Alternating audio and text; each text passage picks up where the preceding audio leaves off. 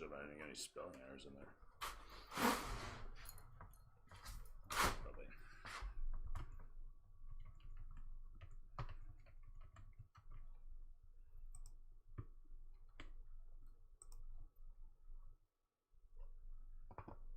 I'm gonna put on the Critical Role podcast while I'm setting up.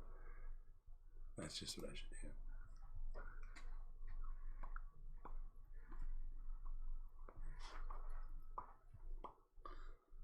Song of the White One. This is a great song, actually. Mad copyright coming my way. This is honestly a great song. What can I say? The song of the white wolf.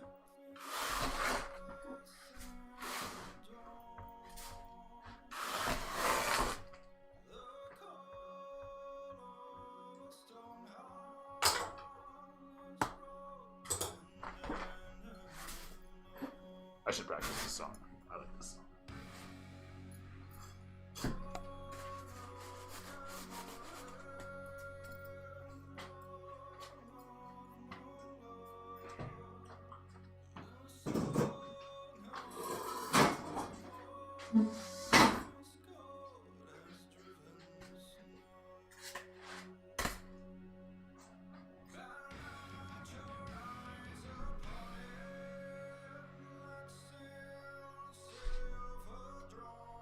I should know.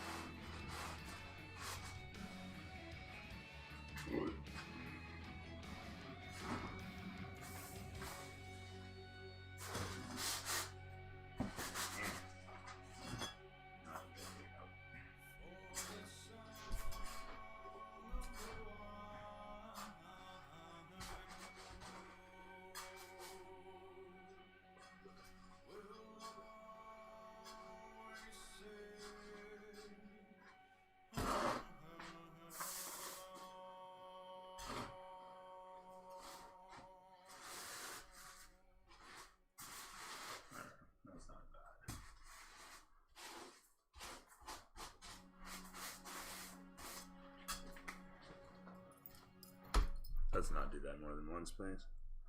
Let's move on then, shall we? Bring me to Lee. I have no idea what it is from, but do it up. Should probably. Oh, it's Bring Me to Life. No, I don't want to cover up Bring Me to Life. If anyone's gonna sing me Bring Me to Life, it's gonna be Evanescence. They can do it better than anyone, I'm sure.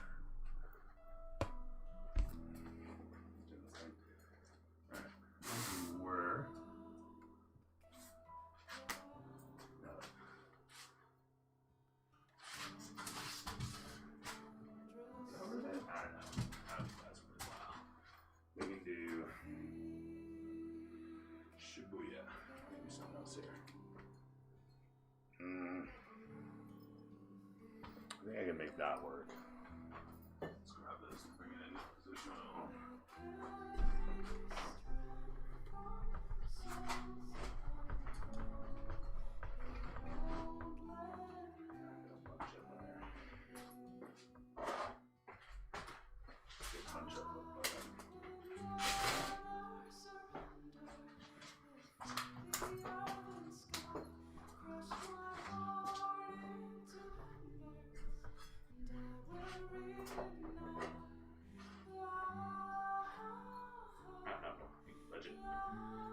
Production value, just this micro theater amount.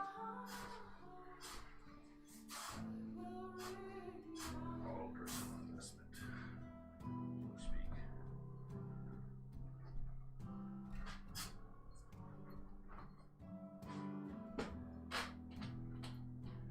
Business mango, there it is.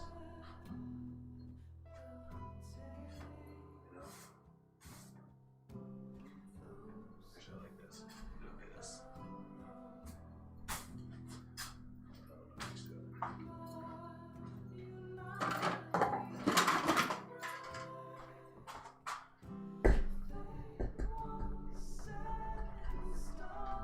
Actually, no. This.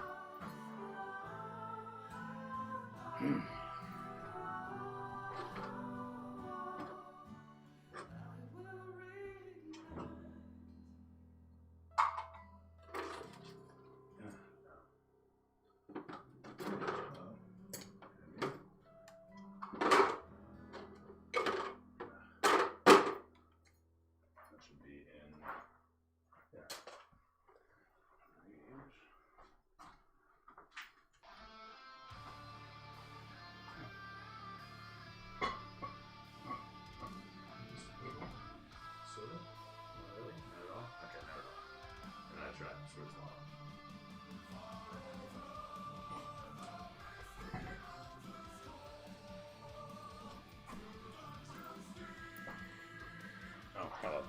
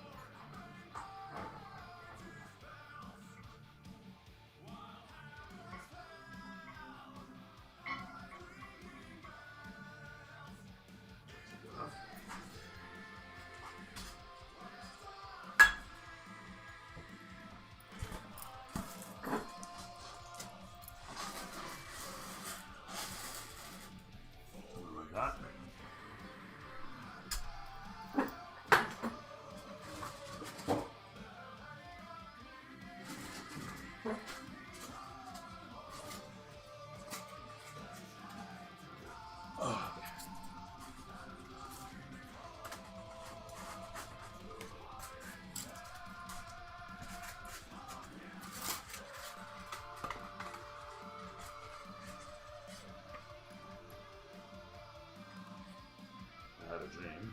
It's kind of gonna work. No, not at all.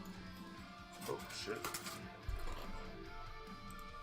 Well, admit it all. Admit all. I feel like there was a way.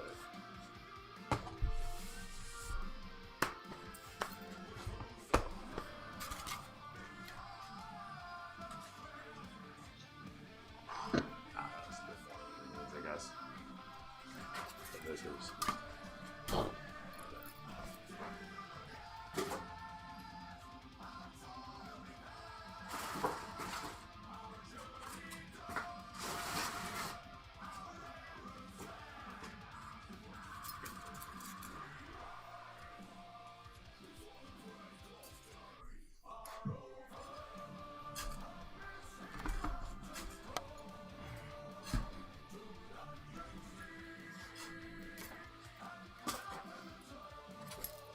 can't print my notes though.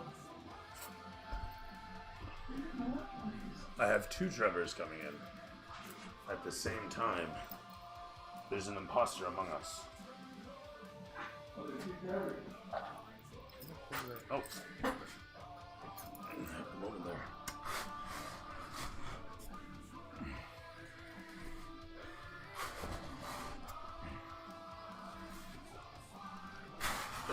Hey there. How you doing? I'm doing Good. good. Yourself? Good. Thank you. Always be better, I guess, but you're doing well. I guess. Come on. Up it up. There you go. That's what we want. Don't knock over the bong. That is a lot. I have decided honest to God, have too much sand in here. Hello. Hello. How's it going? Good. How's your vacay? It was good. I just got back today. Do you? Well, I got back to Kelowna today. Oh, okay. I work Saturday night. I'm on my vacay now. Hot damn. Right? Swap. How long are you gone for? 6 days? My goodness. Lucky. Like next Wednesday? There you go. Yeah. Good thing we're here, otherwise it'd be a month till I'll see him. I know.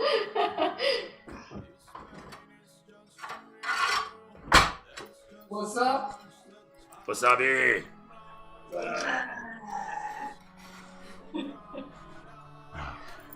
Hey, Julie, Yo, buddy. if you don't want me using all those new funky sounds in that soundboard, just say the word. Wait, what are you taking over on your other one? No, if I'm a soundboard on that voice mod program I have, and there's nobody. We'll play it by ear. You're doing it in good taste so far. I got no issue. There's nothing out of place or obnoxious. I've had people try, it's not worked out. It'll all just be He's too related excited. to my He starts character's doing like beep, beep. reactions. Frankly, if I were to say anything, I feel like it'd be out of jealousy. He's like, yes, stop. You're upstaging me!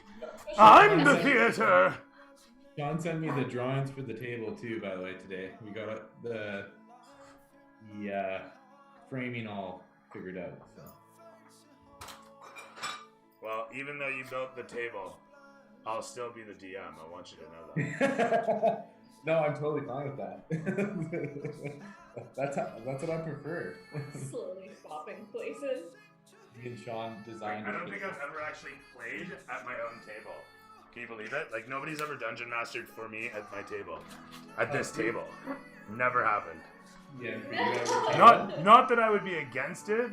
People have offered, I've been like, yeah, do it. But nobody ever do. I might take you up on that offer one day. I kind of want to try it one day. By all means. I implore people, like, fly at it, you know? No reason that you shouldn't. Kind of a mi casa su table thing.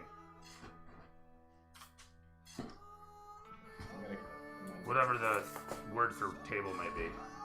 Cat handle. No, that's Alright. Close enough. The what now? Where's Grace car? She's hiding from us, I guess. Shit. That's not working. Come on now. Hey. She's unmuted herself. So, did you see the good news today? What's the good news? We're gonna be pre-pandemic by summertime. Oh! Oh, Color me completely surprised. That's what Bonnie Henry said today. I trust Grandma Bonbon. I feel like they said we're all gonna have our first dose. That doesn't. Man, that shit is so funny. Pandemic summer. But I think if it's down to like young people with their first dose, at that point it probably doesn't matter too much. Yeah, Keep heavy restrictions. The whole situation is so funny. We have like 10 million total doses coming in. And we're like, oh, we gotta make them last. Yeah, it's okay if you take them 4 months from now. It's fine. It's fine, totally.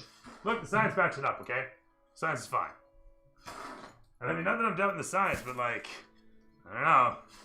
typically we had like 12 years of science behind our vaccinations. Like, where are we going with this? Yeah.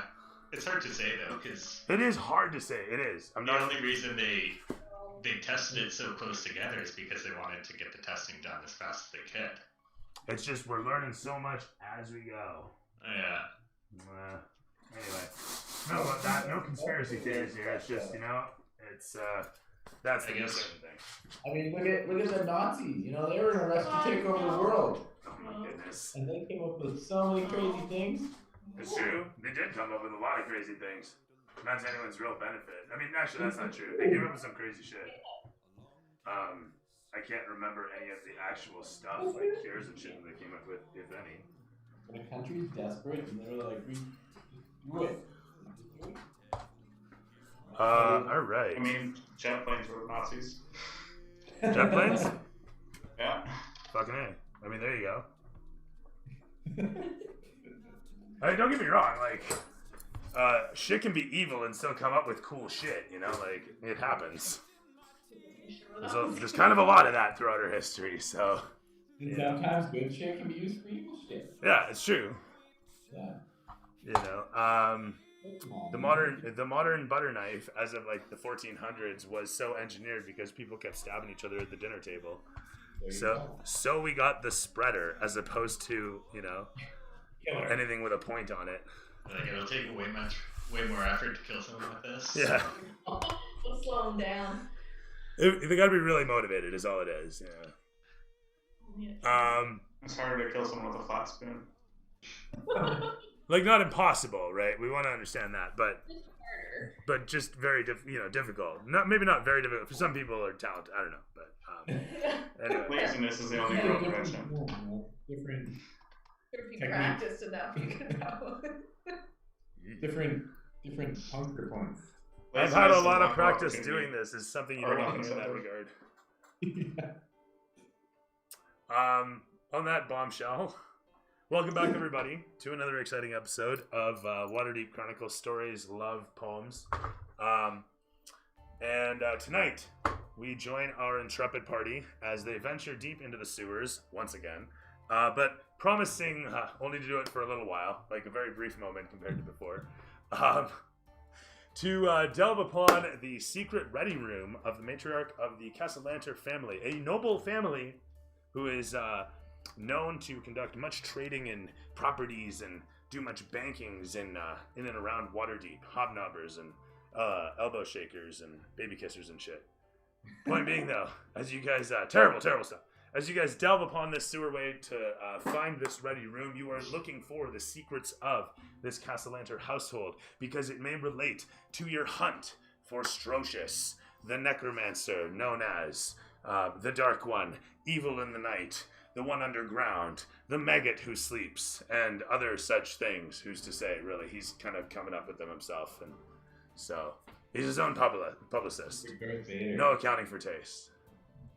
With that said, tonight we rejoin our compatriots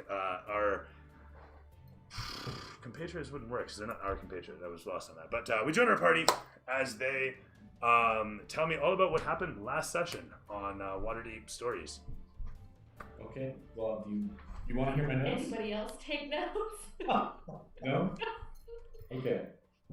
Okay, so we started off kind of where we left off. Everybody was kind of preparing for the mission. So before we went out, Carter decided to go to the church district and check his connections, see if he could muster up anything useful. He attained some spell scrolls. And, he talked his game. Did his thing. Whilst that was happening, Tom enjoying a meal. There's two individuals discussing the Cassalantars. It's something along the lines of Isaac wants to stop the family's corruption and is quite unhappy with the direction the Cassalantars have been taking. Tom continues to hear the conversation and pretty much just kind of gets the gossip on the Cassalantars in their current ways. Aaliyah and Whiskers prep themselves for the missions. Aaliyah takes off to get a custom fitted dagger holder. Was it a dagger? Yeah, something like that. And our new companion, Ludwig and Whiskers, took the time to get to know each other. Especially Mittens and Ludwig, really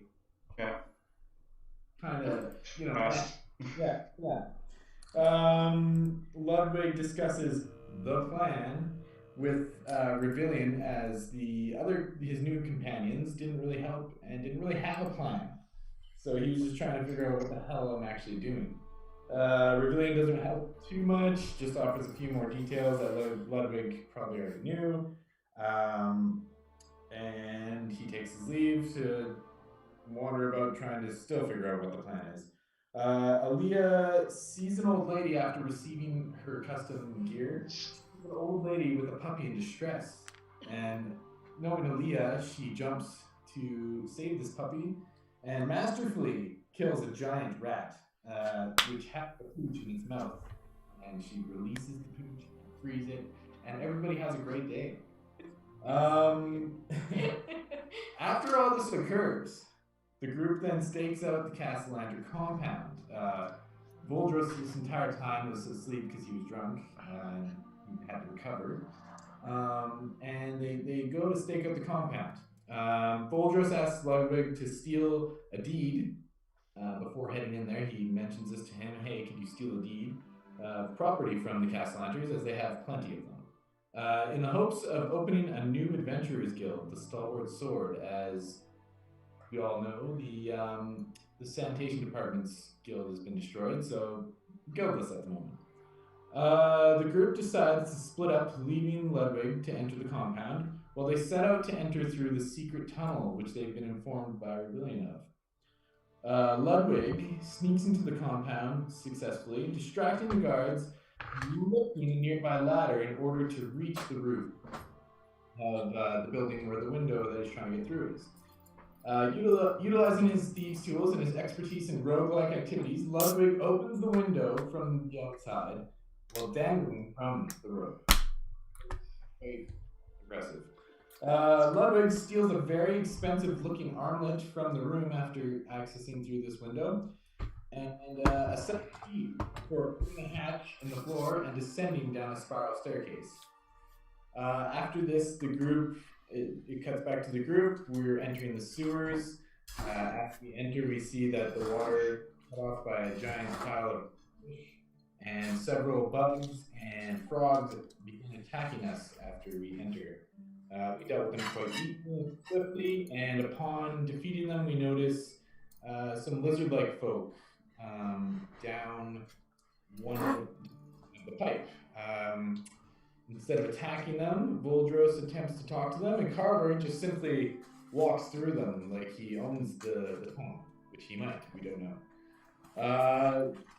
Tom uses an illusionary spell to a Cassalantar signet ring, and Voldros tricks the lizard people into them believing that he is part of the Cassalantars and he has a pass to go through. Thus, the party is able to pass through the Wizard City, quite large, quite profound, and actually reunited with Ludwig, heading down the tunnels. And that's where we left off. Into the duty. Right on.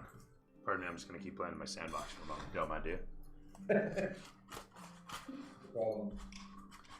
It is soon after that you join up with Ludwig that Ludwig describes, I'm assuming, what he just passed through to get to you guys. But enough about me. Why doesn't Ludwig tell you all about it? Which is to tell you that he passed through all of this to get to you guys. And there was a raging river that you had to cross. We can't see it, do we? Okay. What? Hello. I wasn't sure if that was just me. Oh, really? Yeah, maybe I should do that. And so... Lots of our imaginations, we can't use those. There would be water running through this. And here you can see that it's opened up. We've got a nice... I still can't see any of this. Oh, really? Oh, I'm not sharing screen. Fuck, that's what's going on.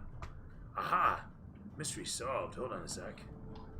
Just the worst streamer on Twitch right here, I'm telling you. Alright, here we go. And it's going to be really loud in 3, 2, 1.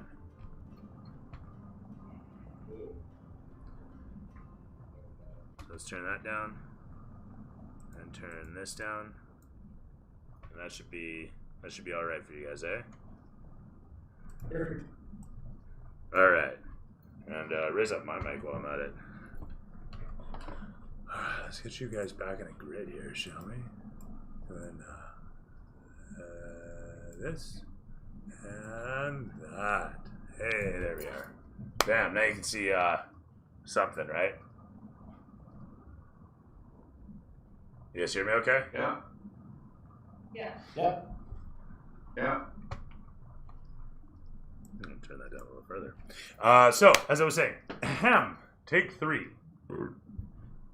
Here we have the whole of the path that you took to get to where you are.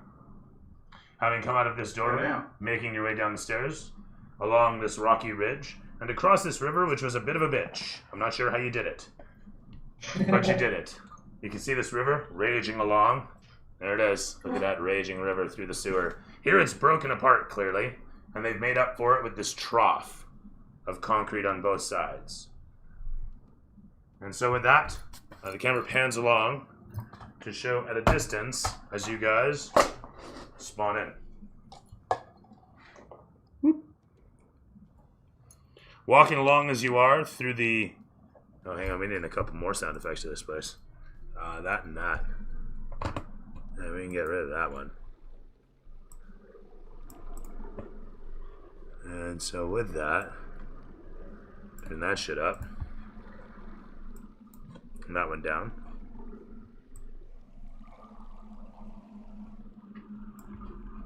And finally, that.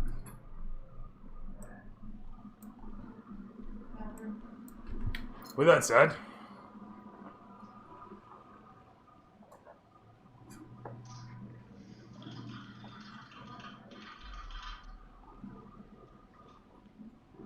the space beyond presents itself to the rejoined party as the camera pans along through this place, this dark, dark underground, to show the lot of you. Ooh, hello.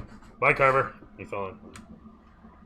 To show you arrive upon this strange place, this sewerway leading to what you can tell in the distance. Oh, sorry, I've totally forgotten. To place these little units. There we are. Pinpoint lights that show the way from yonder to yonder. There was cards from there, so we can put that back there. With that said, as the camera pans along to show you guys at a distance across the chasm, this camera right here can zoom in upon where you guys are, as can this one. And as they come into view upon the place, you can also see that there is an old ladder.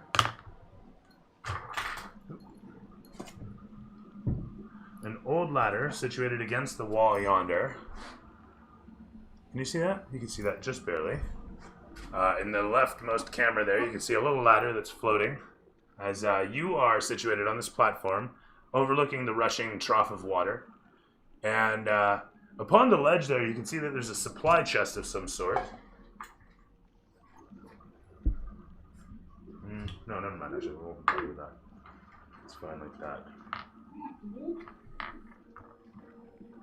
Across the way, as I say, you can see pinpoints of light. Anybody with dark vision, you can see that the path is fairly clear across the water. You can't necessarily see much of the path over here for the river and the trough itself. Also 60 feet, so yeah, I'm gonna put this away. But as you situate yourselves on the other side of this, you can't hear anything for the rushing water either. When you passed through here a moment ago, there wasn't any real sign of life. There was a couple heavy webs overhead, but you didn't notice any movement. You had an easy time passing through there, Ludwig, without issue. Very sneaky. Yeah, I'm assuming you would have stealthed the whole way through. Yeah. Yeah. So with that said,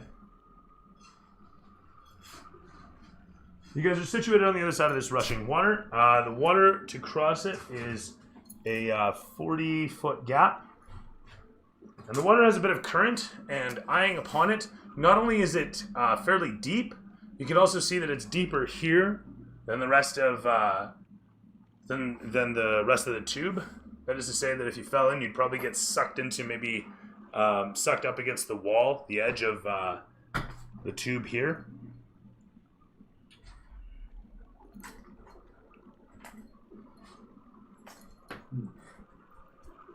I go that way.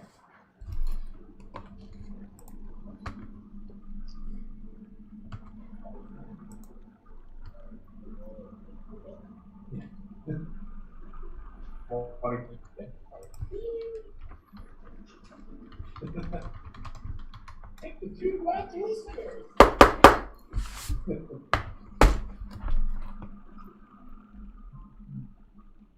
He's going for that chest. I want you.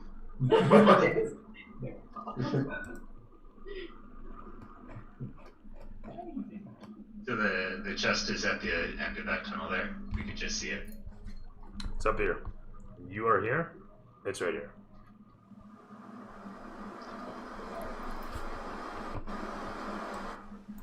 All right. I'll turn to Ludwig and I'll ask Ludwig which direction which way we should go. Hello, welcome, companions. I'm glad you made it. Oh yeah. Oh, hello. It's nice to meet you, my friend. How was your journey through the tunnels? Oh, it was great. The frog almost ate me. That sounds about right. Excellent. Well, I'm glad you've made friends. So, we are seeking to get inside this compound, correct? I saw no guards or any signs of life on my way down here. Obviously made it in the compound unscathed, and let's venture forth. I do believe I saw a supply chest of some sort off to the way there if we want to make our way that way. But if we're gung-ho on getting rid of that compound before the guards are alerted to our presence, then let's make haste.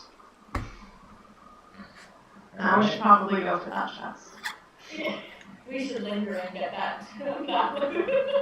We should definitely give. Supplies in there. We should give the guards time to mobilize. You don't know Tom very well, but Tom, he's going to go to chest. That's Tom's a simple man. He sees chest. He loves it. He's just like, you know what this bag of holding needs? More chest. Stuff. Otherwise, what's Nothing the wrong with point? being a chessman.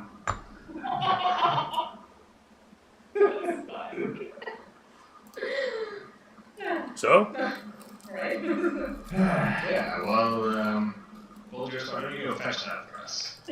Yeah, Not too. me. Well, I can hardly move the thing myself.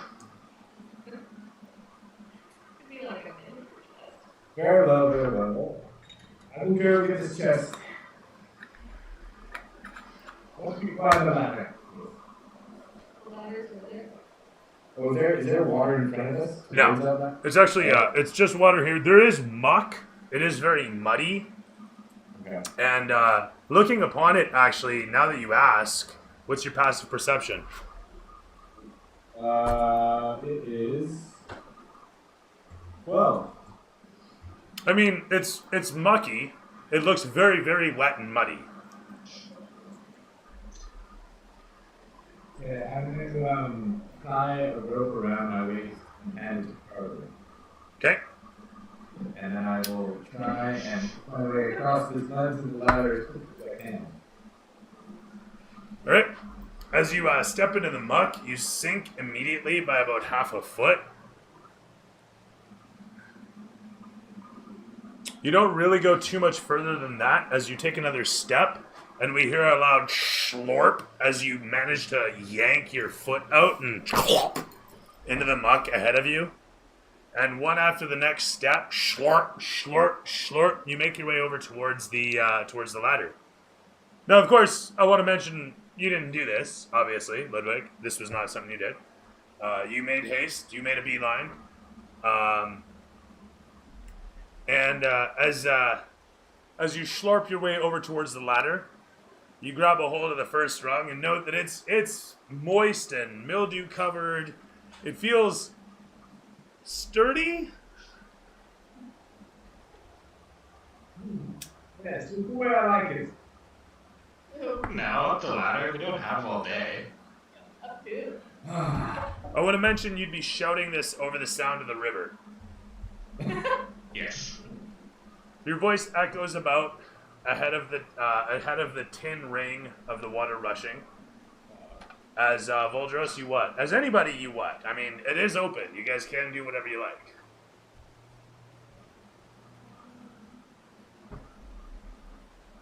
I'm gonna start climbing the ladder.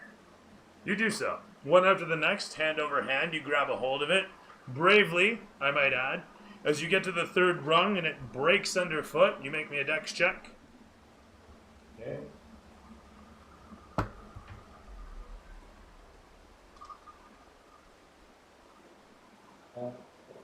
Dex check or dex save? Dex save, sorry, thank you. Okay. 10. Very good.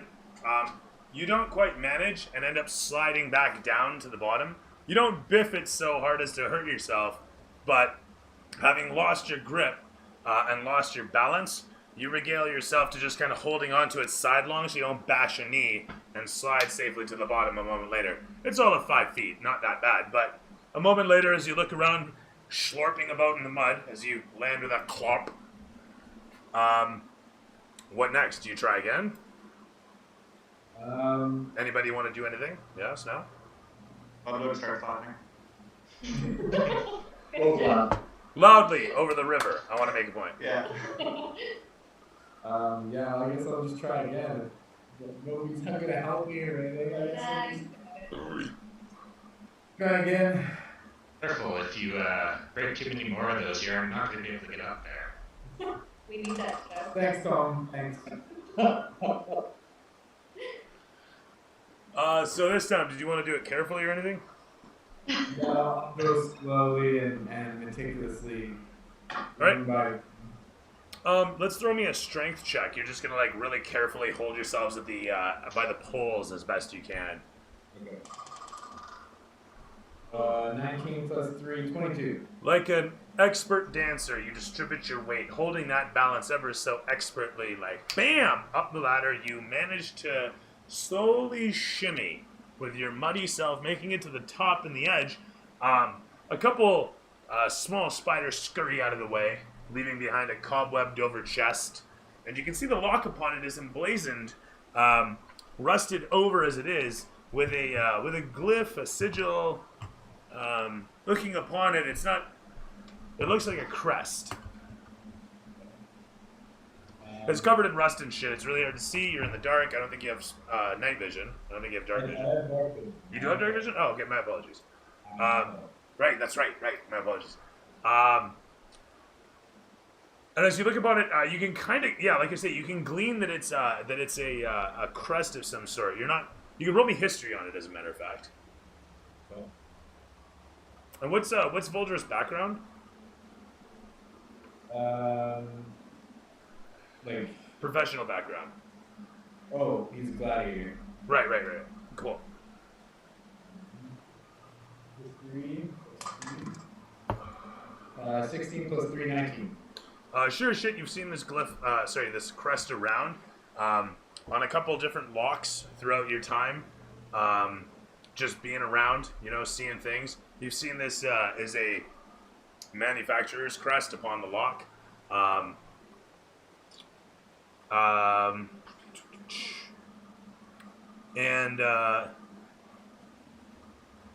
And you recognize it to be one of the suppliers for the sewer maintenance guilds. In short, you're looking upon a tool chest of sorts, from what you can see. But there is a lock upon it. The chest itself is not the most hefty in terms of shell, but it is heavy in terms of size.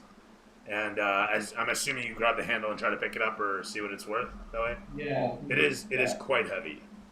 Quite heavy. I would guess about 150 pounds easily, as you heft against it. Okay, I'm going to untie the rope from my waist and tie it around the chest, and then kick it off the edge. Okay, you give it a Sparta nudge, so to speak, and it slides unceremoniously off the edge and splot into the mud below. You guys watch as it kind of tumbles and lands legitimately upside down in the muck, and the mud just swallows it, leaving about 1.5 feet of it sticking out of the mud, with your rope tied to the handle. So I'm slowly beginning to pull it.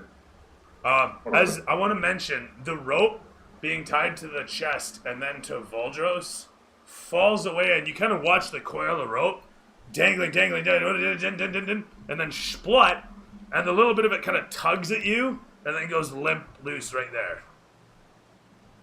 So with that said, that was correct, right? You left it woven to yourself? No, I untied it. You untied it from yourself. Okay, all right. In that case, never mind. You guys watch it spluts into the mud, and the most of the rope just gets sucked in with it, disappearing under the murky brown, gelatinous landscape ahead of you. I'll just yell down to my companions. You can take it from here. Loudly, to be as heard over the river. Very loud. and directed at Tom, like looking at Tom as I'm yelling it. Of course. How am I supposed to pull that thing out of the mud? You could have at least kicked it towards us. The camera pans from the massive chest and the trailing rope leading off to the distant you holding the rope. And it kind of gives that slide whistle sound as it does so. I mean, I don't know if Cody has anything like that. I don't. You got any jazz stings? No, I don't have. I gotta get a soundboard set up of just stings. That's what I gotta do. Anyway, moving along though. As a lot of you stand about, you can sight upon this chest that's sitting stuck in the mud. Tell me about stuff and things, if you're doing anything with this, or if you're doing something with the river. I'll start pulling in the chest with the rope. Hand over hand as quick as I can. Rolls athletics. I'm gonna give the mud +5.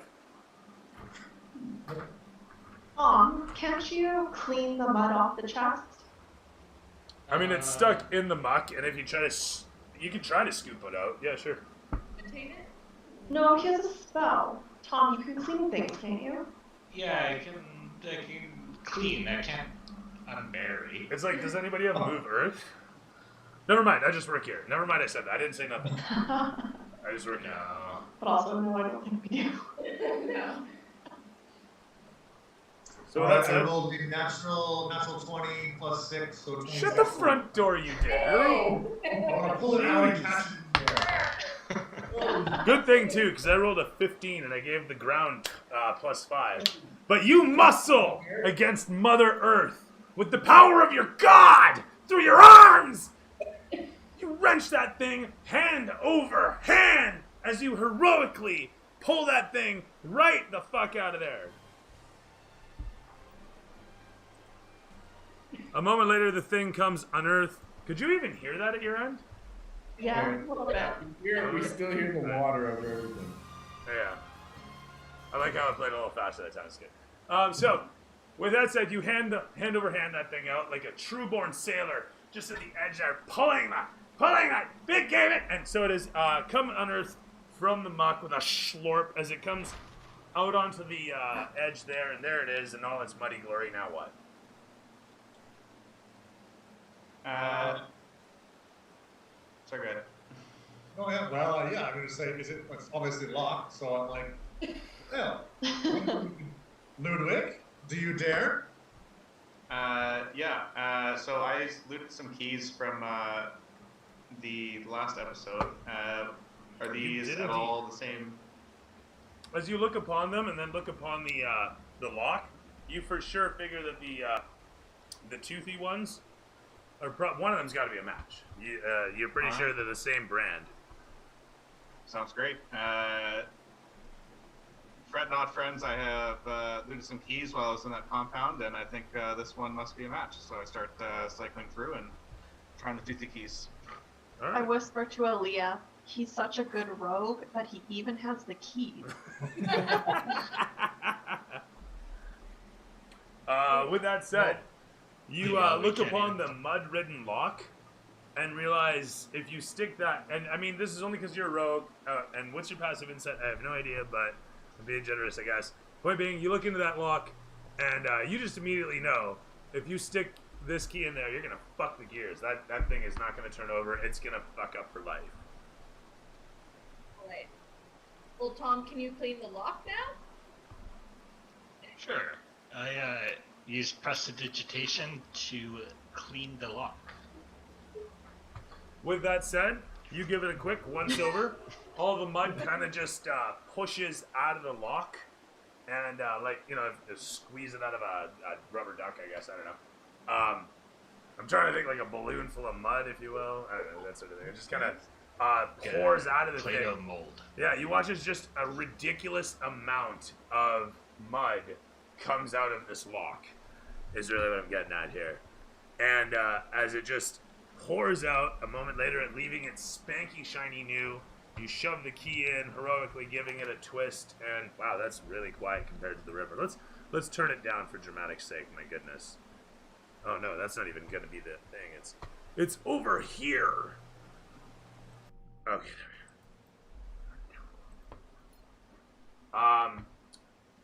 As I was saying, you give it a heroic twist, and it's unlocked. Terrific stuff. You guys wrench it open. As the lid comes undone, you sight inside several tools, as you might imagine. Large wrenches, a massive ratchet, like just a massive socket ratchet, if you can imagine. A couple folded onesies, after a fashion, made out of leather, and a trio of spherical helmets with plating over the front, dive helmets, if you will. Oh. All right. Well, leather's You immediately also- gonna put on a helmet. Sorry, Just for shits and giggles. you also find a wheel that kind of looks like a steering wheel off a ship, but it's made of metal. It's threaded in the center, many spokes upon it. It's about a foot in diameter. Something down in a sewer. With Oh. tunnels, latches. Put the dive suits in there. Are they dive suits? They're leather. Do we recognize them? Suit. Having done sewer maintenance for years, do we understand what these are for? Yeah, they'd be for, as you look over towards the trough, they would have been used for building that thing. You can see where the ratchet would have been used to bolt the pieces of steel to the earth. You can see like there's stone supports against where the steel has been bolted to it. You imagine that down at the bottom of this, they've done some work as well, hence why they need the dive suits. And just for the record, one of the dive suits is actually huge.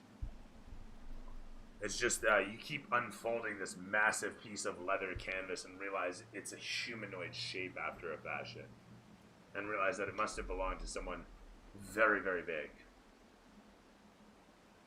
How many of those can we uncover? 6 per se? Ish. That said, sorry, it'd be 2 helmets and a big mask, we'll say. And some goggles, like big goggles. Okay. far down? Sorry, how far down is that ladder? Like, how far of a drop is it to the mud? The ladder is about the ledge is about 20 feet up from the mud. Okay, Voldros is gonna do a crazy flip off the edge. Right? I was waiting for that. That happens as the camera pans Are against you you gonna guys. 3-point land it? Yeah, I'm gonna super hero. Just like sink right up to your neck in mud. Throw me acrobatics here. Okay. 9 plus 3, 12. Terrific stuff. You do what you do best and land in the muck as you literally lead up to about almost your waist, more like your crotch area, just about here, with a perfect 3-point landing, as it were, best you can. You're kind of trying to bend over as it is, and you end up like about yay. Anyway, bent over as you are in the muck. It's gonna take some doing to pull yourself out, as everybody's situated on the nearby rock. I'm assuming for a moment watching you do this. Does anybody lend a hand, or does everybody just kind of point and cheer? I mean, I'm good with it either way. I'm just wondering. Need to get in there, do a thing. I'm gonna stay where I am and do it. Yeah. I mean, that's fair. Either way, dude. Yeah, just toss. I'm gonna toss in the rope. Okay. With that said, you do so, and Voldros, you can slowly yank yourself out over the course of however long, as everybody is looking through the chest and seeing all that there isn't to see. You guys do see the wheel, as I said, and the suits and the goggles, and the bit, and the whatnot. So good times. With that said, though, as you guys look over towards the trough, in case you're wondering how you got across, it was just so perfect, the fate, that as you were coming upon the river here, there was like an old riverboat that was coming floating along, and then you tried to tie it down after you used it to get across, but then it just broke away and floated away. It was a terrible tragedy. It's gone. Yeah. But that's how you got across the first time. So maybe fate will see to sending you another one. Maybe. Chances are not, but maybe.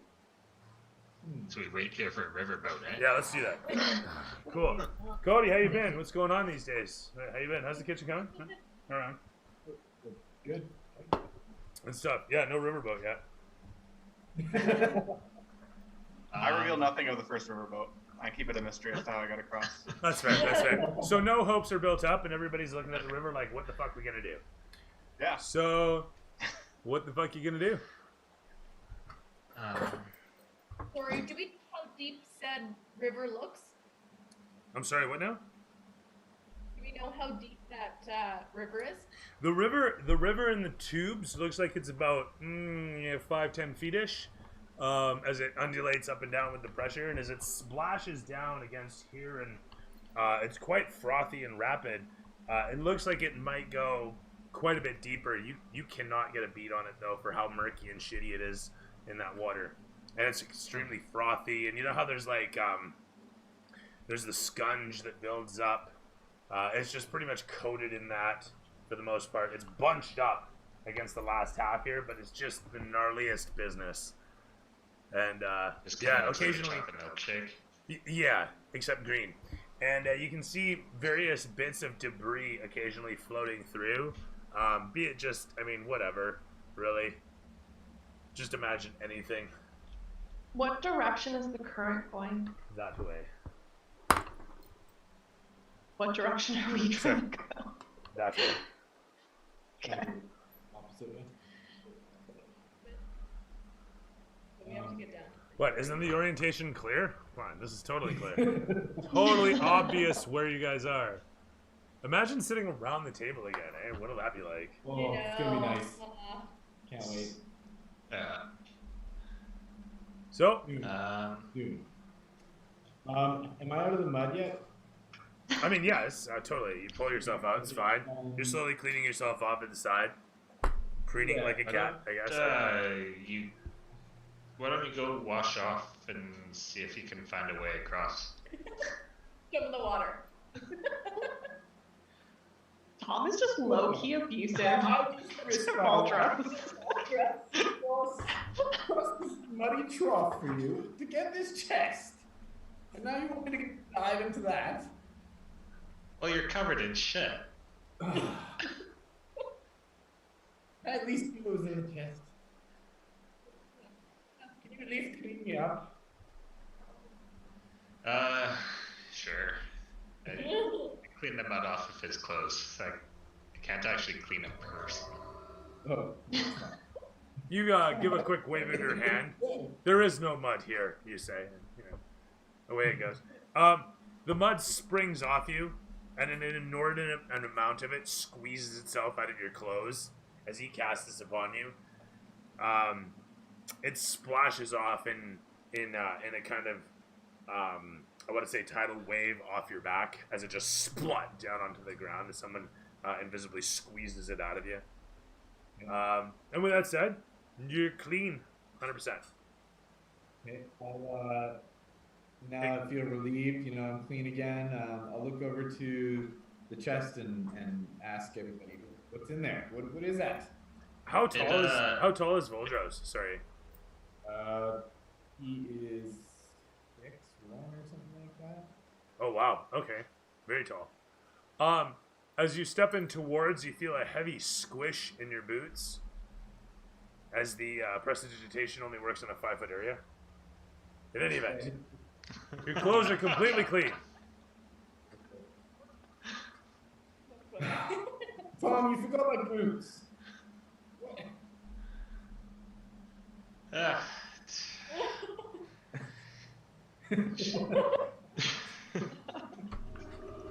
Pull the mud out of your boots too.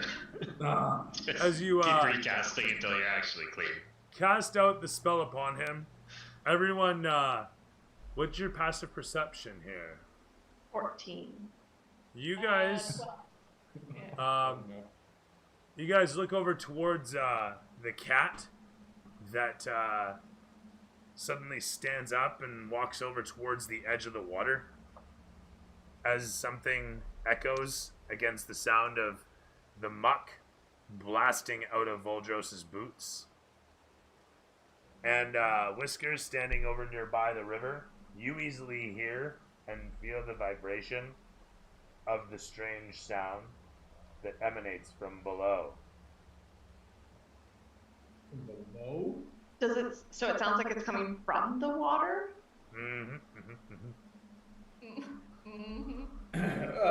Ludwig, would you be so kind as to tell us how you crossed this?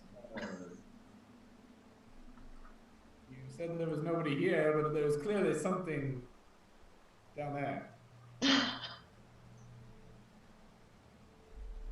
I can't reveal everything I know. All I know is that I can't get back the way I came this way.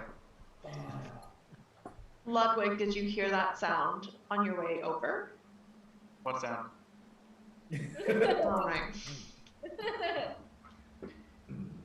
All right. Why doesn't someone put on the suit and go take a look in the water? I would have, but it's much too large for me. Carver. The large humanoid form. I can't leave Carver by himself. Come on, Carver, let's go together. Well, there's enough suits for both of you. Just put them So on. it's Get two in. helmets and one suit. Metal wheel thing. What is this? I feel like it's useful. Can anybody look at it? It didn't sound like a good sound coming out of the water, and I try to really relay this point to everyone. What did you hear? What did it sound like? A rumbling, a growling. Deep, rumbling, not good vibes is what I got from it. I couldn't fully perceive it. Bad vibes. Did it sound like? Did it sound like a creature? Was it that Hydra? Who's to say? What was her name again? Zoe. Zoe. Was it so? Do you hear it now? You focus your senses with a perception check.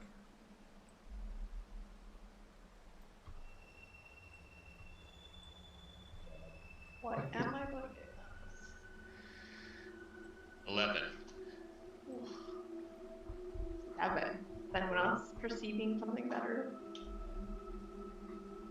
24. As you listen in closely, your eyes twitch as you see something move under the surface, just over yonder. Towards the mud you look as something horrifying happens. It splashes open, and a horrifying thing comes hurtling towards you. What the fuck? As the massive snakehead forms and sails up over the edge towards you from where it comes out of the mud. The camera sweeps to show this, focusing it upon you. Get behind me. So as it Already comes in behind you. towards you, being that you pass your perception check upon it easily enough, it does not have surprise upon you. As it lands upon the chest just yonder, completely out of focus as it is. Man, that is really bad. Everybody can roll me initiative. So it landed entirely on the chest? Yeah. Like it's all the way out of the water? Yeah, out of the muck. Just leapt up and landed next to Ludwig there. There we are. That's nice.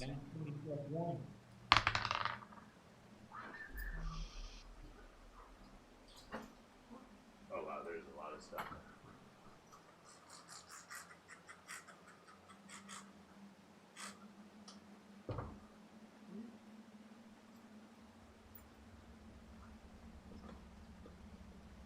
Well, for me.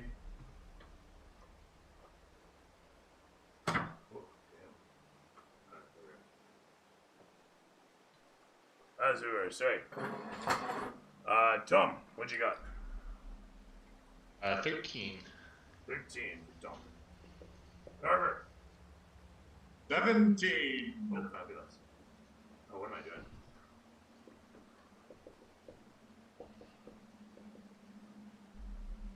And over to Whiskers. 19. 19 for Whiskers. Very nice. And 12, as it were, for Ludwig, was it? I got 12. Alia. 15. 15 for Alia. And Modros.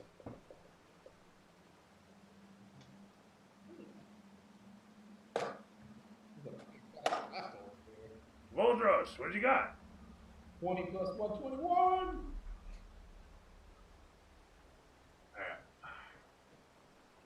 That's where you play that horn. That. And wow, gotta squeeze myself in here. There I am. I can get that on the soundboard. DM goes on 18. So we got Boldros, Whiskers, me, Carver, Alia, Tom, and then Ludwig.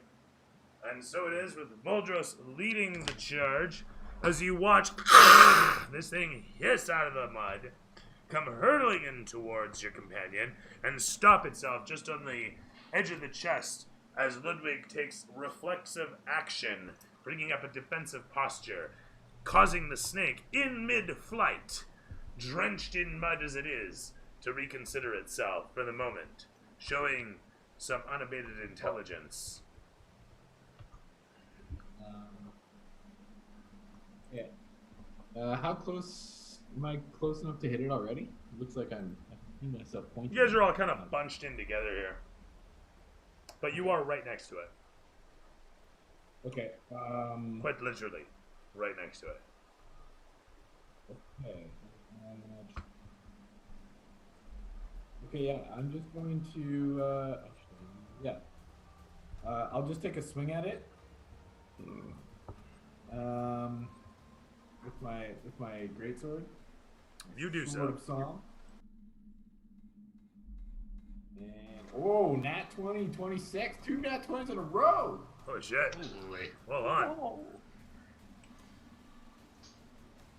The dice are happier with us today. The dice gods bless you. Oh man. But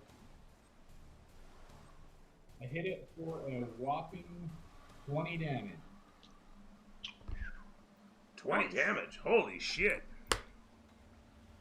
And as I'm swinging at it, I'm going to kind of freak out because I was just in that mud. And I'm going to call it the ugly tar snake. You easily, quickly, and capably snap that blade out and down through the thing's head. It splits in half, falls apart.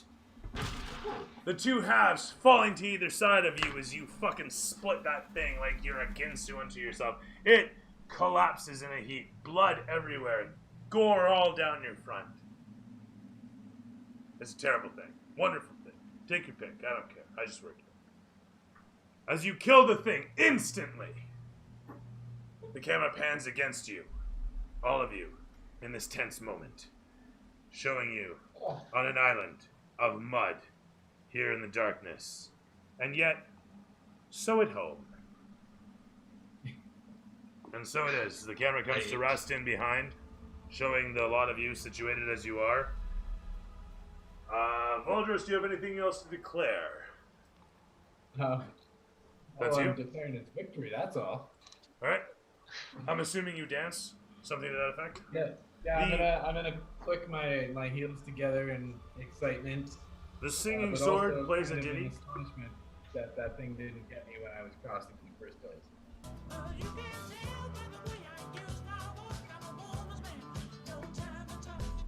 And so it is, as the camera swings around in this epic moment and settles in upon where you are all situated as Whiskers.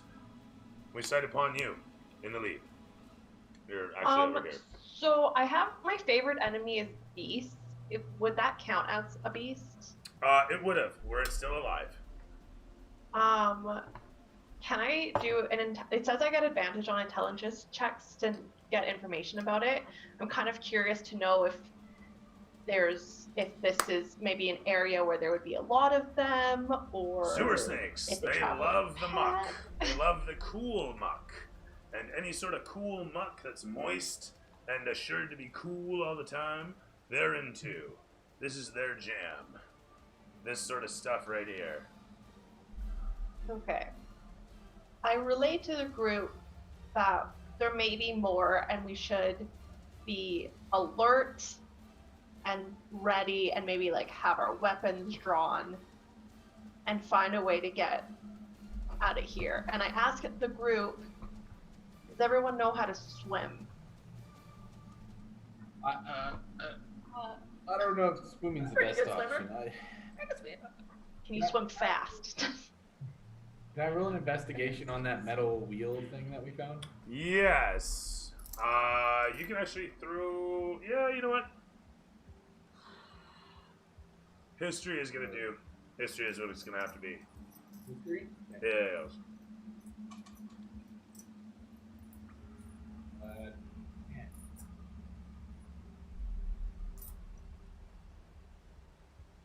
How much? 10. Oh, 10. You just said. All right. Looking it over for a moment, of all the wheels that you've ever seen, threaded, metal, smoked, this certainly is one of them.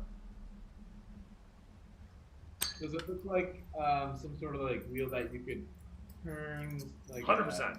In fact, as you, you know what? As you look upon it, you can see that it's got a little notch inside the grooves. Why not? 10 is going to be enough for that.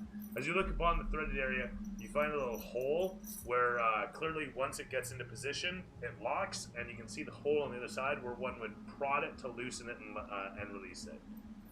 Okay. You don't have an iron rod though. I want to say.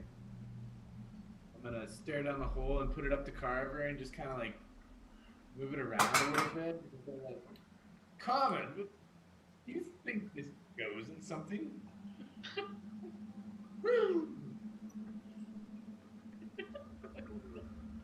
believe it's some sort of valve release mechanism. Ah! That makes sense. For waterways, I believe. Perhaps these diving suits. Perhaps we have to turn a valve down below or something.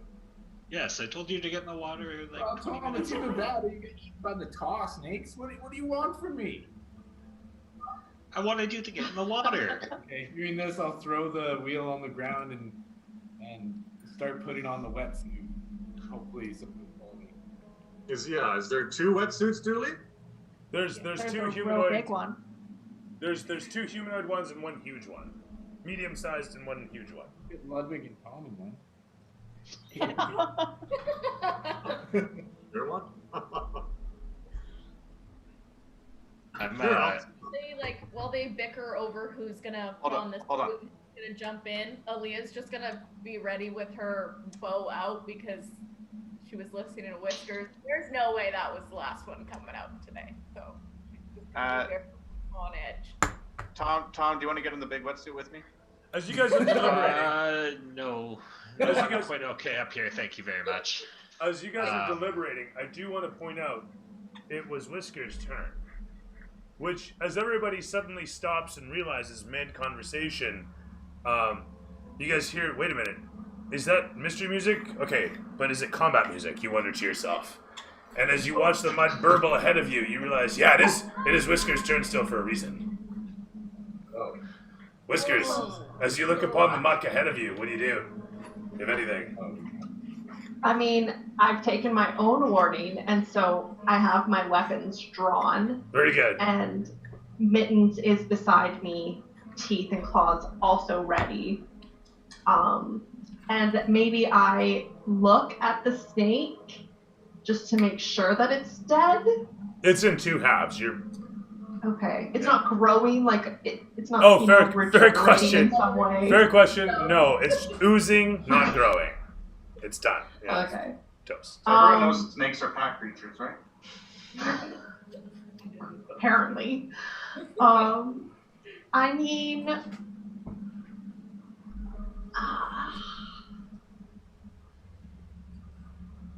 I don't feel like I want to go closer to the mud. Meanwhile, Bodros is in the back trying to pull on the wetsuit. Oh. Am The I leather close to the squeaks loudly. edge? I'm trying to just. Maybe me and did it jump out of the water or did it jump out of the mud? Out of the mud. Okay, so maybe I just I walk over towards where the mud is, like with my back to the river, I guess, and just start building kind of a little bit of like a protection for everyone behind us because they're going to jump in the water, so we're going to try to I don't know, I feel like something's going to attack me. I'm so scared. I mean, maybe. Alright, I want to just reiterate, I am walking towards the mud, but I do have my weapons drawn. Okay, so I mean, you're kind of towards. You're next to the water and the mud currently, where you are situated here. If you want to disperse yourself in any direction, it's pretty packed here on this peninsula of stone, situated over top of the muck.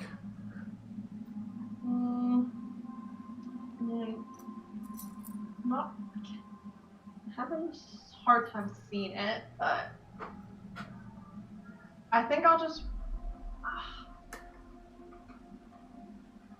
I'll go closer to the mud, but I'm gonna stay off. I'm gonna stay towards the middle. I don't want to be close to an edge, if that makes sense. Like I want to stay away from the edges. That sounds fine. You move yourself in towards the middle where your companions all surround you so you can be safe and sound. So to speak. Am I right? Yeah. Okay. Does anything Just want to be sure. happen? Strength in numbers and all that. You move yourself into position easily enough. And as you squeeze and aside the Kenku, between and aside Aaliyah and the Kenku and Tom and Carver, the camera pans around to show your panther, your wildcat look over towards you and kind of give a and then look over towards the river as things rumble. And as things rumble slightly, ever so slightly,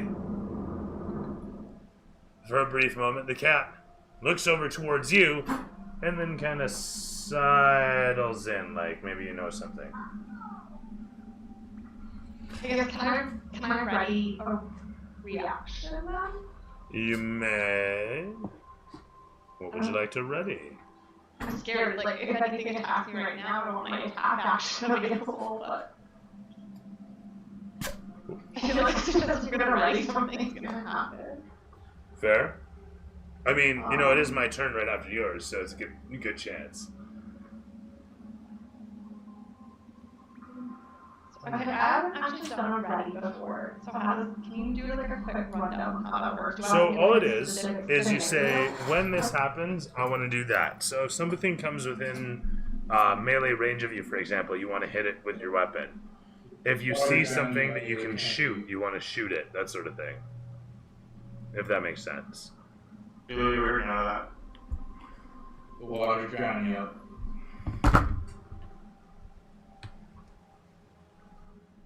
How's that? Oh, so much better. Alright, so as I was saying is, you define a trigger, so to speak. You say, if something comes close to me, I want to hit it with my sword. If I see something I can shoot, I want to hit it with my bow. If my friend is hurt, I want to throw them a potion. It has to be one action, so you can't be like, I move there and I hit. It's got to be I move or I hit. And I don't actually think move is a thing you can do in a readied action. I think it's actually just an action on the spot. So scratch that. Okay. Yeah, it's quite literally this happens, so I will do that. And it has to be fairly definitive, but it can be broad in spectrum. So it's like if I see anyone or if I see an enemy, you know, that sort of thing. Okay, so I'm gonna sorry.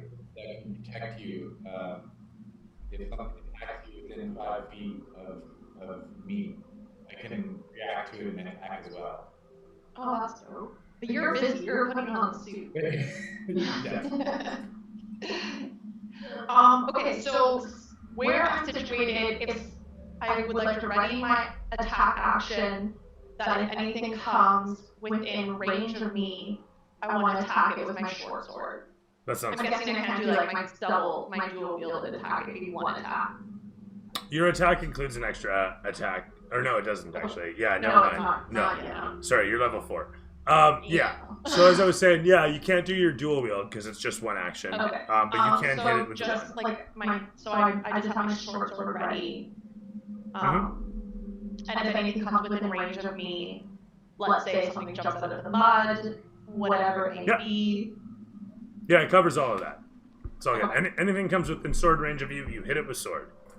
100%. And with that said, you ready yourself as your cat does the same, getting ready for anything that might come your way. And sure enough, watching intently as well. Well, in that case, as you do so, the camera pans again to show as assuredly as the sun rises in the east. You watch as there is once again, oh my goodness, splashes in the muck as another form leaps out, landing next to where the Kenku stands, and another one that sails in, standing next to Tommy and Elia. You happen to be within range of that, so your triggered action triggers, so to speak. As finally another one leaps out. So 21 to hit. Across everyone at where our man Carver is situated. And, 21 to hit will hit. And 6 damage. Very nice.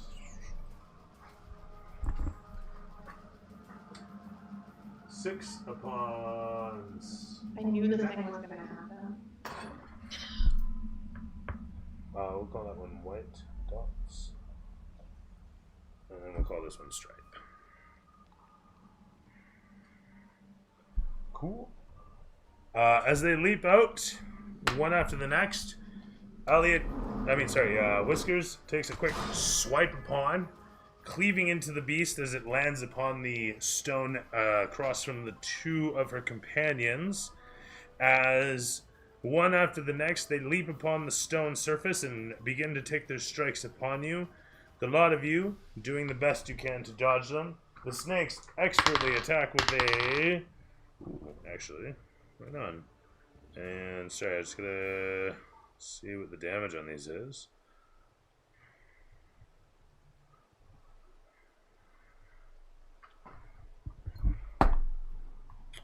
One more over here. Ooh, not so good. +3. Hey, that sucks. All right. So 15. We're over here. 15 against Tommy. How you doing?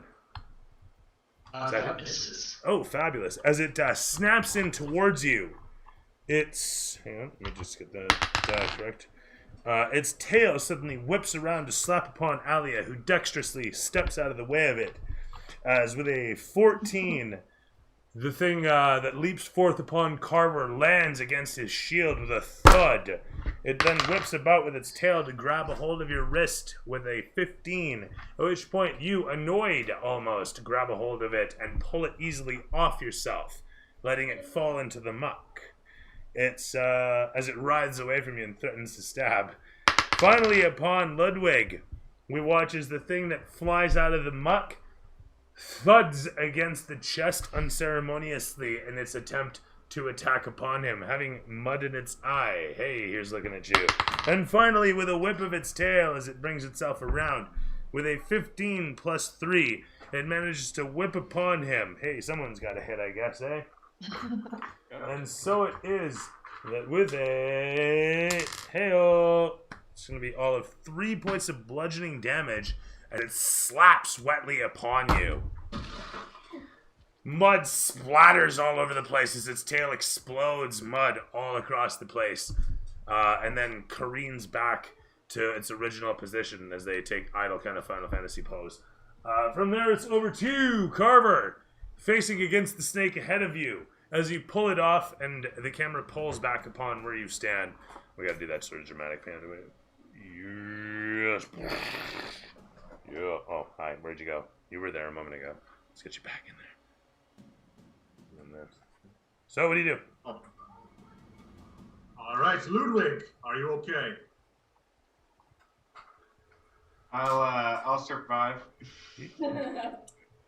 All right, good. May Lord Bahamut guide you. All right, so what are we seeing here, Dooley? What's on this rock? We got some more snakes. Some little. This is you. This is a snake. This is a snake, and this is a snake. You got Ludwig over here. You got Voldros here, and the Panther between you. And then you got Whiskers off just south of the Panther. Tom behind her, and Alia directly at your south. And then you got the snake ahead of you, as I said, and these two guys here, just to recap. Finally, there's the chest over here, if you can. All right, well, let's attack a snake. Let's do that. Tell me about that. Brandishing a heavy blade. Roll a 13. Terrific stuff. Hit. I think a 13 will hit. Nice. Let's see here. Will a 13 hit? Oh. Snakes are Oh, shit. 14 on these snakes, eh? Missing by 1 as you sail in with your blade, heavy and heroic, but hitting naught but air. As this blade sails overhead. I feel like I inspire him. Time rewinds for the moment as you actually feel very inspired to try again. I feel like we don't use those enough. You really don't.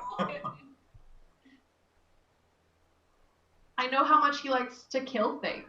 That go any better? That hits. Very 17. good. Very nice, very nice. With a heroic strike, how much damage are we talking? We are talking 6 damage. Woohoo! No, that's wrong. You slam your blade into the snake that writhes around it as you slip it out, carving upon it as your namesake might imply you do. The whole of its body uncoiling from the blade, realizing bad life choices. With 6 damage upon it, it falls to the ground with an unceremonious muddy thud. With that said, anything else to declare, sir? Now, let's get rid of these snakes and move on. Rid the world of these vile creatures. Do Bahamut's work, and let's get out of this place. I hate sewers. Alia, the camera pans against you as Carver's voice carries over towards. You have a snake behind you, Carver ahead of you, Whiskers across from you alongside Tom, who is, you know what, more or less flanking on the other side of a snake from you. Okay. I will be, Carver swing and a miss and then swing and a hit, so I'll go and support him over there with his, holy work. And use my short swords. And I will get a 16. 16 will hit. 16 will hit, sorry. With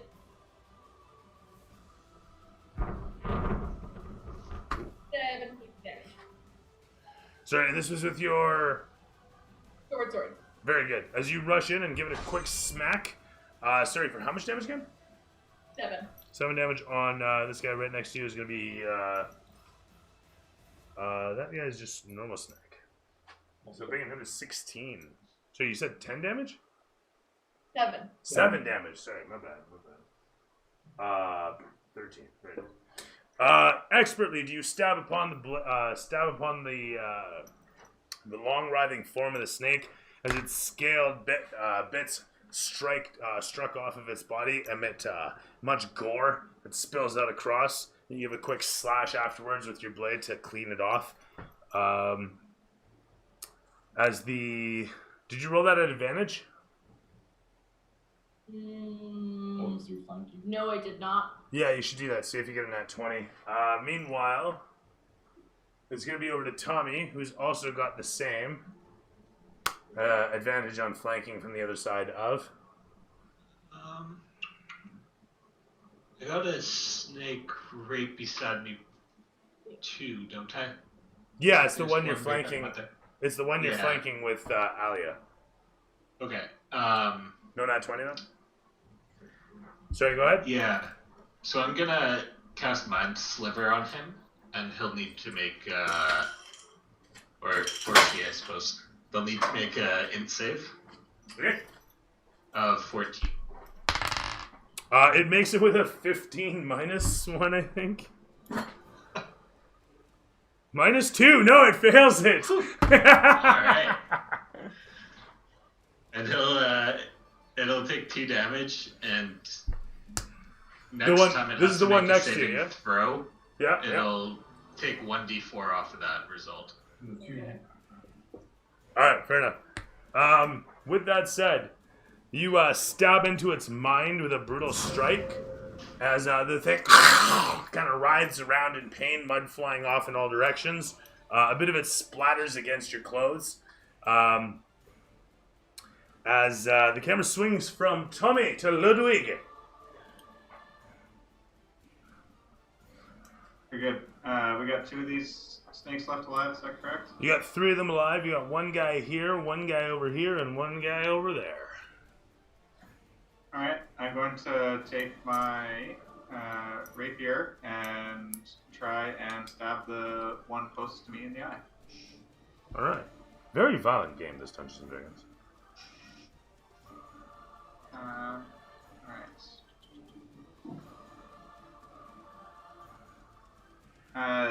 This is my first time in combat. What one do I roll? D20. Any D20? Your weapon of choice will actually have a roll button nearby it, or an action button or something like that. I can't remember. I never play, so... Point being, though, is there is an action button next to the weapon. Sorry, I'll be right back. Okay.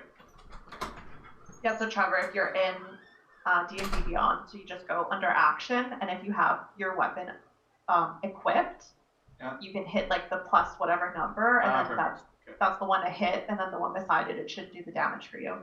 Okay, thank you. And I think if sneak attack applies, you just do it manually, but I'm not sure. Yeah, that's a lot of things.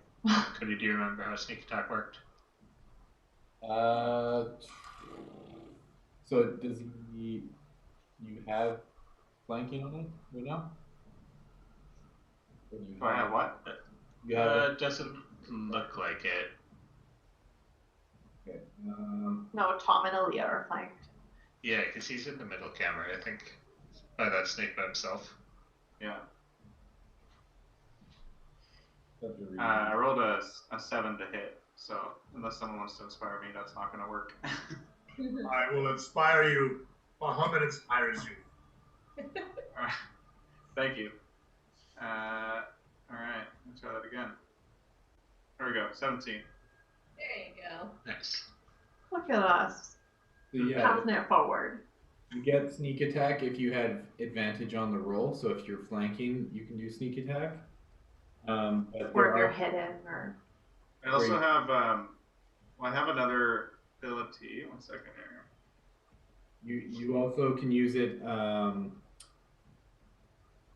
if another enemy of the target is within 5 feet. So if one of your friends are within 5 feet. which I think we're like I assume huge they group are. right now. Yeah. Looks like Goldros is for sure. Yeah.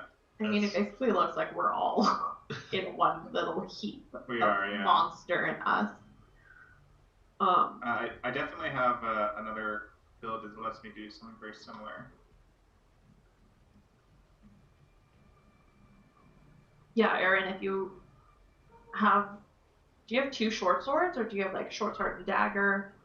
And a short sword, but he said the mace was It doesn't count. like 2-handed wielding. Yeah, so the dual wield, you can only do it with, is it simple light weapons? Just light. Yeah. Yeah, the mace, the only description it has is simple, and then my short sword has light. Yeah. So I don't Yeah, so you could do, if you had like a dagger in one hand and a short sword in the other, you could attack with both. Okay. But you can't attack, not yet, like we're not high enough, but if you have like a mace, that's 2-handed, so you can't do a dual wield. Okay. Yeah, it needs to be light. So yeah, like the daggers that you have literally strewn upon your entire body would count. True. So I should use it for the next one. I mean, I thought you said short sword, that's the only reason. So the Well, I main did have one, but it doesn't state that I have 2 specifically. You don't need 2 of the same weapon, like you can, any 2 light weapons. Any 2 light weapons? Yeah, so like your dagger and your short sword, you could do both of those. Okay. so the But I don't know what damage your mace does, like if it's better damage than do that. It's not. Then don't do that. Okay, yeah, it's a 1d6 plus 1, but the sword it's a 1d6 plus 3. So Yeah, that's better. And then you get a second chance at an attack in case. Yeah. I can't wait until we're high enough level where we just get to attack. I know, I was looking for We're spells. so close. Woo! level 5, right? Yeah. She's so nice. Like 1500 experience. We're almost there. Only. Yeah. Then I get fireball.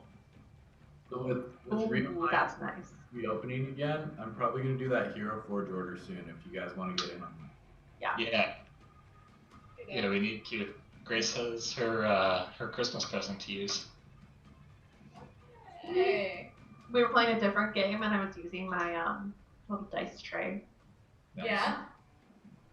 They're so nice. Like, they just hold it all so well. Right? But like, it'll be nice when I can actually use it instead of like. I mean, I'm glad D&D Beyond has like the integration. That's pretty cool too. So. Yeah. It works nicely. It's easier, so you don't have to think about, like, which one do I use, you know? Oh, you guys, today I found out that I've been playing Mittens all wrong, and he's supposed to be way better than he. Wait, Well, like, remember that one time he just got like beat on by like everyone? So if I don't give him an attack, like if he doesn't do anything, he gets dodged. So every time he got it attacked, it should have been at disadvantage. So like he might have not Way better. almost died that one time. Carried him out of the sewer.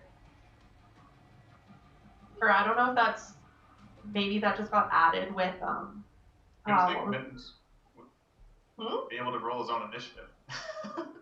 Yeah. Right? Like, he should have a turn. you Yeah. would, well, I mean his turn is like, it's during mine. You men pick locks yet or what? Yeah. Trying to get rid of me already? No. Yes, we need to sharpen. Oh, you're staying. It was our plan B. Like our best rogue was mittens. Okay. Yeah. just like file one of his claws down to a little lock pick. Exactly. Ludwig dies though, you know, he can just be reincarnated as Mittens. Like Mittens all of a sudden changes and starts walking on 2 feet. Keeping to the shadows. Starts wearing clothes. Starts growing a beak. Transform. Drinking tea.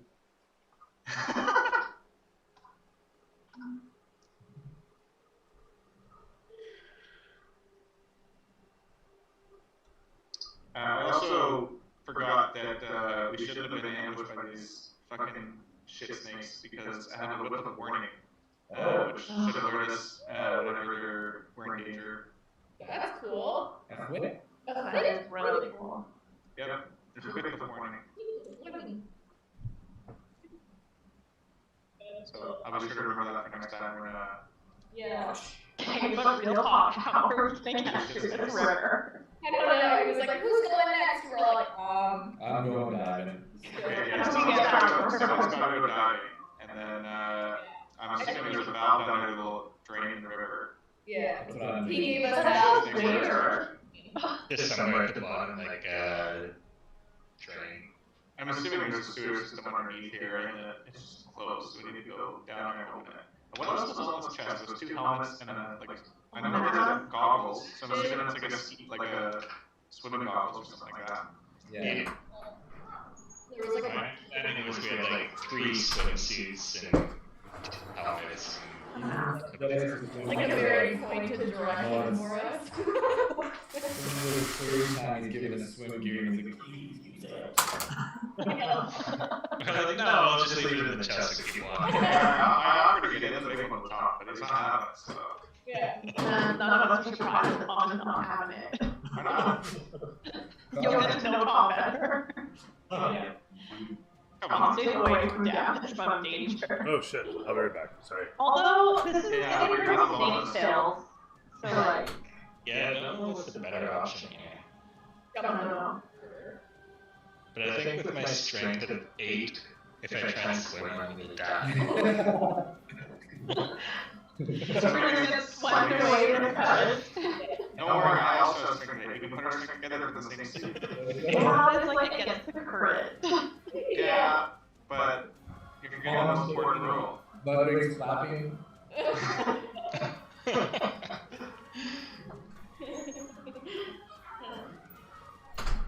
Yeah, it says swimming in currents is an athletics check, so I'm gonna die. How's everyone doing? Right on. Fantastic. So, let's get to it then. As we were, sorry.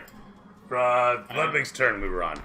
I was inspired by my pal Carver and rolled 17 for hit.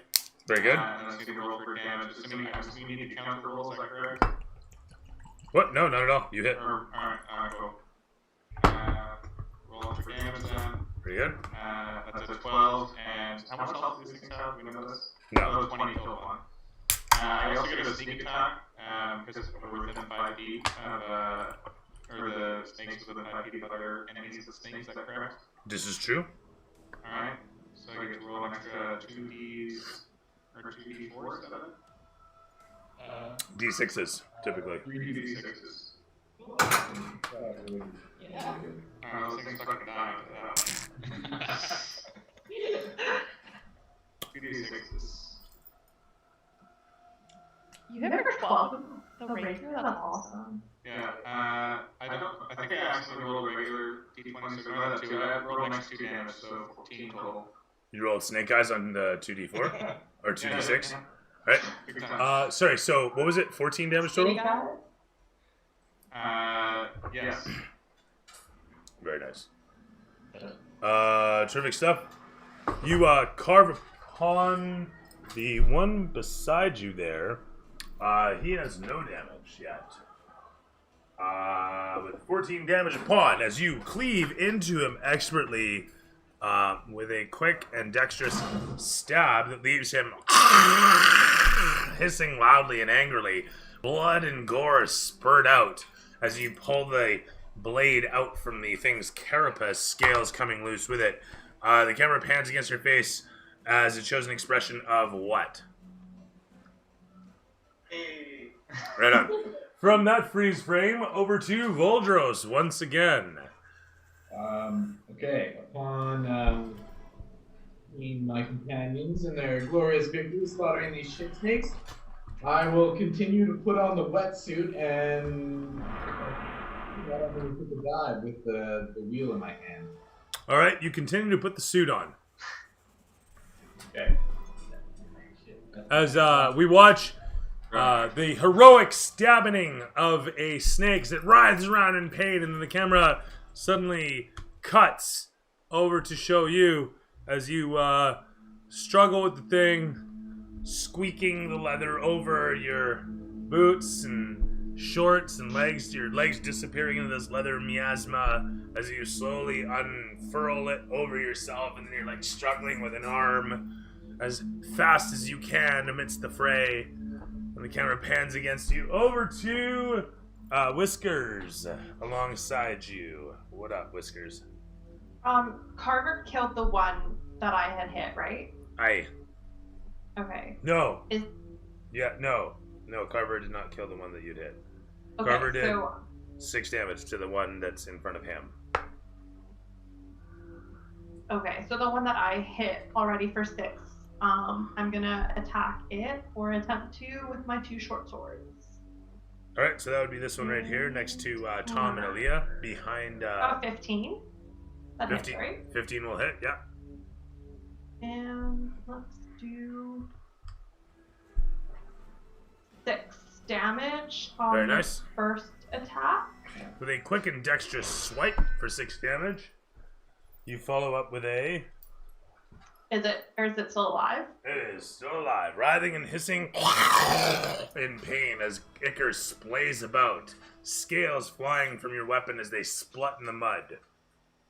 Okay. I miss on my second one. As you puree about for another strike, you slip against its body thinking you connect, but it turns out to just be mud, to your dismay. The camera pans from this to the snake itself as it realizes it may have an opening and scooches in towards you ever so quickly, but you easily sidle this and slap it upon the face with the flat of your blade, trying to slice it as the mud simply gets scooped off. It dances backwards, unable to strike upon you, as it whips its tail about with a failure to strike upon Aaliyah once again. Ready for it, she steps her foot out of the way. Across from you, the one against Carver suddenly surprises him as it leaps up with a 19 against his AC. As it jumps against his shield and writhes its best around him. Does that hit you? I can't remember. It does not. You expertly give it a quick shoryuken from behind your shield, punching it upwards and away from yourself.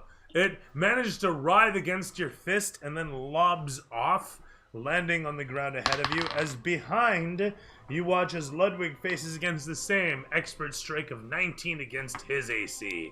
As the snake strikes true against, with a nat 20, the whipping tail of the snake in front of Carver slaps upon him. Hang on a sec, that's going to be all of a D4, so it's 2D4, baby! It's coming at you! Give me 3 points Carver. plus 1. Okay? So get ready for it. 4 damage, baby. That's coming at you. You suck it up like a boss, Carver.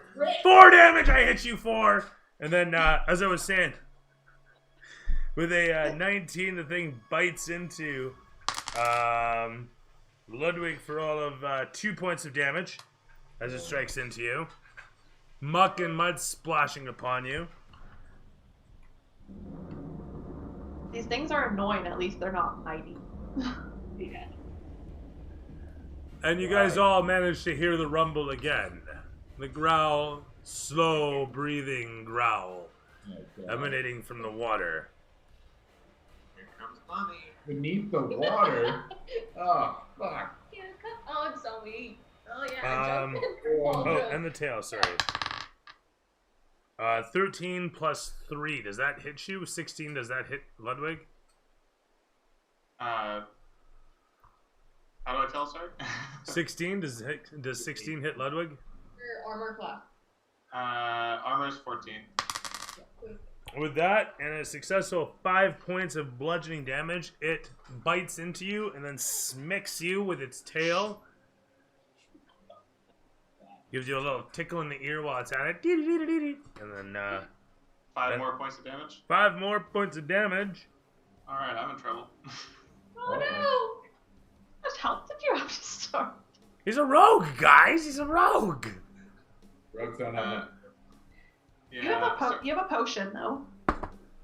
He has I have hit a points potion. like Tom has hit points. No, we gave you a potion of healing, didn't we? Didn't everybody get one? I think everyone got one. Take it one? I'll take a look. Oh, And by hit points, I mean more of like a switch. I'm dead now. Either way, it's not my turn anyway. But I keep going. Right on. With that said, damage, baby. Yeah. I think that's me, actually. So it's over to Carver.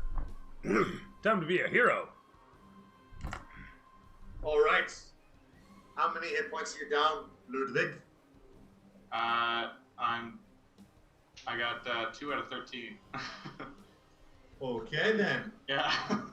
You got 13. Okay, that's a low. That's I low. feel like it seems should very be. low. That seems too low. That seems real small. Well, he might have not put many points in Constitution. Even with 10 though. That was like level when we were level 1. Yeah, I rolled really bad. I rolled really bad for the health. Oh. I don't think we roll our health. No, you guys just take max health. Nobody rolls health Okay. here. Generator. Actually, no. Hang on. Did I have you guys roll health? We didn't. Okay, Oh, no. It said on the D&D Beyond to roll your health at a certain level to roll. Yeah, I think this Like, was the these last first, like, four campaign. rolled snake eyes, I'm like, fuck. I think this was the last campaign where I was like, just take max health. So you can just take max health. I don't know what that level is. So it means that you take your hit dice for the level and take the maximum amount that you can possibly have for Okay. that. Sounds good. Yeah, because we're all around like in the 30s, 40s, aren't we? 100%. Yeah, Yeah. I like it that way because then I can pull out bigger monsters. Yeah, I understand. Bigger Oh, you numbers, know what, just baby. die. Like, there is that as an I option. mean, we don't want you to die. We just want the risk of death. We don't know That's what how makes to shit fun. even lost. There's so many doors ahead of us. Nobody does anything that's easy. You guys There's can not a loot my risk of tools death. and figure it out. I don't know that we can. You just kicked those We'll guys. have to have not prepared forever. All right, so Ludwig, you're still down 12 hit points then, whatever your total is. You're still down 12. I'm still down 11 from whatever my total is. And I'm trying to figure out what my total would be. Here. If you edit your character and change your hit point types to fixed, hang on. Because yeah, like it auto populates for me when we even level up and stuff. Sounds good. Opening that right now. All right, and while he's doing that, I will kind of like inadvertently like stay back, Ludwig, and I'll kind of like feel for him. Then once I touch him, then I will lay on hands him for 11 to bring him to full hit points. Okay.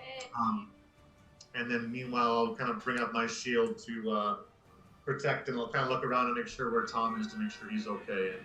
And I'll kind of like head for him to get behind me if he's not already behind me. And so with that, did you roll for the healing? Just lay on hands, 11. Oh, okay, fair enough. You're just devoting it. All right, fair enough. With that said, you provide a little bit of chutzpah from Bahamut unto with love, and stepping back, being a hero, your armor gleams despite its battered, blood-covered, muck-covered, used form. There's a shine to it as you step backwards, the etheric deus energy of your god dissipating from you as your hands cease to glow, and you stand tall amidst the scaled form of your nemesis across from you. As it hisses towards you, the camera pans to show Aaliyah in behind you, facing her own. What's up, girl? Am I within 5 feet of 2 of them? You are within 5 feet of the one right here. Okay, but not 2. not the secondary. All right. I will use my short swords for the one that was right in front of me, and then in a quick moment, I'll use my dagger on my arm piece to kind of give it one last little shot. Okay, fair enough. You whirl about, expertly flashing the blade as you bring it to bear upon. Sorry? Short sword is 13. 14 hits dead on. The thing writhes to move out of the way as expertly as it can, but you sight upon the direction it's going and intercept easily.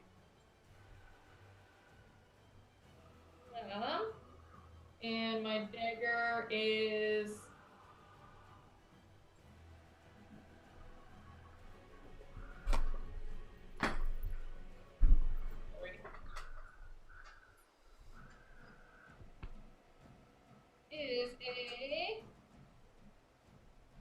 a 10.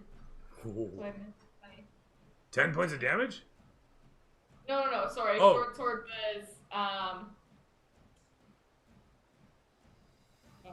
was 4 points of damage, but then my dagger misses with like a 10. Oh, I see. Okay, fair enough. As you sight upon where it's headed, you bring your blade down to bear, and to your surprise, the thing manages to dodge just slightly as you bring your dagger towards. Your sword ends up skipping just so off of its scaled form, leaving a river of scales coming off it, but not as much blood and ichor as might lead to its demise. As it slithers from under your blade, weakened all the same, from that bringing it to an 18. You attempt to staple down through its head with your dagger, but as I said, it manages to slither to the side. From there, it's over to Tommy, as the camera pans alongside, and you see your companion attempting to quickly quash the snake as it writhes in towards you, attempting to escape her.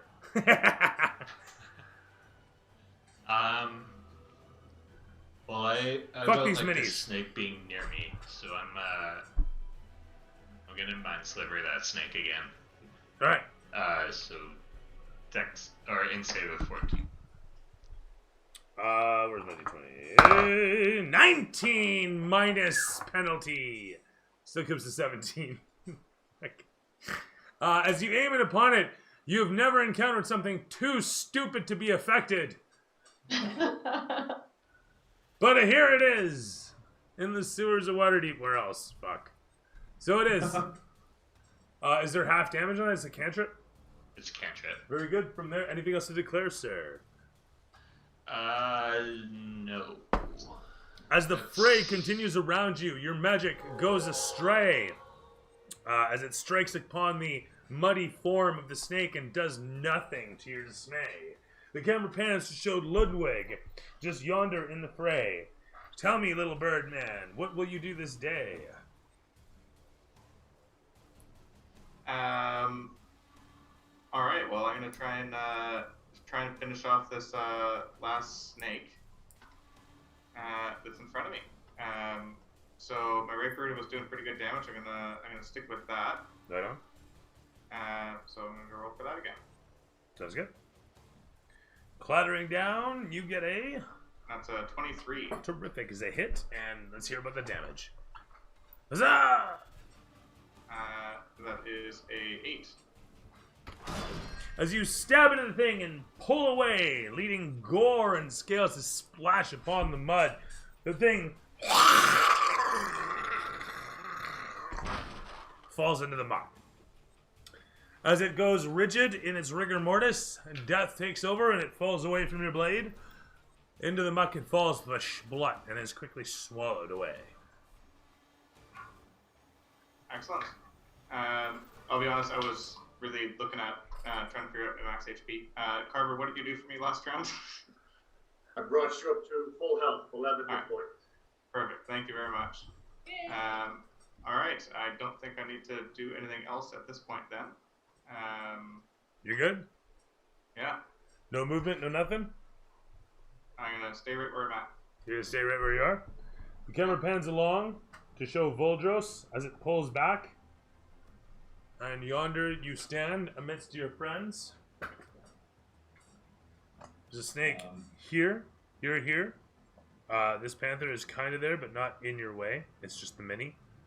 Point being, there's also a snake on the other side. You can get to it by running around to it. You can get to this one as well. Do I have the wetsuit on now, though? I'm sorry, say again? Do I have the wetsuit on now? Like it's on Oh, yeah, now? you're putting on the wetsuit. No, sorry, it keeps showing you squeaking into the leather. You continue to put the wetsuit on. This thing's got a dawn time of 5 minutes. Okay.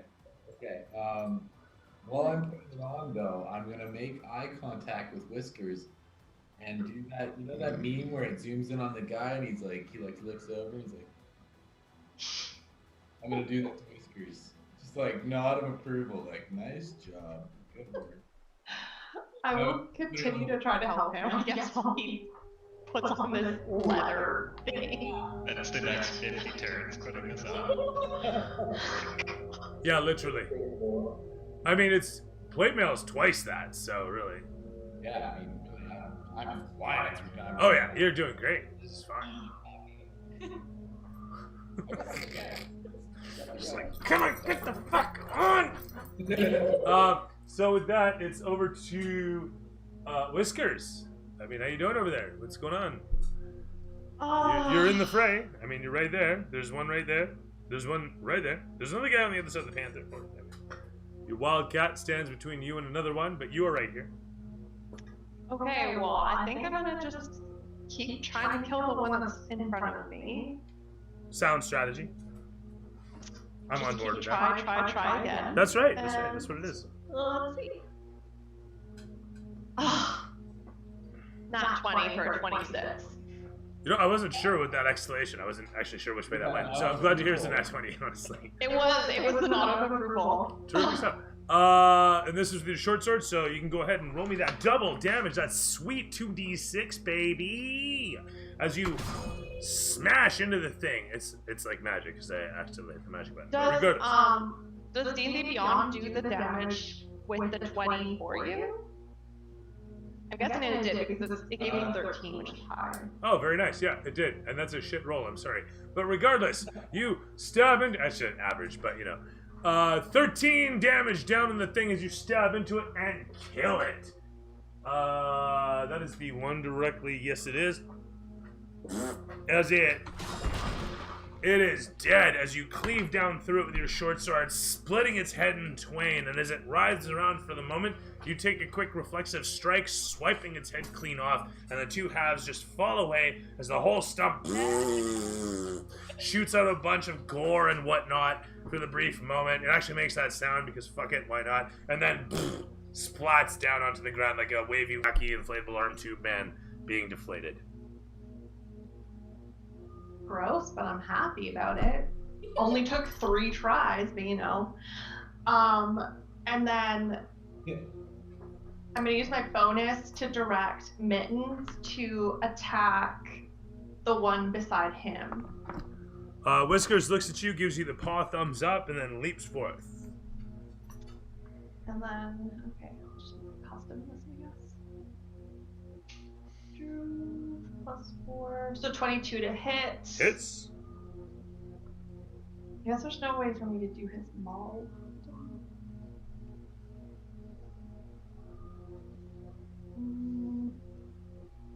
Oops. D8.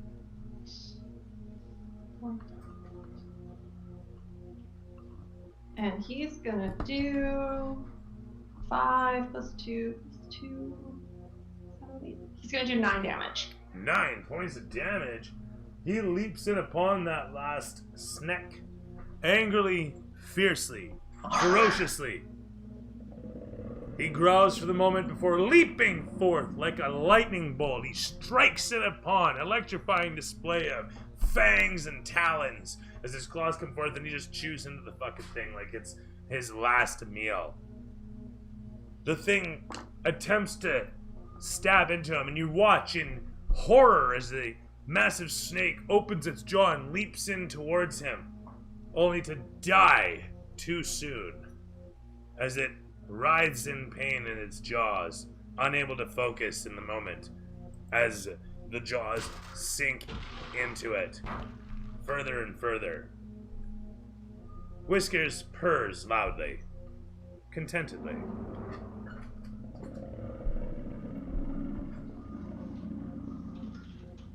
And that's the end of that. Guys, also, that's the first time he's ever actually attacked successfully. As he chews and gnaws upon the scales, licking his face and paws as he goes, the camera pans against the lot of you as you look around, sighting upon the rushing water that has been there the whole time. Been there the whole time. Still as deafening as it always was.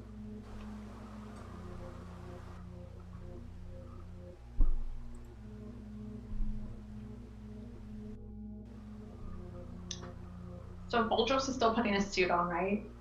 Mm-hmm. Yeah, I'm definitely getting that suit on. Yeah. And so it is. All right.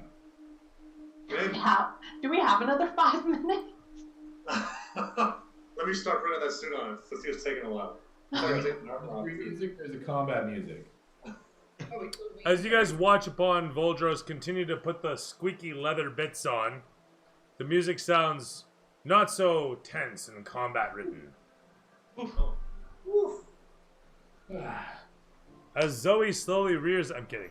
The camera pans against where you stand, now clad in leather, as the helmet slowly goes on overhead. And anybody who's actually putting the helmet on Voldros, or is Voldros enlisting any help here? I'm good. Sure. Next someone's gonna have me. Fine, I'll help him out. Voldros I'll put help his as much as I can. I'll help him out. I'm too short and it looks too heavy. Helmet on, I'll give it one of these donks to make sure it fits. As you put it upon him, you realize there's more to the collar than meets the eye. Oh. There's a strange sort of railing to the way that it fits onto his head. And as you kind of try to buttress it up, it's not quite obvious how it works at first. What's your passive investigation there? Who the fuck did we just lose? Oh, he just dropped over here and then he came back. Okay. Mine Anyway. is 9 if you need mine. It's your passive investigation? 9. Is everyone's shit? 10. Mine's 16. Tommy, from where you're positioned, I guess, looking upon it, you'd be able to see something.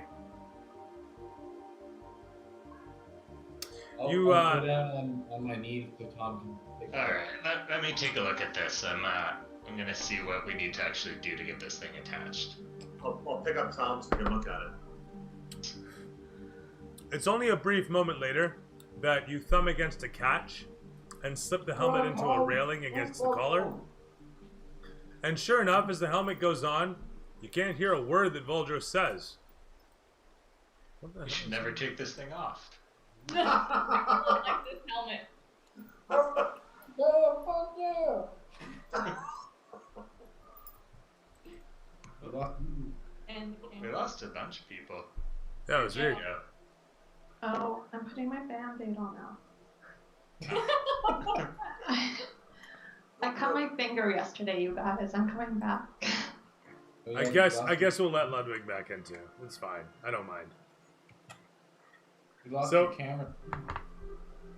That's okay. We don't need it for the time being. Oh, okay. Oh, I see. Question becomes, how are you guys going to pass over this river? What are you guys going to do to progress? Or are you guys just going to, settle down here, raise a family by the sewer? Live with the lizard folk. Yeah, why not? Fuck Nice it. enough. lodge snakes forever, right? Snakes are good eating.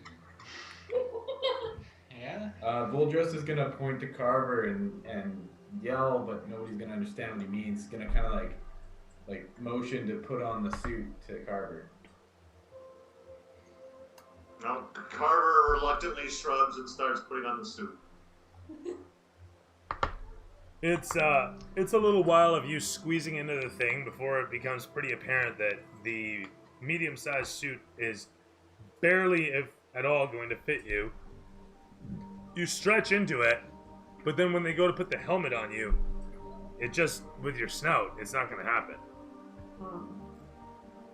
Wasn't there was goggles? Would the goggles fit him?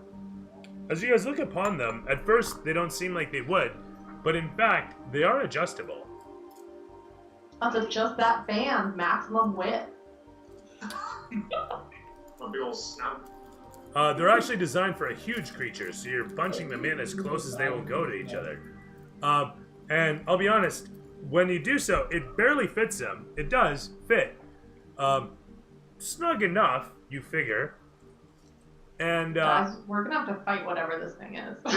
it makes you look like a giant bee, as you've got these massive eyes now, because of these goggles being designed for something huge.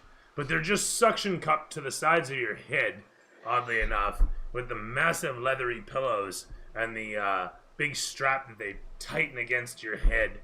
And then there's the mouthpiece that they had there.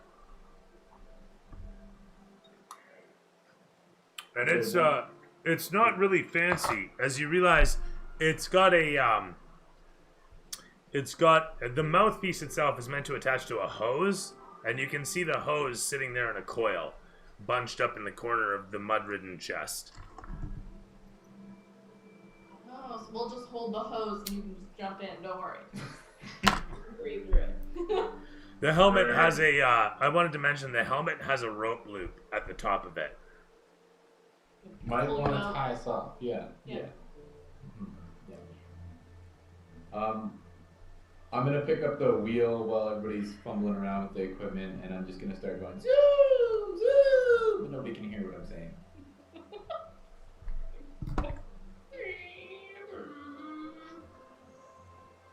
You do so. You look as ridiculous as you might imagine. Hilarious. As a giant leather-clad you with a massive bulbous metal head. Is anybody going to tie anything to him, or is it just bonsoir and see you later? No, I'll watch my, as he's clearly not paying attention or thinking a little bit farther than that, I'll attach the rope to him and then I'll look around and see if there's anything in our close vicinity that I can tie it off to, because clearly I'm not going to sorry. I want to say, the helmets have a hose point as well. They have a spot where a hose can attach to them. It is optional, it seems like. As you look at it, it's got a stem with a cap on it, and you can take the cap off, and it comes off, and you can see where the hose would attach to it easily enough. Did the chest contain a hose? It contained, actually, I should have mentioned several of them. Not just one or two or three, but 5.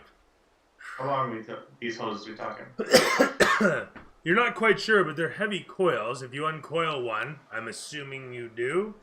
Yeah. It's longer than one of your ropes. In fact, it's probably about twice as long as one of your ropes.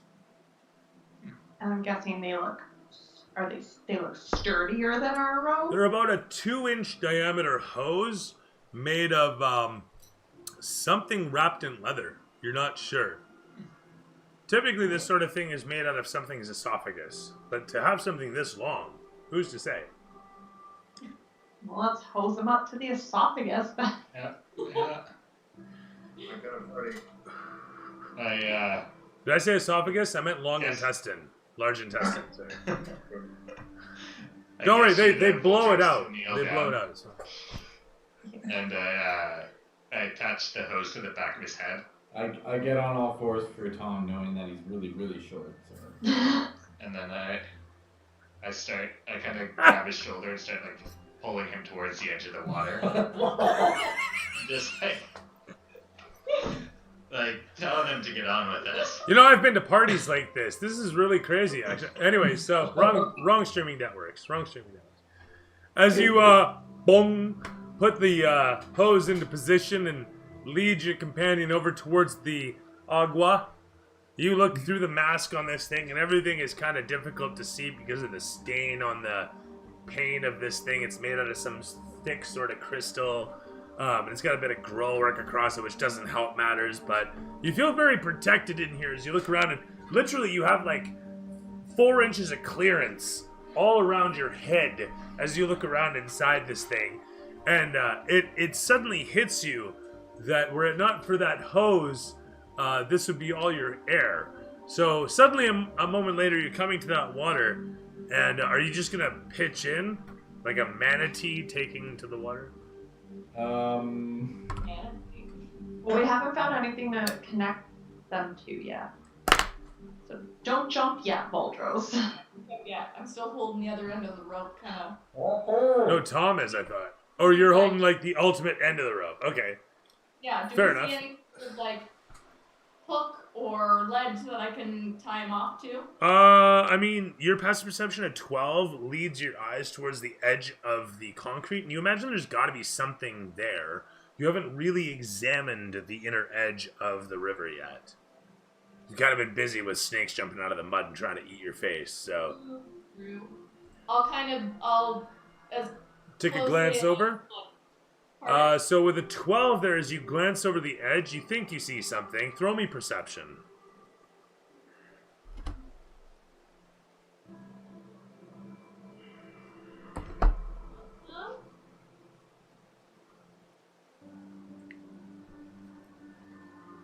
Uh-huh. 7.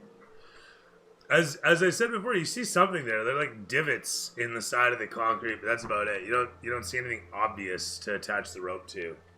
Alright, I'll get a little frustrated that I can't find anything, and I'll just call Whiskers over to see if she can find something for me. I head over to the edge. With your passive perception of 14, you look over the edge and you see that the divots there simply have hooks of metal sticking through them that you could potentially moor something against. Looks like we can attach the rope to this. Little divots. Who knows how to tie a good knot? Not me. Heyo. Pass it over to Ludwig. As you pass the rope, and Ludwig takes the helm, you gonna do a thing with the rope a thing? I'm gonna tie the best knot that there ever has been. The best, most tremendous knot ever. People are gonna call me up, telling me about how great a knot this is, crying in tears about how great this knot is. Best knot of all Alright, time. of all time, tremendous knot, of course. So you're about this. This is gonna be a proficiency check on your part, I'm assuming. Do you have a background in sailing? Are you a sailor background? What is your background? Not in sailing, no. What would give you rope expertise after a fashion here? Just my general excellency with ropes. Sounds like a pickup line, I tell you. Cowboy. Yeah, cowboy. Trying to date me with your rope skills there, cowboy. What do you got? I got proficiency with survival. I'll take it. That's good. That's adequate. Yeah. Hit me. Boom, you got a 10. You do a job. Yes.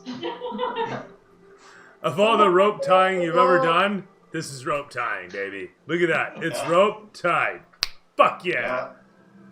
I'll inspire him to kind of. You're like, you can do better. You can do better, buddy. You can do better. And your feathered fingers with inspiration take. Any better? How about that? 23. There's my rope. Fuck yeah. Yeah. Like a rope mechanic, you loop the thing back and forth with a triple tie knot. As you finish doing so, you look upon it and you're like, I don't know if I can undo that, but it's amazing. With that said, the rope knot is so good that Voldros feels more secure in the helmet. Like, you just feel that good about it. It's amazing. Okay. As the river rushes ahead of you, blasting current as it is, You look down into it with wheel in hand as you're led there by Tom. Do you say like oink oink or anything, Tom? No? Alright. So with that said, you look down into the water. I mean, it isn't leather. It is pigskin, I want to say. You look down into the water with the wheel in hand. Heroic self that you are, leather clad, massive bulbous head. And looking behind you, the camera pans up to show this fucking massive-eyed dragonborn who's replete in this tight-fitting leather that's protruding awkwardly from all sides. I mean, did you take your armor off for this, or is your armor supposed to be in there? Because it wouldn't fit, by the way. Okay. Well, it wouldn't fit, then I guess I doffed it. Alright, very good. Doffing and donning, as it were, you are now clad in leather, kinky. Point being, very stretched, also kinky, as you hold the goggles over your head and the mouthpiece in your mouth. Not really, but somewhat, maybe. Anyway, so point being, mouthpiece, and a hose leading off from that. Giggity. From there, do you jump in with your companion? Do you go in, Voldros? What's going on? I'm describing this thing. It's like Cyberpunk release, for Christ's sakes. Look back at Tom, and I'm going to point at my finger that I cut off, and then give him the nod of approval. I'm gonna roll my eyes and just kind of grab the back of his thigh and like push a little bit. Okay. With that, I will do a very graceful, like, mermaid dive into the water. Throw me acrobatics at disadvantage. -5. What? -5? I'm sorry. It's the helmet. You have to understand. Oh, okay. You're like bobblehead. Yeah, it's heavy as fuck. Like, it's a big metal helmet. You're on your fours. And the thing is, like, dunk against the back of your head. Okay, you said acrobatics, right? Yes, sir.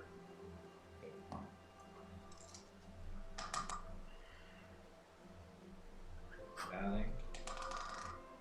9 and a 19. 9.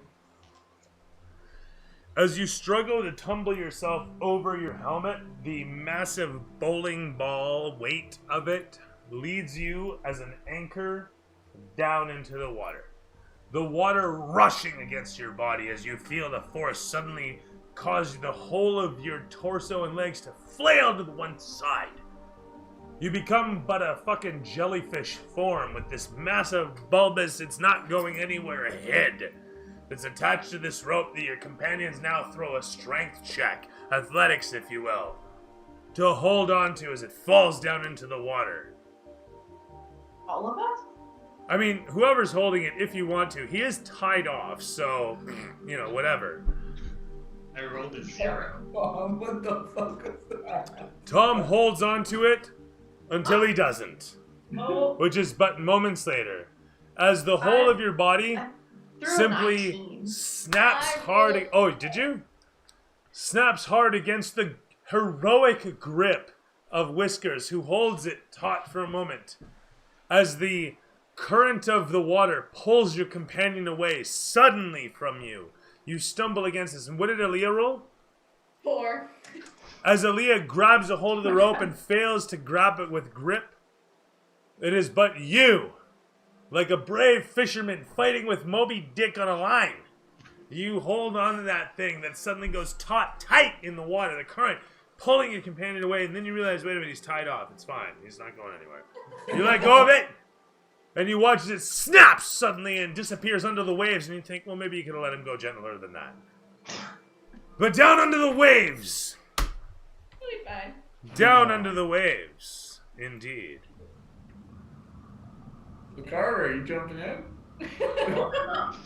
I'm jumping in. I'm going to cross my arms and jump in. I'm not going to dive in. Like so much heroic swan dive, do you leap down into that water, Carver?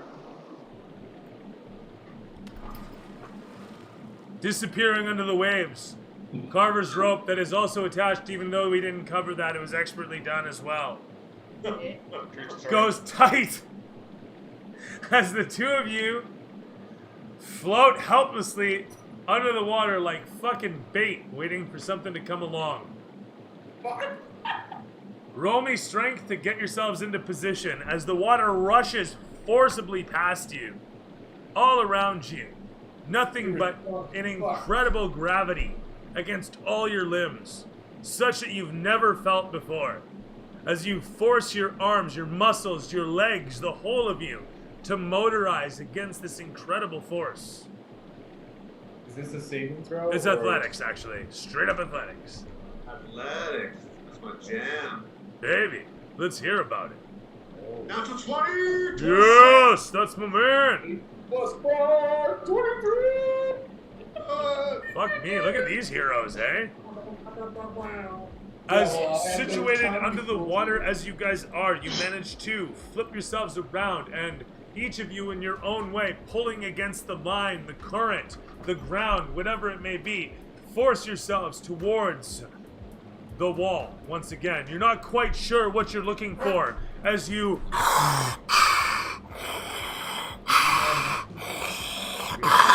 under the water, down below. The lot of you up on the surface can hear this. And the echo of the water from underneath reverberating through the hose. As the camera pans against the lot of you, and to your sudden non-surprise, another massive mud snake leaps from the muds. As the camera pans to show you DM.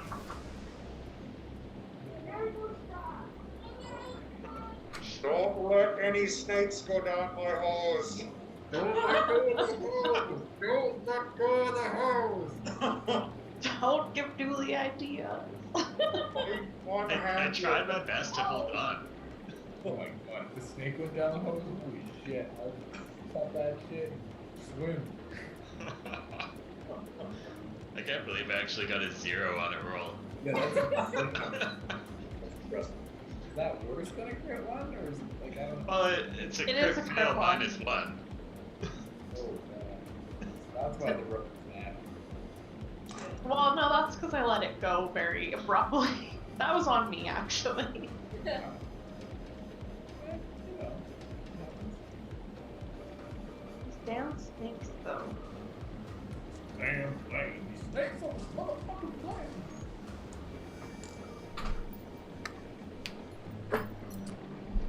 Where are we? Sorry. So you guys are in the water. Snake leaps out of the mud. Good times all around. Roll initiative. Those of you who are in... Actually, everybody rolls. Re-rolls initiative. My god. Whoa.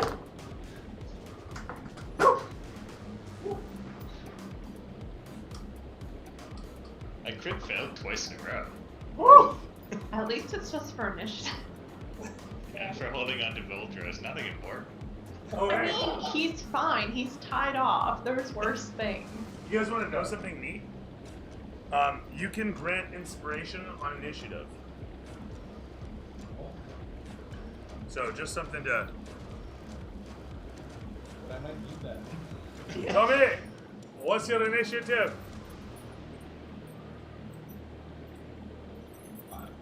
Yeah, 9. Tommy? 4. It's very loud in here. Sorry, there's a river running, don't you know? We're over here. Wait, do Carver and I need to roll too?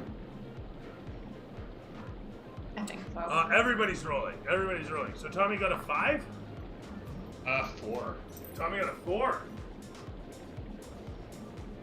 Sorry to hear that. Carver, you had a Yeah. 5.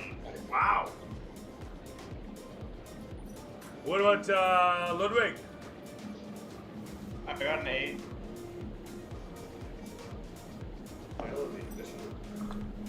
Whiskers. 23.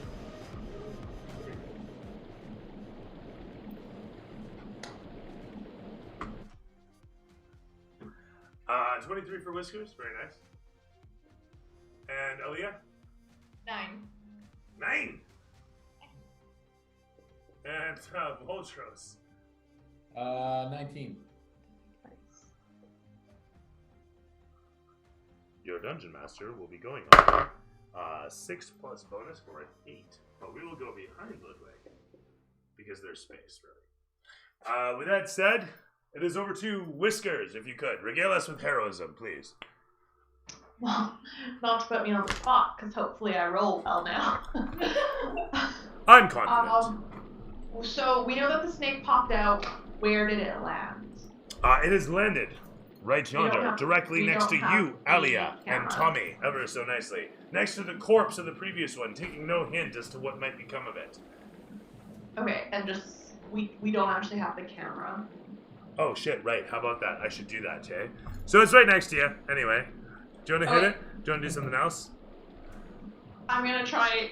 You know, I really feel pumped and excited about the last snake that I killed with my short sword, and it's still covered in like the ichor and like guts of the last snake. So I Right. just want to keep attacking with that sword. Yeah, I mean, why change something that works? I get that. We're gonna see what happens. Totally. It's a snake, you got a And sword. 22 to hit, Okay, you cast sword, and it's effective. for 6 damage. And I will try again for 14. I think that doesn't hit, does it? 14 hits dead on. Perfect. For another 2 damage. Sorry, I didn't mix that. For another 2 damage? Sorry, Yeah. what was your total? 2 and what?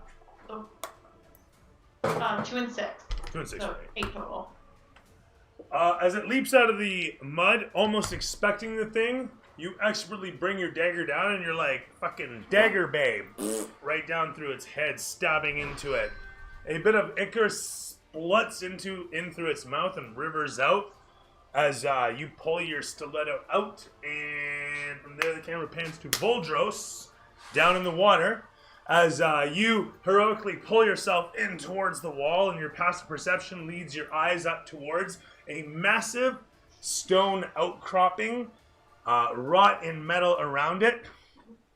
As you sight upon your dragonborn companion, who manages to yank himself into position alongside you, floating as he is against the current, holding himself strong against.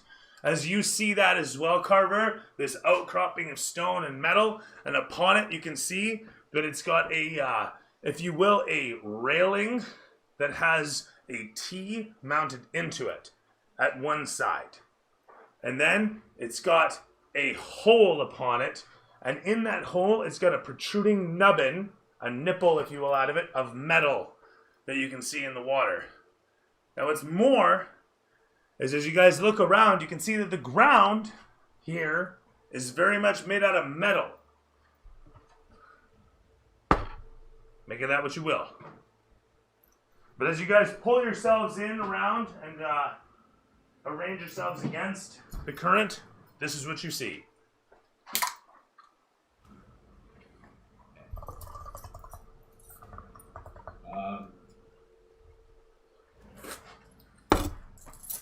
Okay, so it's my turn, right? I was after it was. Yes, Voldros. Yeah. Okay, and I can see Carver, correct? Indeedy duty. Okay. I'm going to with my left hand and point. Oh. Oh.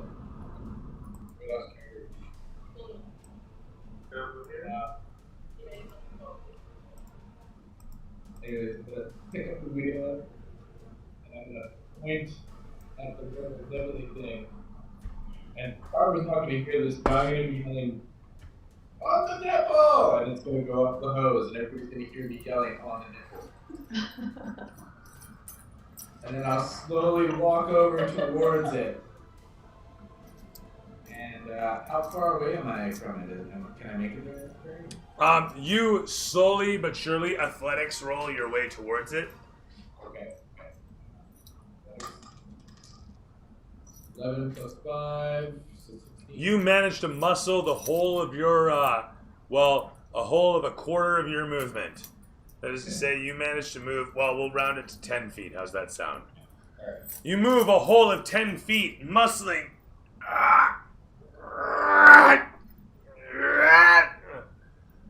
One hand over the next, towards, against the current, the nipple coming into closer view.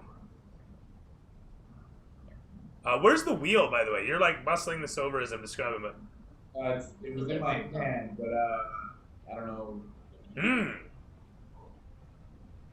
Well, where's it now?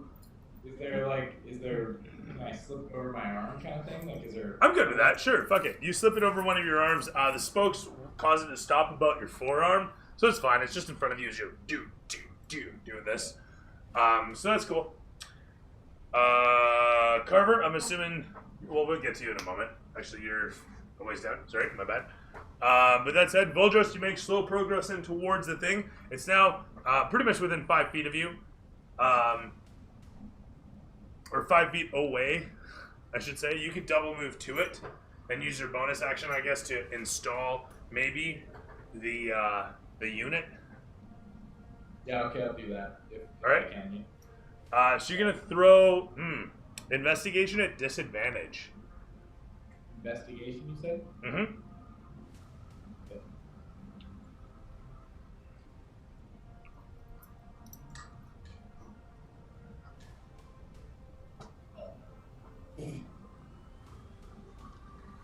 One plus one and a 3 plus 1. As you move to use the wheel best you can, slipping it against your arm to move it off, it suddenly catches against the rope and you lose your grip upon it. That was a crit fail, right? Yeah. Yeah. So as you lose your grip, you suddenly realize what's about to happen and everything slows down in this unfortunate moment.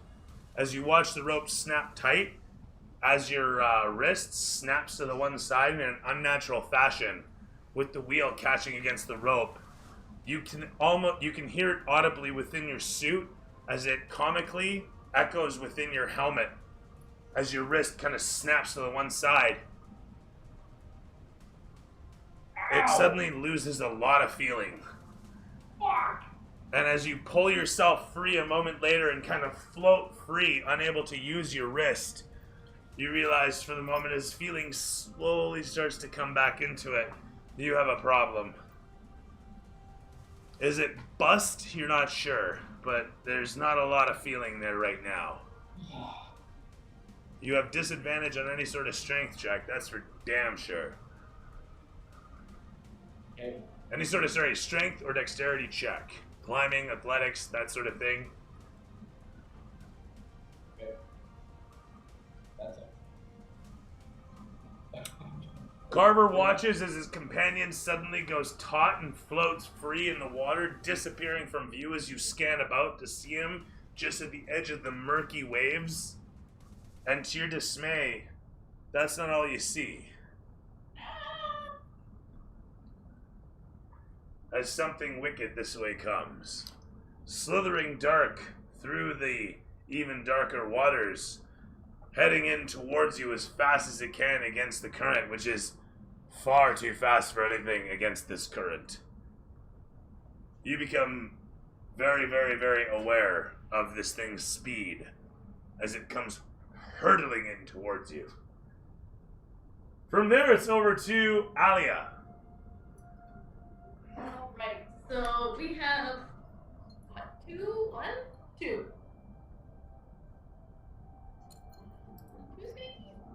Oh, worms? You have one worm out at the moment. Oh, one more? One worm. Um, No big threat. No, nothing to worry about. I'm gonna use some of my dagger skills and Sounds just good. kind of try to like hit it into that. I'm a good with that. Let's hear about it. And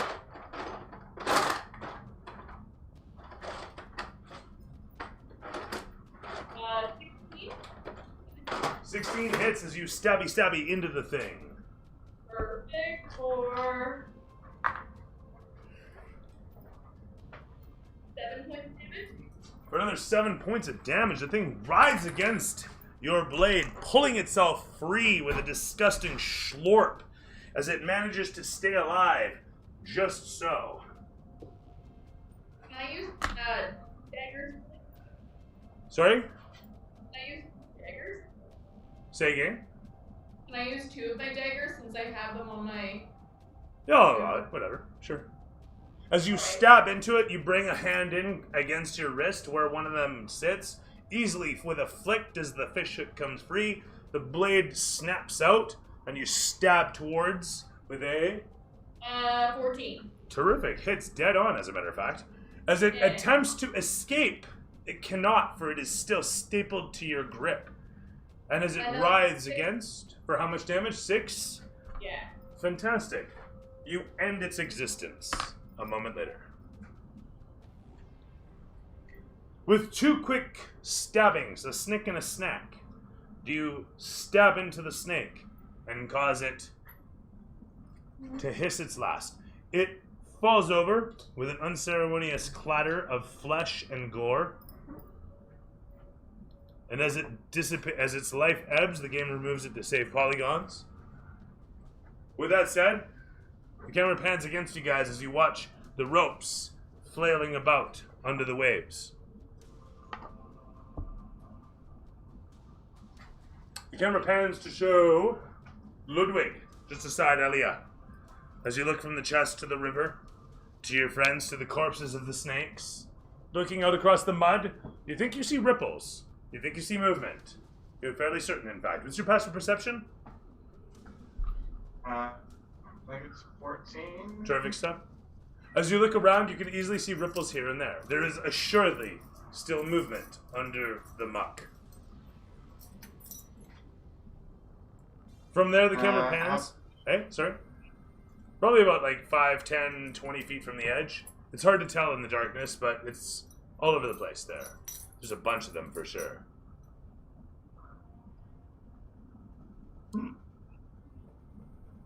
If you're ordering pizza, could you get me one? He's on speaker with us. My internet's taking a crap right now, apparently, so I'm... that works then. I appreciate that, I assume. Because I couldn't get even a third of what was happening. That's hilarious, actually. That works great. Unfortunately, I guess that doesn't have audio removal. That sucks, so you can hear the echo. Aw. This is where a headset would be good. So it goes. How's it going? How you doing? Those things? You doing? Cool. I miss you.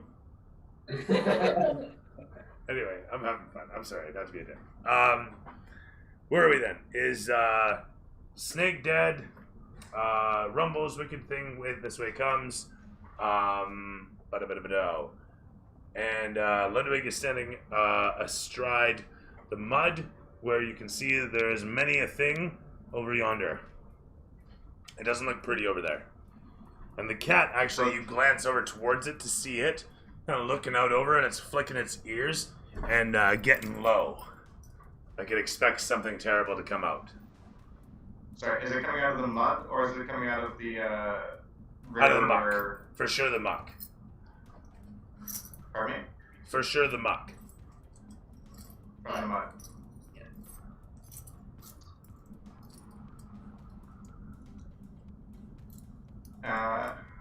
If I'm the only one that sees that, I'm just going to warn the rest of the team that there's definitely some more shit snakes in the crap pile over there. The camera pans against your face as you shout this out, your beak open and wide to declare.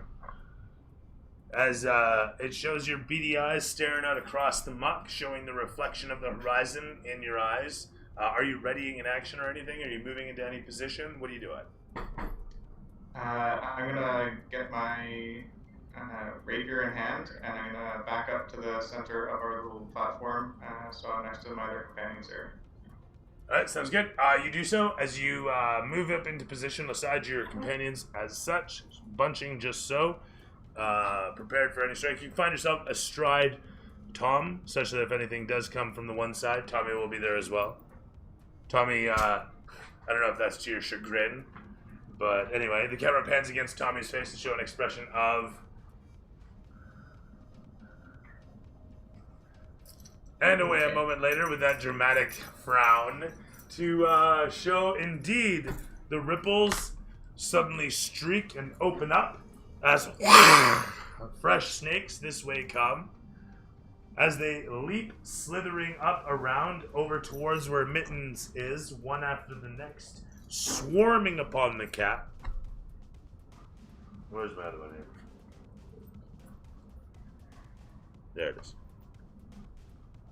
These 3 fresh new ones, coming from the one side, all slithering around and coming up across the north side of the stone, coming into close upon whereupon Whiskers is situated.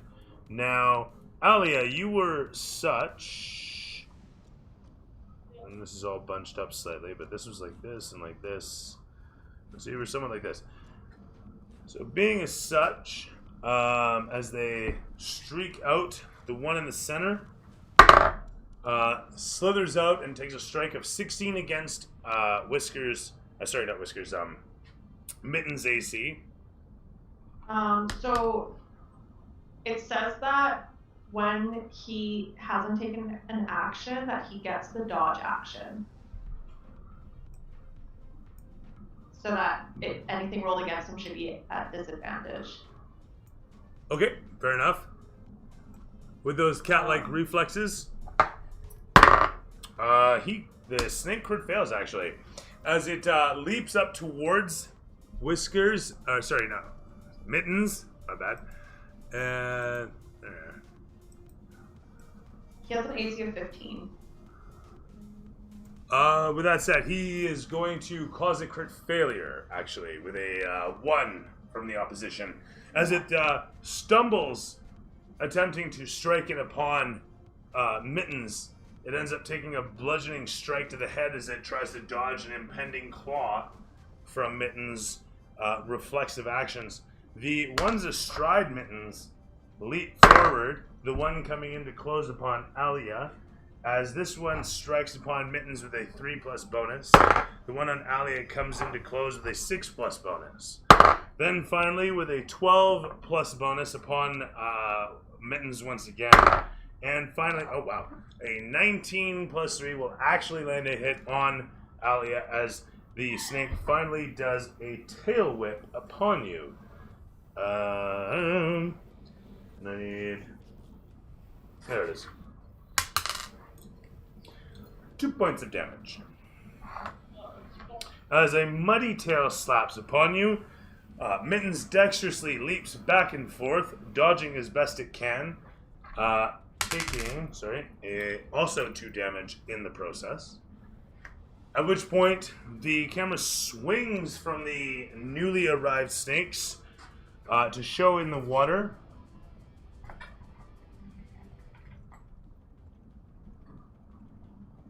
As the camera comes down the murky water and shows you guys, it flips around and suddenly focuses on where you're positioned. As Carver, floating as he is in the water, watches as Voldros is floating helplessly as he might be. Not so much helplessly, but, you know, in a lot of pain and doesn't seem to be able to pull himself capably. Wow, Jesus, there he goes again. That's a bit of a problem. Man, Zoom, fix that shit. Point being, though, hey, good times. This big motherfucker trucks on by.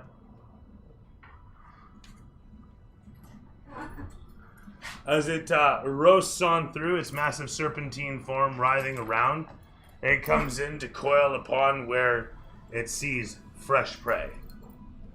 As it rides upon you, Carver, coming to surround you with a quick fucking fail. With a 1+ bonus. It's going to come out to a 6. If you could roll me a competing grapple check, please. Athletics or acrobatics. Your choice, Carver, sir. As the massive snake form rides in towards you, its gigantic self comes towards out of the murky darkness, and you instinctually watch as it tries to wrap itself around you. Would you roll? 19. Like the hero you are, you sight upon its scaly form writhing around and easily dig a clawed gauntlet into its scales, causing it to rethink its life choices. pulling yourself up and around over the impending body grip. You watch as, despite the pain, it attempts to pull in upon, and a moment later you give it one more quick squeeze for good measure, the whole of it hissing audibly under the water as it writhes about, but pulls away from you a moment later. As this happens, the camera pans again to show Carver's face resolute as you, what, buddy? What's going on, my hero? Is Voldros facing me? Are you facing Voldros? The two of you, this is the situation. So yes and no. Alright, well, I need to get Voldros' attention, so we need to get over to the nipple, as Voldros put it. The nipple. The nipple. Over to the nipple. We can do this. So I need to communicate somehow, like pointing, while I'm flailing around, that the nipple is our first priority, hopefully to drain this water. As you shout out towards him, you realize there's very little chance that he can hear you. Actually, are you literally trying to speak with the rebreather in your mouth? The hose thing, the snorkel? Sorry, not rebreather, but a snorkel in your mouth? Probably not. I guess, so, where are we situated? It's kind of like if I'm trying to go towards the nipple, is he kind of there? Is he between me and that? Can I get him on the way there? Is that trying to He's at the end of his rope, over yonder about 5 feet, 10 feet from you, depending on the current and the whip of the force of the current. He's dangling at the moment.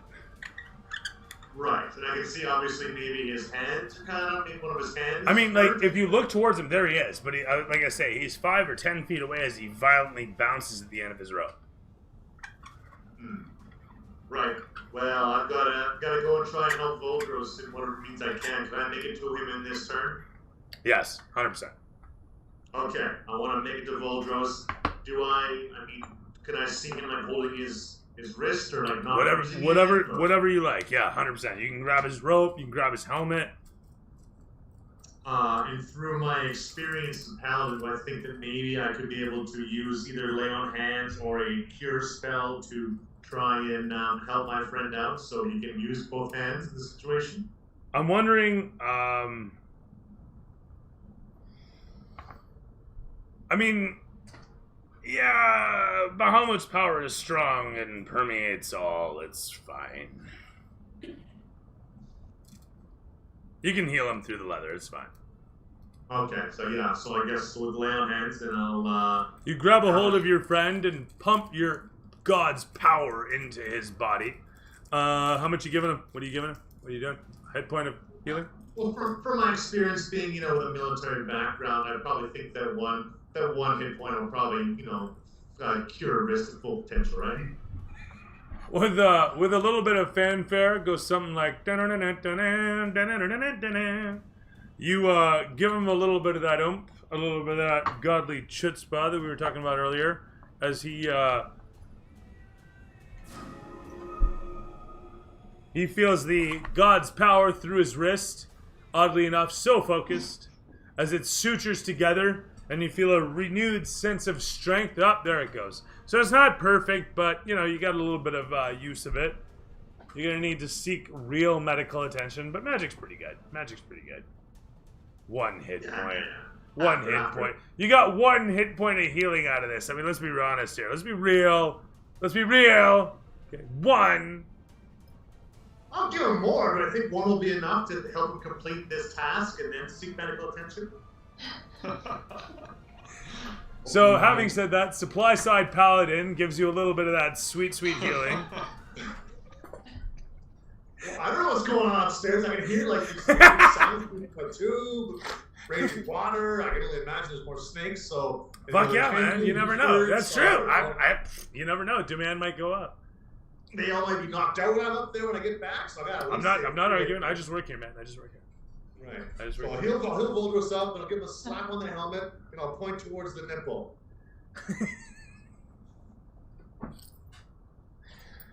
Oh shit! All right. With that said, As you blearily look out towards, as the pain subsides from your wrist, and you look over towards your savior, he who has massive fucking eyes, and he points away from you, and you can barely tell what he's pointing at. Oh, it's that thing, right.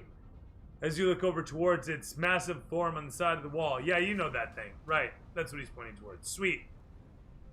Okay. And anything else? I'll give him a thumbs up. The camera.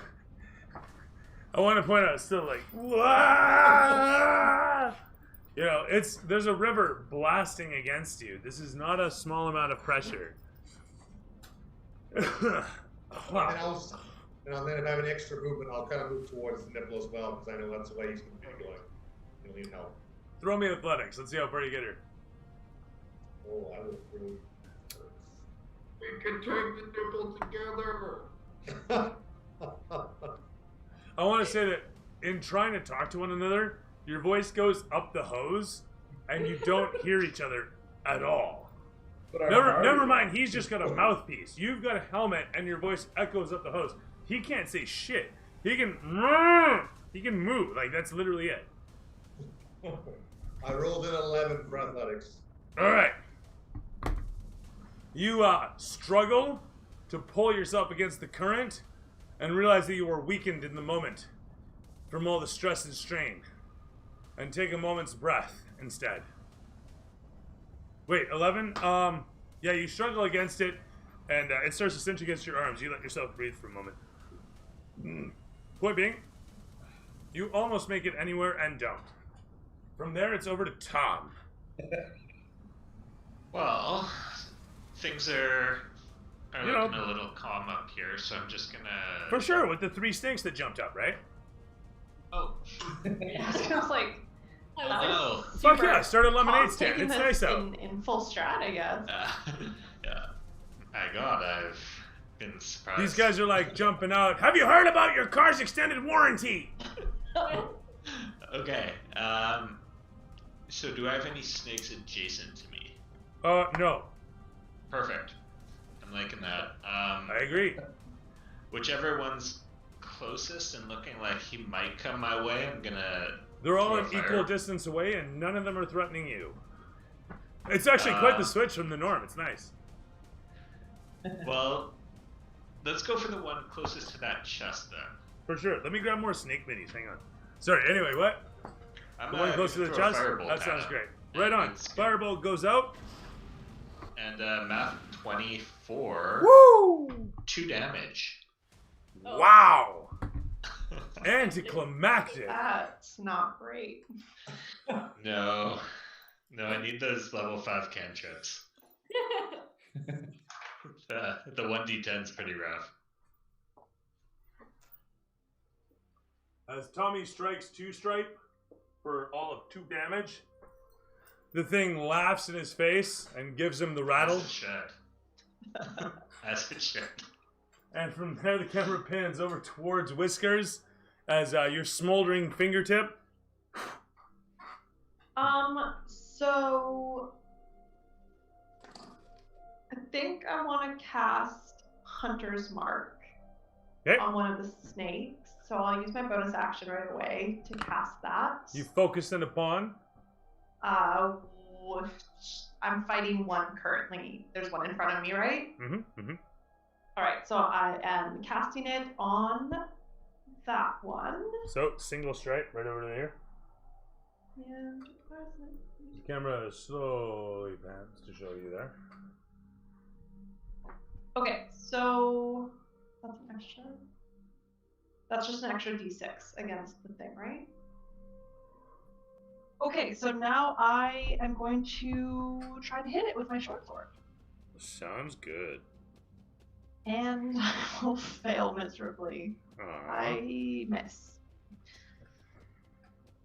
So that was my bonus action to cast it. So I'm out of action. Oh, fair enough. Alright. Sorry, bonus action to cast what? The Hunter's Mark. Oh, yes. That's right. Okay, fantastic.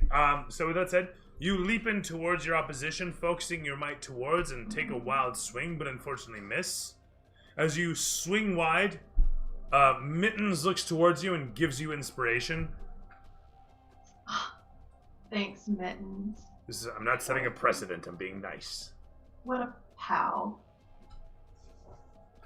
And we hit this one with a 21. And a 1d6 plus 4.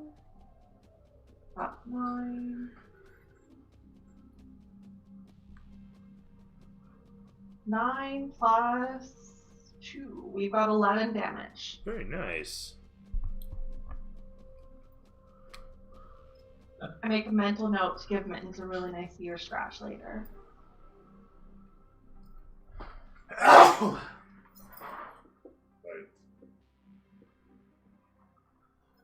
Mittens leaps out, eager for another meal, and stabs his claws into the creature, biting down with his fangs and chewing away like a wild animal, which he kind of is. And so it is. Sorry? Yeah. From there, it's over to Voldros. Once again, down in the water we go. How you doing? I newly patched up wrist. I'll yell into my mask, thinking that Carver can hear me, knowing that he can't. I'll just thank him.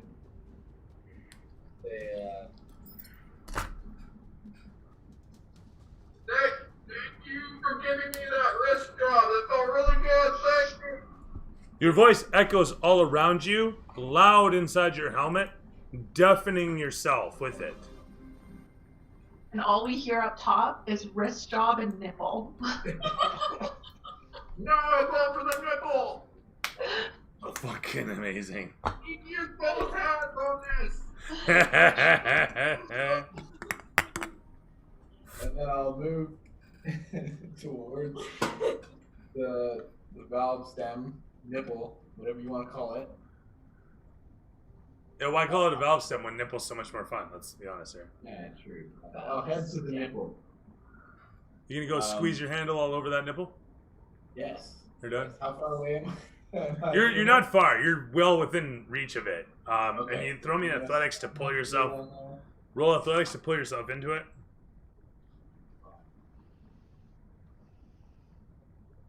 Yeah. Inspiration. I'll like yell down the tube, go Voldros, go! Get that nipple. I'm just waiting for somebody to declare they fart into the hose. Okay. 9 plus 5, so 14. With a 14 strength, you pull yourself heroically, arm over arm, in towards the side.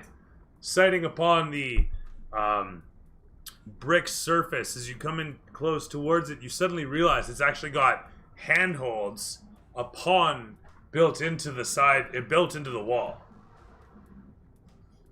Oh. You grab a hold of one of them, I'm assuming, Yeah, as you come in close towards, and grab a hold of it. And with that said, you, at this point, suddenly glance over towards the side, out of your limited, you got a porthole view, right? And you kind of see this massive black thing in the water, and Carver floating there as he suddenly grabs a hold and vaults out of the black in the water as the water grabs a hold of him, and he expertly, with his weight to his advantage, lands astride the thing, letting it flow away from him.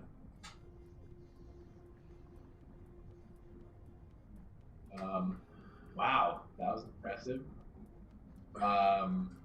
As your hoses writhe around you and the ropes tangle against them, your body's carrying in the water, expertly as you might be moving, you realize, Voldros, sighting upon this, that shit's dangerous. This shit's real. You know, can't change the channel. This is deadly ass shit. That said, where am I here? You pull yourself in close, hook yourself on the wall there, and with the unit in hand, try again, I'm assuming? Yeah, can I try and climb it on there and spin it? Indeedy you can. Okay. So again, another. I had you roll athletics last time, yes? Yes. Or strength. It might have just been strength. Athletics, please. Should be athletics, like really, unless it's a save. Okay, 19 plus 5, 24. Expertly, do you manage to muscle it upon this time?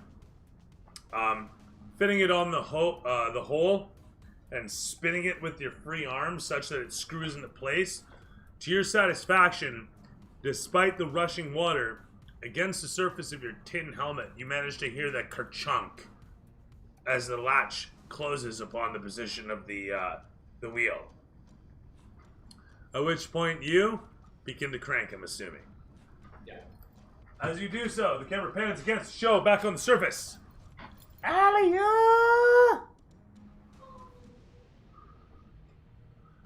We have 2 left, right? Amidst the mess of snakes, you stand with your companions. What do you do? 2 left. I'm gonna continue with my daggers because they've been treating me well thus far. So I'll turn to the nearest one beside me and do kind of the same thing. Sounds good. So first one is 4. That guy hits. Second one is a 9. That guy hits. And then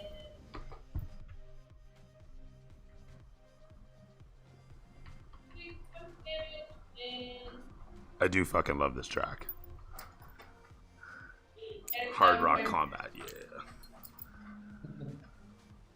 Yeah, 7 points damage. 67 points of damage. Holy shit, that's amazing. 6 and 7 points of damage. Well, I heard 67, so I don't know. Just It's incapacitated. Goes into over damage and is just alive again. So sorry, that was this one right here in front of you. Yeah, single strike. Yeah, sorry. He's gonna be dead, madam. So if you had any, boink, he's gone. You expertly, like the huntress you are, like the incredibly powerful heroine of legend, you, Alia, ranger extraordinaire. Bam! The whole of the snake's top half just flies away. As for the flourish, you kind of backhand through the rest of it, and anything that was left cleaves again, and it just falls apart. 3 stumps. Like so much samurai expertise. And the camera pans away from the river of gore that you've created to show your expression of... And done. The camera pans away to show Ludwig. Ludwig! You frozen? It's time to be amazing. Time to be incredible. Time to be a hero. Ayo. Okay. 1 left. It is just 1 snake left on the surface, eh? There are 2 snakes. What? There are still 2 snakes. 2 snakes. Oh, 2 snakes. One has no damage and one is dead. And the other has 2 damage, actually. No damage, 2 damage, and dead. Okay. I'm gonna go with what's been working. I'm gonna take my rapier and attack the one that's close to me. Sounds good.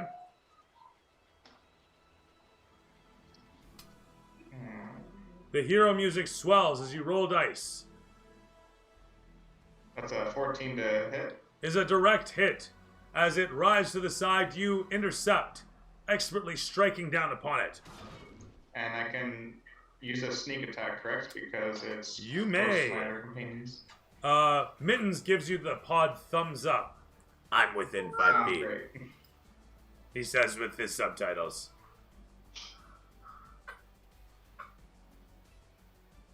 Those are D6s, right? Indeedy duty, 2 of them, please. Mm-hmm. Alright, I got 11 total. Fabulous. Sorry, what was 11 total all across the board? No, you had 11. Damage. Sorry? How much damage? 11. Plus whatever you did before? No, I had 7 before, and then Okay, rolled great. 4 with the brings this sneak thing attack. to. Oh, actually, which one is that? This two. Brings him to 13 points of damage.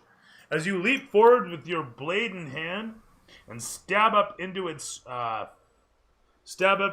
its head, it writhes just slightly, and you don't so much nick its head as drive it into its torso just below. Torso, the rest of it, you could say, really. As you stab into it and scales separate, your blade punctures out the other side of it, and the thing pulls itself off with a and ichor splats off in quick geysers either direction from it.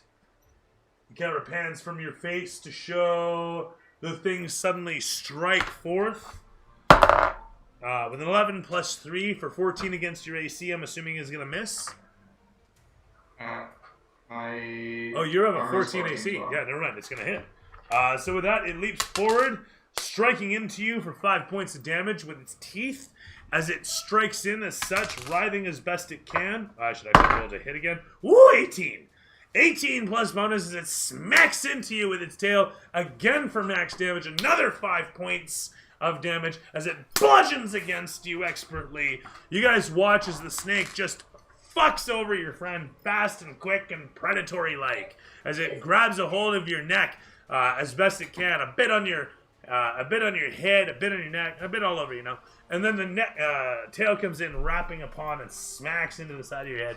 The whole of you wrapped by the snake. It's just a terrible sight. Mittens like, this is bad.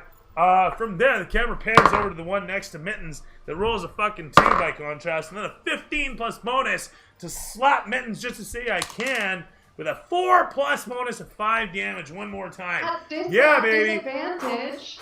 Oh, what do you mean disadvantage? He has dodge as long as he didn't Fuck, take an that's action. right. Fine, be that way. You know what? The DM inspires him, so that 15 I have to stands. protect the cat. DM inspiration. Fuck the cat. With that said, he takes 5 bludgeoning, tail whipping, muddy, shitty damage from my sewer snake. And that's all the inspiration I had. All right. That was feverish. Whew, I'm spent. All right, it's over to Carver. My man, tell me of heroism. Show me the good of life and all that there is as you float ever so next to helplessly down in the murkiness that is this rushing river all around you. This terrible plight that you're stuck in. What is this bullshit? The things you do for God. Hand over hand, I will slowly make my way towards Voldros, being whipped around by the water and the waves and whatever creatures of the dark may be slithering about, dodging them as they come in and out of the waves. I will slowly and deliberately try and make my way to the same handholds as Voldros did, making my way up to his already taut nipple. Athletics, sir, if you could. Like the hero you are, hand over hand, you easily, I'm assuming, will pull yourself forth. Which check is that? Athletics, sir. With a 9, I move forward as much as hard as I can. As you attempt to move forward, to your chagrin and surprise, the writhing form of the massive snake in the water careens against your body and causes you to tumble ever so. To your Bahamut-laden fortune, it is towards your companion, as you are almost golf-slapped, if you will, towards him. Despite the current, the rope keeping you taut, you are pendulumed in towards the wall. Now I will let you a dexterity check, sir, to grab a hold of the handle that you see impending upon you. And as you come in towards the wall, hurtling as you are, you realize it's grab a hold of this handle or take a wall to the face. Dexterity roll of 8. I need your help with this nipple. You better do something. With all the grace of a brick, you rush in towards the wall and BAM! Smick into it. As you take inspiration? yeah, everyone does. Did you want to give that one? Yeah. Trevor, my man, Carver has inspiration. 20. I have to 20. Math 20. Math 20. Fantastic stuff. As you come flying in towards it, a figment of you flounders about for the moment. Where's the handle? How do I grab it? What do I do? And then, with Bahamut's guidance, do you feel the force as Bahamut takes the wheel, so to speak? You grab a hold of the handle in front of you, letting yourself feel forth in this horrifying moment, this incredible, fateful moment. As you grab a hold of it out there. No, that's not right. As you grab a hold of it out there in the murkiness, easily enough, Bahamut's voice seems to growl and echo in the distance, singing hymns to your heroism as you grip a hold of the handle and pull yourself in tight as the writhing form of the snake peels away in the dark murkiness, its black form rivering away within the current. And with that, do you have any other actions? Would you have anything else to declare? Yeah, but I'm just gonna keep going scourly towards Volgos. Terrific stuff. You close in upon and situate yourself next to him on one of the handles, as mentioned. And from there, it is up, out of the water, next to Tom. How you doing, buddy? And there's Tommy right there. He's situated at the back of the party. He's nice and safe, don't you know, getting ready for all sorts of action, I'm sure. But we're going to see what he does in a moment. Alice, why don't you tell us all about what Tommy's going to do? Tommy is gonna probably keep moving. He's gonna move a little further away from the mud. He's been standing too close for too long here. As he looks down into the muck and considers his life choices up until now, he does so, stepping even further away from the muck. I want to just stipulate where you were, okay? This is where you are now. This is where you were. So, you can't get much further from everything, but you still try. You still try. Yeah, I mean, of course I give it my all. Pull my cloak around myself a little bit more protectively. You know, you're just like, shit. Where's it coming from? And then I'm gonna launch another firebolt at the snake on the left. Yeah! And it's just sail off into the distance. What'd you roll?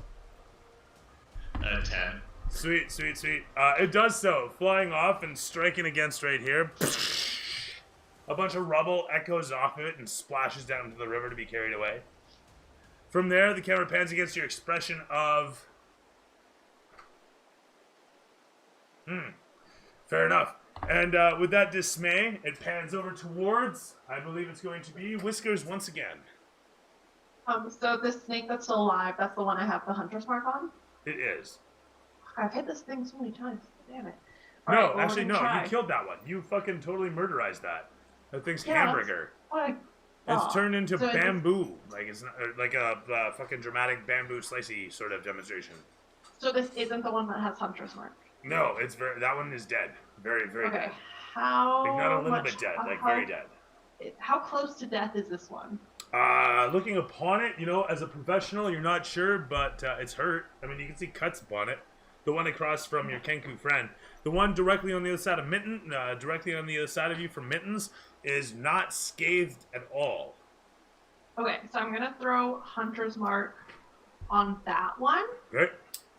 And I'm gonna try Mittens to attack.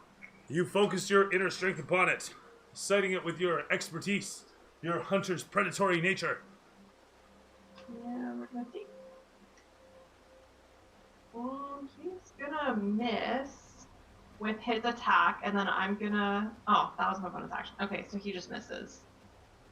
Okay, fair enough. As Mittens takes a flying leap towards and pounces to the one side, having narrowly missed upon his mark, he leaps back away from the water's edge, protecting where you stand, growling towards his quarry.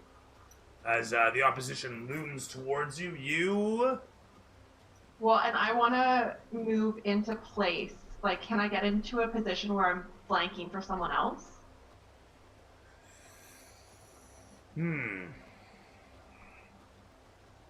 Not really. Kind of at the edge of the place for where the snake is. You could move to here, and I'll give you flanking with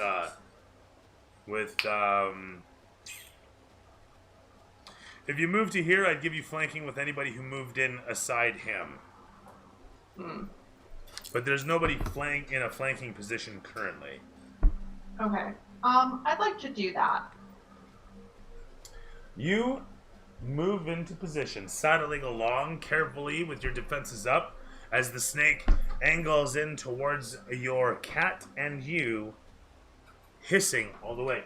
The loud roar of the river is deafening as you come in close towards it, and looking down into the river, you think you see movement as the camera pans away from you down deep into the waters again to show your companions. Though you can't see them. We're gonna do it from this side. We'll do it live, damn it! Okay, wow, there's a lot of wire here. Hang on a sec. We're good. I swear to God, we're okay. Holy smokes, that gets caught. That is a pain in the ass. Peter. It's not just a bread anymore. So, as I was saying, you guys yanked yourself. Hey, come on now. Work with me. You guys pull yourselves in towards where the wall is. Actually, this should be reversed. You're over yonder. You're over yonder. As you guys pull yourself into the wall there. Do you see that okay? Kind of, sort of. Not really. Not at all, in fact. Ahem. There we are. Hey, how about that? Your heroes underwater. See all the water? Great. So, as the camera pans in down into this water that you can plainly see here, the rushing river all around you, holding you tight against your rope with the current, and, against your rope and the handle, I should say. The current rushing against your body. As, Voldros, you've got the handle situated, and you're now wrenching upon the wheel. That's good stuff. You guys watch as Voldros is turning this wheel. You can hear gears easily in the water grinding away. You guys on the surface don't hear or see shit. And you guys in the water do happen to sight upon the floor as something's happening. Something's moving. And as Voldros continues to crank on the wheel, slowly the floor here rises up.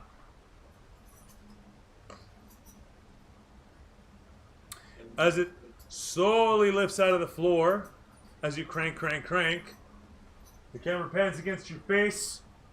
That is to say the mask, and then zips inside the mask to show the expression of what on your face? Over to Alia, back on the surface. Alright, well, clearly at this point something's going on in the water. So, gotta end this little worm sneaky thing up here. So, I am going to move in, if possible, to flank Whiskers. Okay. And then complete with my daggers, which is very handy. Oh, it's like everything's really loud. Now I'm having trouble hearing you. What was that? Sorry, I couldn't hear you. Oh, it's okay. First dagger hits with a nat 20 plus 6.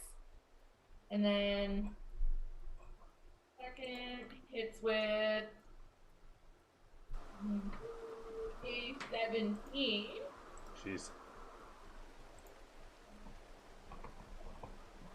For a total of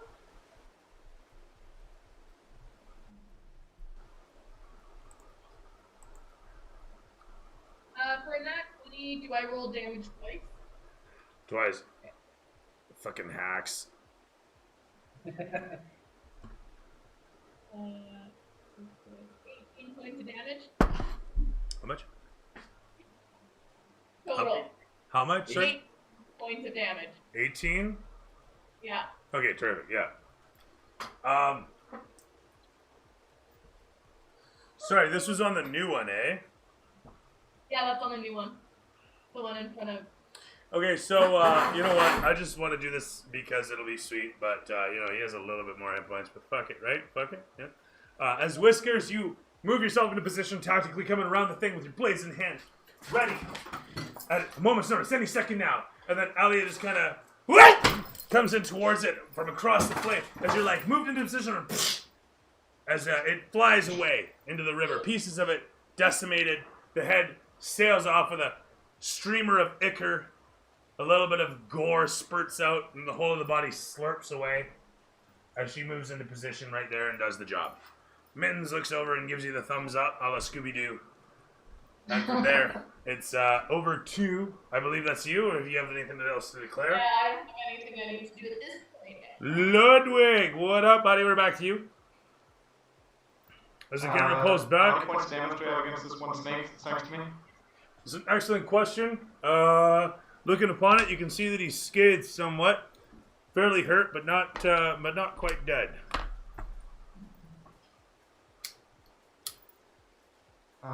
Okay. Well, I'm just gonna try and go in for the kill on this one because I don't see much else we can do to help our other companions in the water. Sounds fine. Sounds fine.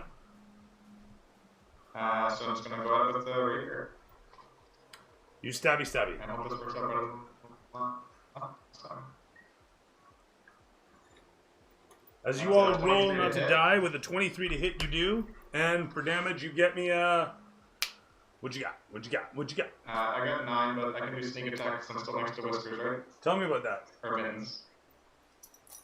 Mittens, I think. Mittens isn't close enough, technically, but you know what? He looks at you and is like, I support you. Anyway, roll me the damage. I don't give a shit. Go ahead. Total damage 19. Terrific stuff. You rush in towards the thing, and as expertly as Aaliyah, almost at the same time as Aaliyah, alongside, the two of you move in and BAM! The snakes explode away from your blades as the two of you pull them back almost in unison in your own little flourish. A bunch of ichor splashing off in all directions with the raging river next to you as the mist coalesces around you in the brief moment that the streamers of blood splash down on the ground. The last of the corpses slips away into the muck, swallowed up by it, back to where it came from. The camera pans against you guys as down in the water, Voldros continues to crank away upon as something terrible turns about, threatening down upon Carver. As it comes in towards you, my man, with a 7+ bonus, it grabs a hold of you, maybe. We'll see. Why don't you roll me the athletics or acrobatics to resist a 15 against your best efforts.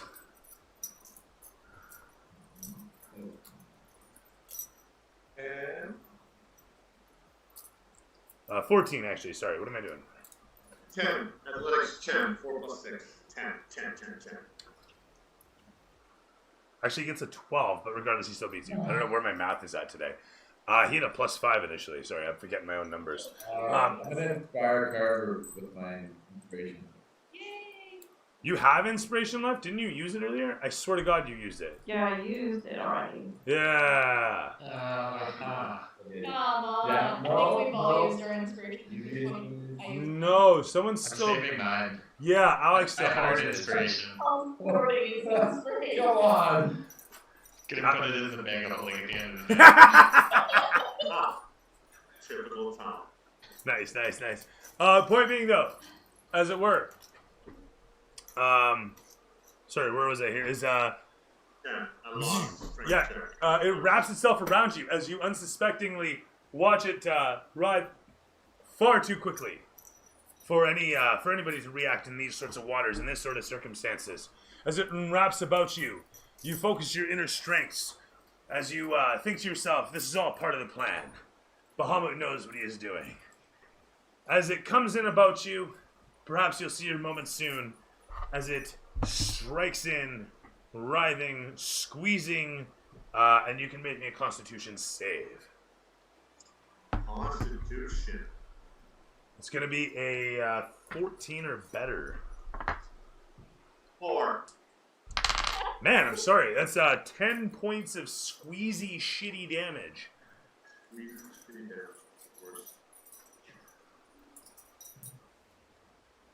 Alright. On the chin. As bits of you crush in ways that they should not, you writhe against your bodysuit, hoping that the leather does not puncture against your spiny self. And so far, so good. That said, the camera pans away from this terrible moment to show Carver's face up close and personal. In the waters with the goggles writhing against you, you're like a lizardly Vin Diesel. Writhing against a great beast, we can see you're a hero. And you know what? I need a hero. We need a hero. So tell me about your heroism. So it's Carver's turn right now. It is. I got this big tentacle beast knocking around me. You do. And I'm in the water still. I'm the only one in the water. Well, it's you and Voldros. Voldros is busily cranking the wheel as you're, getting, ride a massive snake around you, ribboned up with a massive snake around you. It's all a bad scene for you. Voldros is okay, though. That's the important thing. I want you to know. He's okay. He's all right. He's busily cranking. He's safe. Does he see what's going on right now? He does not. He's got like a porthole and he's cranking away. But he's safe. I want you to know. As a paladin, that's what's important. You look right here, I can't see anything. He's doing something. Okay. Alright, well, I don't sit down. Yeah. I'm just gonna heal myself a little bit then. I'm just gonna do some lay on hands. Okay, that sounds fine. As you focus your god's power back in upon yourself, you call upon Bahamut and give yourself a little jolt. As it surges through you, suturing yourself, mending those bones and bruises. How many hit points did you take back? 5. I'll be sure to take those from you shortly. With that said, the camera pans against this scene as you charge up and give yourself a little bit of self-love. Would that we could all do that. Most of us have to buy those books, and they suck. But the point being, the camera pans against your face as it shows your resolute self with your massive goggles, the water blasting against you from all sides as you writhe against the handle and this thing trying to choke the life out of you. And the camera pans up onto the surface to show Tom. Oh, it was never down in the water. Sorry, I totally forgot about that. But hey, Tom, how you doing, buddy? Tom's doing pretty well. He's feeling like there's actually no snakes up here, so he's just gonna ready a firebolt for any more that try and pop out of here. That's cool. The camera pans against the peaceful scene up top as we see that there's nothing trying to kill anybody at the moment. And really, I mean, that's nice. With that said, Tom does what he does. He readies a firebolt, lighting up a finger, and with that little bit of ignition, preparing it in case anything should show up. The camera pans from you over back to Whiskers as you sight upon the rivers, and aside from the rapids and the rushing and the LJ and the scunge and the foam and the God knows disgusting manifestation of all that is Waterdeep flowing past you in this river, you don't see much else. Well, I don't feel calm yet because I know that at any moment something can happen. Mm-hmm. I'm actually going to stow my short swords and I'm going to ready an arrow in case I see anything coming out of the water, or can I see anything into the water? Like it's too foamy, like you can't see anything. Not a fucking thing. I'm just gonna have my bow ready. Sounds fine. You do so. You knock an arrow, pointing it out towards the water, the muck. You're not sure. Something for sure, though. Just kind of going back and forth, and any movement is gonna get it. From there, the camera pans to show Voldros down in the water once again. As you continue to crank away, the wheel releases in terms of, like it has a tension and you get it to a point, it just suddenly freezes and it goes clack. And before you know it, you guys see behind you and hear the gears whir loudly as the floor lifts up ever so quickly as though something's taken over. And so with that said, you guys watch as the floor lifts up. And hang on, where did I put that? Oh, I didn't.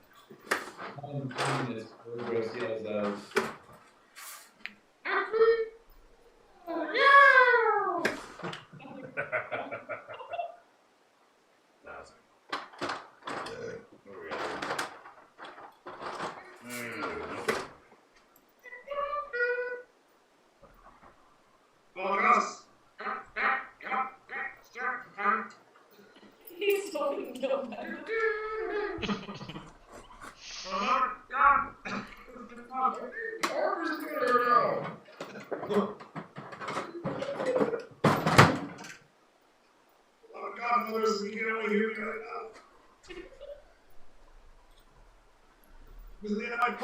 Tom? What? He fixed my wrist? Whiskers, a little help here. So it's at this point the wheel, I want to say, actually chucks hard and stops, and it feels like it's loose the way you came, but is tight the way you were going. That said, you don't have a way to release it. It just needs a iron something to stick in the hole.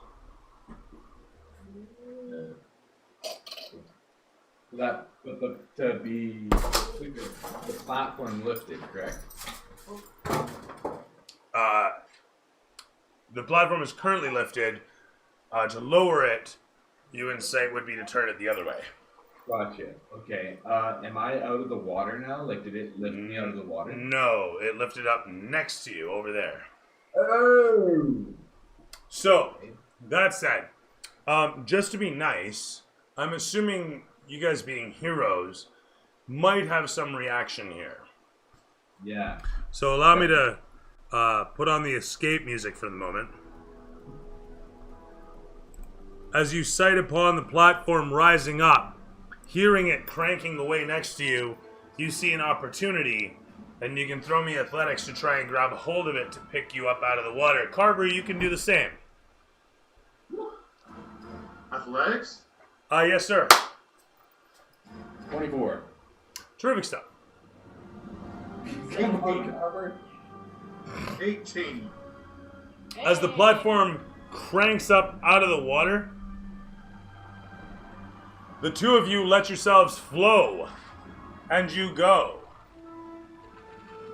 in towards that platform. And as you grab a hold of the edge of it, it rises up out of the water, the muck, the foam, the God knows what, dripping off of you as you come to the surface and penetrating up out into the air once again. This black, cold, terrible place. Holding onto the edge of the ledge, the writhing form of the snake down below sweeps around as, sorry, actually it was still holding on to you. So, holding on to you, it lifts up out of the water with you. With that said, Carver, you can throw me a strength check to hold, athletics I should say, to hold on to the edge of the ledge with the massive snake attached to you. 15. You easily do so. In fact, you could probably do fucking chin-ups. Power of Bahamut compel you. And with that, adrenaline coursing through your body, you hold on as though Bahamut's talons themselves held you aloft. And so over to Alia, actually. What up? You watch as your companions suddenly lift up out of the water, and a platform that they are attached to is amazing. It's a bridge. It's incredible. It's wonderful. It's way across. And there's Voldros There he is, hanging onto the edge, and there's Carver, and there's a massive fucking snake attached to him. Like, we're talking huge. It's 40 feet long. My sense of relief that was prior is now fully extinguished. Appropriate, I would, I'm not super surprised, honestly. It So freaks you the fuck out, but you're not surprised. That's fair enough. I'm gonna sheath my daggers and pull out my longbow. Not really sure if I risk shooting an arrow at Carver and the snake. So yeah, it's a 40-foot snake. What are the chances? Yeah, Well, it's like wrapped, so I'm thinking there's like a good circumference. That's a good chunk of snake. that I can get. Yeah. Right? Aim for the head. Yeah. I fucking can't fit this thing in. And fuck it, I'm just gonna go for it. It's just too big. I can't fit it in there. It's comically huge compared to you guys. You know what? Maybe I have a smaller giant snake. Hang on a sec. So I'm not really sure what the hit AC is on this, but I knocked that arrow and sent it, and it's 13. He's also a 14 because at this point you're hitting the broadside of a fucking giant snake. So with a with a what now you hit? It's a 13? Oh, a 13. I'm sorry. His scales, tough as they are, manage to ricochet the arrow as it flies astray into the water, harmlessly disappearing under the waves. I am so sorry.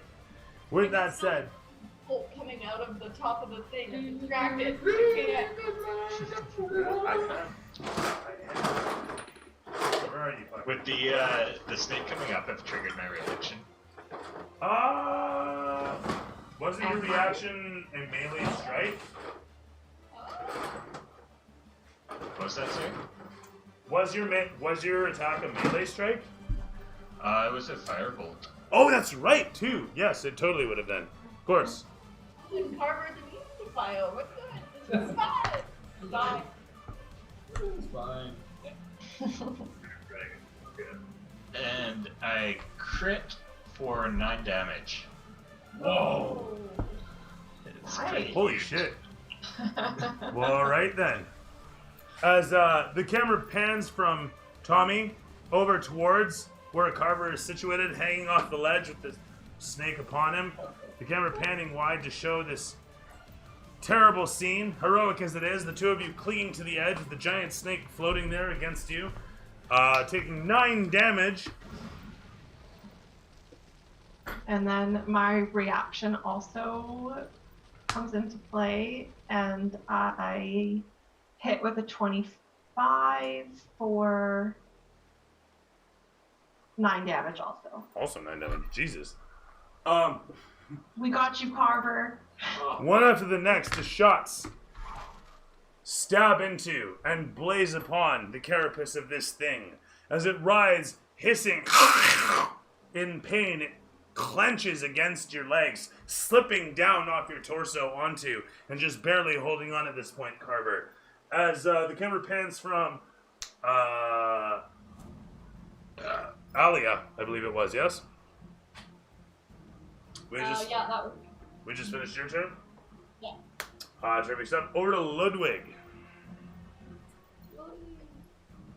Yo. Showing you in the distance against your companion's position. What do you do? Pardon me? Showing you in the distance against your companion's position. What do you do? I'm gonna give Mittens a good little back rub and a little scruff, and make sure she's feeling good and ready for the rest of this battle against Big Fuck Off Snake. You walk slowly to the edge and give the cat a healthy rub. The cat quickly clamps down on your arm and gives you an eye like I could have, and then goes back with a lick to looking at the scene ahead. Then gives a low sort of no. That's Well, right. that's battle music, guys. As the camera pans against the snake for a brief moment, writhing upon your companion, the camera swings to show Carver's face as it slips up against him with a 15 plus 6. 5, actually. Sorry, I keep forgetting. For 20 against, I need athletics or acrobatics to resist this grapple. Resistance. 21. Holy shit.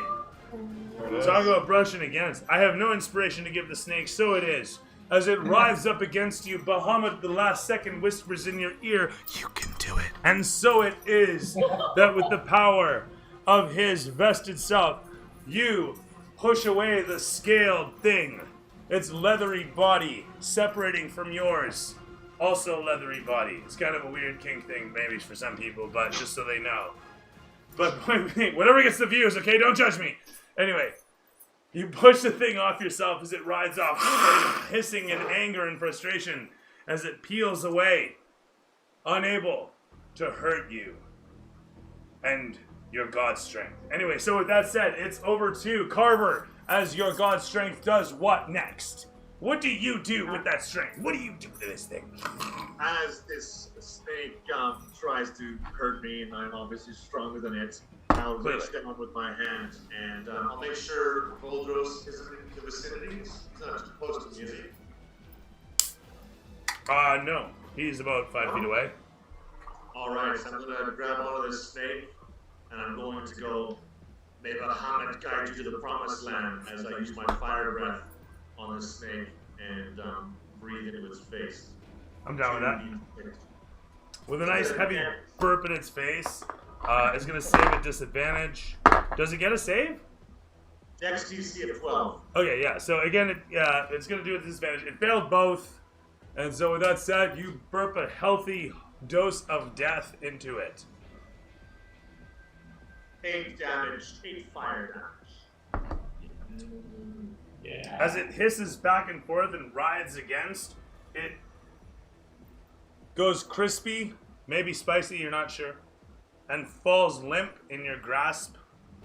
Bits of its skin crusting as scales fall away harmlessly, and the whole of it, dead, goes limp against your own body. Do you let it fall away? Yeah, I'll grab it as it goes limp and I'll say, "Be gone with you." I'll throw it back into the water. It falls into the water and is quickly carried away by the current, disappearing from whence the sewers produced it.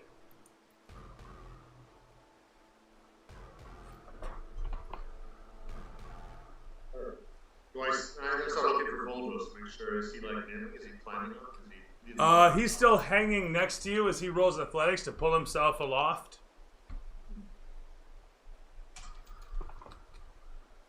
It was 13. You manage to throw a leg up and eventually roll up onto the platform there. Your massive copper head clanking about as you do so. Can I pull it off? You you can fumble with it for a moment and eventually ka-chunk, it comes loose as you take the thing off your head and it rolls away. As you look towards it, you watch as it falls unceremoniously back into the water and kind of dangles against where the rope's attached to it. I'll look around and notice that there's no enemies in sight and that everybody's alive. Well, that was easier than expected. Huh. Wow. Fuck you, Total Hawk. Carver, go ahead, throw me Attacked athletics. by snakes up here. Carver, throw me athletics. Okay, I'm like laying on my back, like humping and pumping. Alright, athletics roll. 15. Alright, same thing. You kind of like heft yourself up. Better than Voldros, you pull yourself up on a knee. Being as athletic as you are, your knightly god-inspired self, kneeling up upon the platform, looking about at your companions as you guys assemble upon the platform, looking out over the distance ahead. It is dark here, but you can see clearly now. The snakes have gone. I'll yell at Tom to bring my armor. It's too heavy to put in the bag and hold it. How am I supposed to get it in the bag? Got 3 helpers. Ludwig, Aaliyah, Whiskers. I'm not touching it. It's your own armor. You're not gonna help the guy. We've been up here fighting snakes for hours. You've just been down there in La La Land. Like, come on. Listen, I broke my wrist down there, okay? You know how painful that was. I broke my wrist. Doesn't look broken.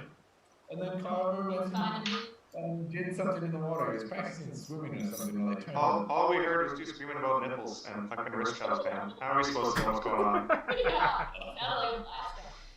Yes, it was brilliant. As you guys step across the platform, bickering and bantering as any good adventuring party ought to, you stare into the darkness ahead of you. Seeing ahead, it does not look especially friendly. It doesn't look especially populated, mind you, as the camera pans against to show the short distance to the flickering brazier up ahead. This is the way of that movie. It's not far. It's just over there.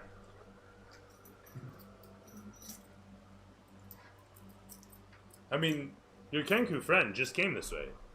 How dangerous could it be? Yes, yes. Well, Ludwig, lead us way back. Sorry, if there's any other information there, I definitely missed it all. I'm still lagging severely. Let's go for it. Okay. So that said, you guys make your way across the platform. Easily enough, coming over to the other side. One after the next, disembarking on the edge, facing across the stone and sand surface of the caveway. One after the next, stepping off the platform, it rickety and shaky behind you, sways somewhat in the water's current. But as you step onto solid ground once again, the camera slowly panning against where you're situated, panning to show the whole of your path up ahead. It seems peaceful enough. It seems safe.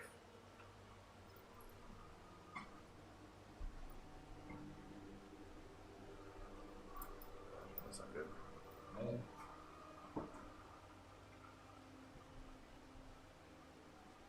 Should we carry on or should we take a rest? Carver, you look rather tired. Carver's now sounding tired. He'll look over the group and see, well, yeah, the rest wouldn't be bad, or else he could heal people if they want to carry on. If anybody looks like they're 1d8 plus 3-ish in damage. Do we have time to rest, or what's the ground like here? Is it still muddy? It's not as muddy, no. In fact, not even almost as. It's quite dry by comparison. It's still moist. The air is very moist. But the dirt itself, the ground, it's dry, seemingly solid. There's a bit of a divot here, but it doesn't look like it's threatening or foreboding. You don't see a nest or eggs or anything of that sort. Okay. You see a pretty simple pathway leading ahead across the stone outcroppings from the soil, and the stairs up ahead, hewn into the ground, seem rather inviting by comparison to what you've just dealt with. Well, I think we should at least getting further from this nest or whatever it was is a good idea. Very well. Let us continue down the tunnel. Find a spot to take a rest. Yeah? Okay. Well, like real talk, do we want to keep going in this session right now, or do we want to keep going until we find a place to rest? Like, do we need to rest? Like, we're all sort of okay for hit points, aren't we? Yeah, I'm assuming that people are just asking for a place to stop the session. Yeah, I'm fine for hit points and stuff, but I could probably use a pause on the session itself. Yeah, like two different questions. In character, I'm good to keep going. In real life, I'm getting kind of sleepy. So, that said, though, I got you for another few minutes here, I'm going to say, because I don't want to have to rebuild this set piece. So, endure, like the champions you are. And with that said, you guys creep forward as the camera depicts, slowly panning down towards where you're entering it upon this dark place. Heading up the platform as you are. Sorry. I'll do this. You guys make your way up into the light of this area here. Now, as your Kenku friend marches along with his passive perception of... I think he has 16. Yeah. That's what you got there? 16 for a passive perception? Pretty sure. He's lagging right now, so give me a Yeah, no worries. Just getting back on the horn there. You got a 16 passive? I mean, I can look it up too, actually. Your mic's off, Brad. Heyo. Yo. Alright, passive what now? Your passive perception? 14. Okay. As you guys head back up here, you see it again and are reminded of it. But you saw this on the way down with some glistening off to the side. And as you come upon here, and a lot of you look upon it, Aliyah, you see this as well, is the glistening ring, Whiskers, you see this as well, is the glistening ring of, and Tom, you've got a 16 passive perception? No, I got 16 investigation. I got nothing. You got nothing, right. With that said, though, you set upon the glistening ring of sigils that you see on the ground just yonder here. It looks like a little ring of them in the dirt. From what you can tell, they are shining slightly gold. And if you care to, you can make an Arcanic check, if you're proficient, that is to say, in Arcanic. I'm not, but I speak a lot of languages. Are they in any sort of language that do I recognize the sigils in any sort of way? Have I seen them before? What maybe? languages you got there? What do you got?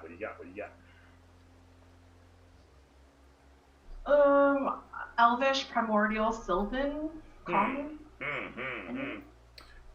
So throw me an intelligence check then. We'll say an investigation check after fashion. If you've got investigation. Investigate or intelligence? Well, it's the same thing. If you've got investigation, Yeah. you roll it. Otherwise, it's an intelligence check. Oh, 7. I don't Terrific. think I'm going to get much with that. Looking upon the glistening sigils, you have no idea what they are. It was worth a try. It is always worth a try. Looking around the room, the darkness kept at bay by the braziers flickering. You guys looking upon these sigils can tell not too much from them from the outset. If anybody else is making any sort of rolls, I don't know. Yeah, I'll take a closer look at them with an Arcana check. Go ahead. I crit failed. Okay. Looking upon them, you kind of try to scrub the dust out of the way, and just manage to get some of the dust in your eye, causing yourself disadvantage on ranged attacks until your next successful medicine check or short rest. We have to be proficient at it, or no? You have to be proficient. No, yeah, proficient at it, yeah. What about a history check? Could I? On the sigils? Yeah. If I'm proficient in history, would that? You know what? I'll buy it. Sure, let's go for it. Oh my god. Oh my god. We are not meant to know what these things are. We'll get to know. No. As you go to look in where Tom was looking, you cough and send some of the dust up into your eye as well. So the both of you have disadvantage on ranged attacks until your next medicine check or short rest. With that said, the camera pans against a lot of you with a slide whistle sound effect and shows the tunnel up ahead. There's a montage of you guys taking another brief look over the ring. I'm not sure if anybody is actually going to do so. No? Yes? Well, I'm proficient in dusty. I'm proficient in medicine, so I'd like to go and look in Tom's and Voldor's eyes to make sure that they're cleared and flushed them out. Go ahead. So my medicine proficiency natural 20. So I just want to clear Holy this up. smokes! All right, done and done. I'll give you 2 for 1. 2 for 1, sir. 2 for 1. 2 for 1. So that said, you take care of both your companions with a Jesus, Lord Murphy is really, is this what I deal with? Anyway, so you're a hero. You are, anyway, done and done. I mean, they're fine. But looking upon the ring, yeah, it's a ring of sigils. How about that? Ring of shiny glyphs. You said it was glistening. Like, is it light? Is it? It's hard to tell. It seems reactive to the light more than anything. As you look at it from one side than the other, it seems to be reactive to the torchlight nearby, more than it is inertly illuminated. If that makes sense. Can I pick up the torch? Is it like just like on a bracket? It's a big brazier bowl on a bracket. Sorry, on a set of stilts. Yeah. I'll walk over to the brazier and kick it down towards the sigils. Okay, you spill coals and flame down upon the sigils, and it illuminates for a brief moment the whole of the ring, as you can see the light dancing and flickering amidst several of the sigils. But it doesn't cause any special reaction or anything like that. But it does cause the place to become suddenly very, very much dimmer.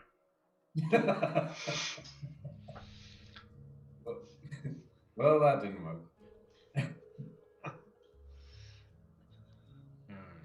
Oh. Much dimmer, you guys. Flaming coals and sparks glow out across the floor in a sort of unceremonious manner. Just, oh, yay, good stuff. With that said, though, can I take one more history check at it? Like, now that my eye's clear, I got all this stuff out of my eyes. Sure, fuck it. Yeah. And I'm in the dark, so my dark vision's going. Mm-hmm. Oh, there we go. 22. As you look around the thing, you recognize the sigils as those of a transport circle, ring of sending. No, hang on. What was it called? You're not a mage by any stretch. You're a dancer, for fuck's sake, and a swordsman, and a good one at that. But ring of travelers, something. It's a circle of movement. With a 22, you should know this. Come on, what is this called? Teleportation. That's what it's called. It's ring, circle, loop of teleportation. That's what it is. Tom, it is a loop of teleporting. Oh yes, of course. It's a slightly unfamiliar area of magic to me, evidently. And do I know anything about this? Does it spark anything in my mind? I mean, yeah, to some degree. You've seen these sorts of things, read about them, dealt with them, perhaps. Is it something we can activate? Looking upon it, you don't see you don't see any sign of the activation words. You're sure that there's some sort of recipe to it nearby somewhere, somehow. These things are typically too complicated to memorize. Not that some people don't, but typically a teleportation circle has a couple different commands and whatnot for organizing the address to send to if it's tuned for more than one destination. But you know that typically these things are set for a specific spot to go to or come from. Okay. Can I investigate the nearby area to try and see how it would be controlled? Looking around, you don't see anything readily present that would signify any level of control over it. Typically, it would just be knowing the command words while residing nearby it. Okay. There's no lever or wheel or buttons, crystals, that sort of thing to interact with. It's strictly magic. Well, it might be a good escape if we can find what the command words for this thing is, but as for now, it's might as well be a hunk of metal. It's useless to us. We can't turn it on. I'll take what I heard from Tom and I'll mutter to myself, Fusroda! And look around, seen if anything happened. You watch as a lawsuit comes your way. It's big. You've never seen one so big.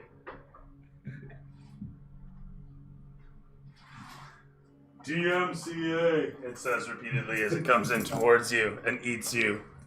Anyway, as the camera pans against you, showing nothing happened to Fusurda. Please don't see. It a moment later pans up the stairs, but it shows the hall beyond and the fenced hall that leads to the set of double doors at the far end of the chamber. I'm assuming you guys carry on for now? Yeah. We'll carry on, and perhaps we'll find the. I have a question. I have an answer. The bracelet I think I stole from last time. Is there any sort of insignia or like anything inscribed upon it? That was from the office. Pressed. That was from the office that you came into the window of? Yeah. Let me just check my notes here. Oh, no, actually, that's the wrong notes. Too many campaigns. Bear with me, sorry. Where was this? Two. When you went through the window. No, I totally remember. Sorry, I'm reading through a lot of notes here for this place. And I don't think I have... No. Did I describe them to you? Yeah, give me one second. I'm trying to look for it too. You have the description for me there. It shows a montage of you guys making your way up the stairs and along the hallway. The tapestries on the one side depicting various individuals. And as your eyes catch a hold of them, you recognize some of the forms. You specifically recognize a particular one that you saw running for its life some time ago when you first picked up a spheroid. And as he stands there proud, aside a few other figures in the tapestry that are silhouetting him slightly in the carpeted, buffeted surface of this fabric thing, as it billows with the non-existent breeze, but the bit of current coming from the river causing air pressure, if you will. It actually just slightly dances creepily. You also see other form and figures there. You see the one that you put down, standing there proudly. The proud member of the Cassalantars who was screaming and looking for murder in the depths, where you had to put an end to him. Not but, say, a few days ago. And still further other forms and figures of the Cassalantar family that you may not recognize as well, but you know you've seen around in the city doing what they do. And as you come towards the double doors at the far end, the camera fades to black. Slowly. Ever so slowly. Like really, really, really, really slowly. Like annoyingly slowly. And the credits start to roll. And with that, Alex, what'd you like? What'd you hit? What was the least? I liked that we had like a puzzle to solve with the time constraint of getting the snakes jumping out at us. That was pretty interesting. I really like this setup you got going here with the portal. I wish I could see it in person because it looks like it's quite impressive. Cheers. And, I should take a photo of it, actually. I thought it was funny that I managed to roll a 0.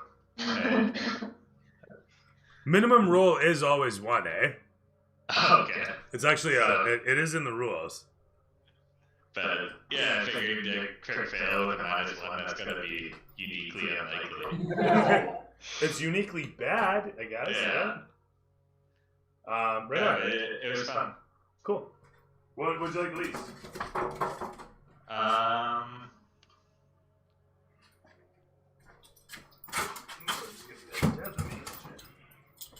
Maybe like a touch too long with the snakes.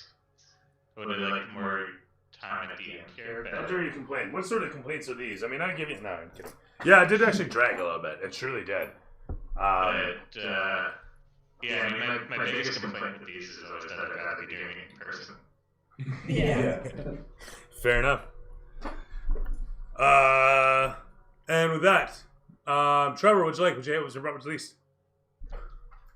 Which one? Oh, yeah, to the top right. My top right. Oh. Yeah. Old Trevor. Original. OG Trevor. OG Trevor. Okay. I liked how there was two different things going on at once with one group fighting the same incident and the other group kind of underwater, kind of fighting the current and fighting this big kind of. What is with your audio? I can barely hear you. It sounds like you're talking through a saran wrap. What happened there? Oh. Yeah, you were super audible, and then it just shut off. You were like background noise a moment ago. That was weird. Right. I like how the two different groups. One was kind of the snakes, one was kind of like in the water. What is going on? I did it again. Yeah, it's crazy.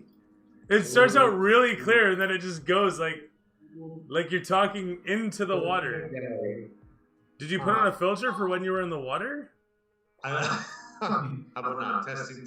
Yeah, it's good. It's good. Yeah, it's good again. All right, I'll try and talk as monotone as possible. Weird. Is that like a background suppression or something that's kicking in? Maybe. Well, I don't know. I think I have one laptop in the world that doesn't have a camera built into it, so I have to use my phone with a 3D app. Oh my goodness! Holy smokes! I didn't realize. I don't even know where the audio is coming from.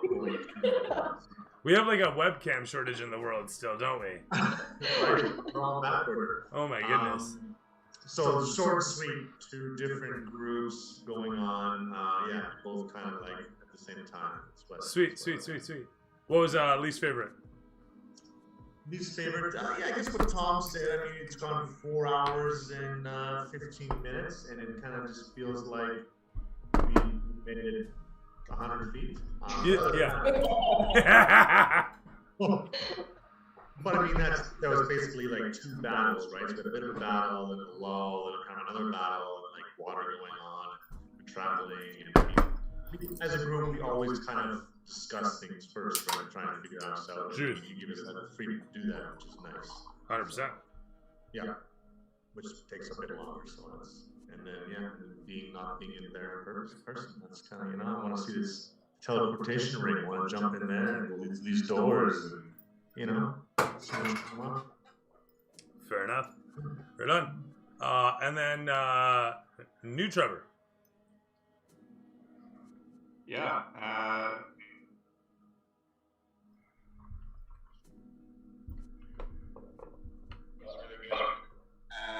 was probably my favorite part. Least favorite part is hotel internet. Oh. Fair enough. Yeah, I keep forgetting you're in a fucking hotel right now. That's what's going on with the internet. I was like, what is this boy doing? What's going on with this shit? Right. Totally gapped on that. Well, I appreciate you coming out regardless of this. I mean, the fact that you're doing it out of a hotel all the same. I appreciate you, risking having your laptop hacked over the hotel network. Like at least a quarter of that. Cool. Awesome. Man, I don't know if anybody else can hear him. I can't. And we lost him again. All right, cool. Well, my least favorite part, let me tell you, is, but I'm glad again that you made it out all the same. Thank you. Cheers, thank you. Grace, how's it going? Would you like to say what's what's least? We haven't had just a battle episode in a while, so I like that we had that and what Trevor was saying. Thank you. The little snakes and then the big mama snake. So I like that there was the difference in that. Yeah. And yeah, also, I mean, I like this, but it was also hard. It's how the hell are we supposed to get past this water? Yeah. I think we were all just stumped for a little while. And then I also like that I think this was the first time that we all started using our reactions. And I feel like maybe we've underutilized that before. Oh yeah. So I really liked doing that, and I'm probably going to try and do that more often. Right on. Good tactics. I like that barrage that came at the end of it, though. That was good. Yeah. Actually, It's we can always just nice. stop sharing and it'll stay like that now. That's cool. Cool.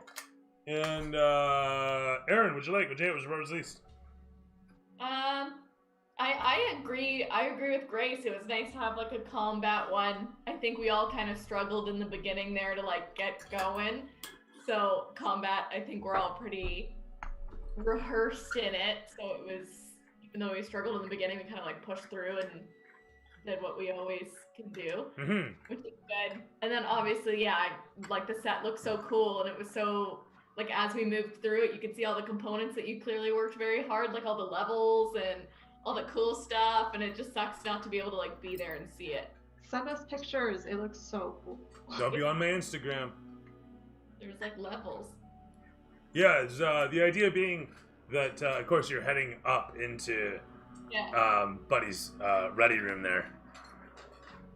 So You right gotta on. find a way to get you some water in your table, though. Yeah, you know what? It's I would have put water in, but with the way I crafted these sewer pieces in my infinite wisdom, I used cardboard. So I should have used like plastic ice cream bucket, which would have held them against the water just fine. They would have not melted basically in the water. But they're made out of cardboard, so unfortunately that's not an option. But in due course, maybe I'll rebuild them as such. But yeah, water would be great in the sewers. Who would have thought? I mean, I don't know. So that we come to Cody. What'd you like? What was the purpose least? Loved the set piece. I loved the how we kind of had to battle physically like snakes. But then also Carver and I had to battle the elements. So it's kind of like, very versatile fight, and both were just as dangerous as each other. So cool. I kind of like how Voldros for once just didn't really do anything except for kill the first snake. The rest of it, he just kind of expertly, heroically, in one fucking stroke, dead, perfectly. Done.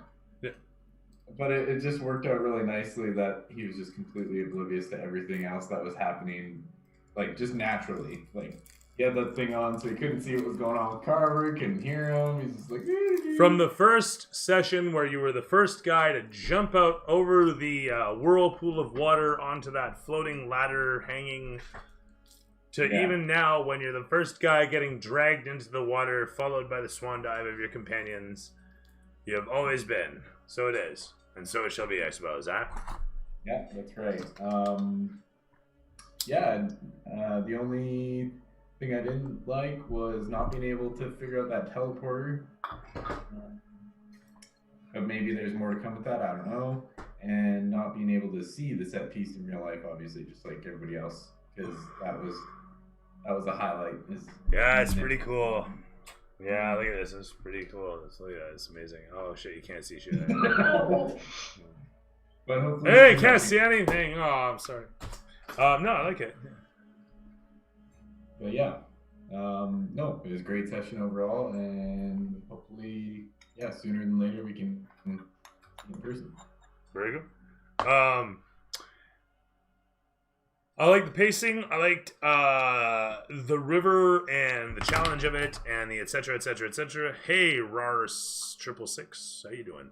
I liked setting up the set piece and having presented. I'm sorry that the snakes took as long and the whole puzzle of it and all that. I'm not going to rush anybody. I don't want to pull any punches on the puzzle because I'm going to set something up. You guys should be able to enjoy it for all it's worth.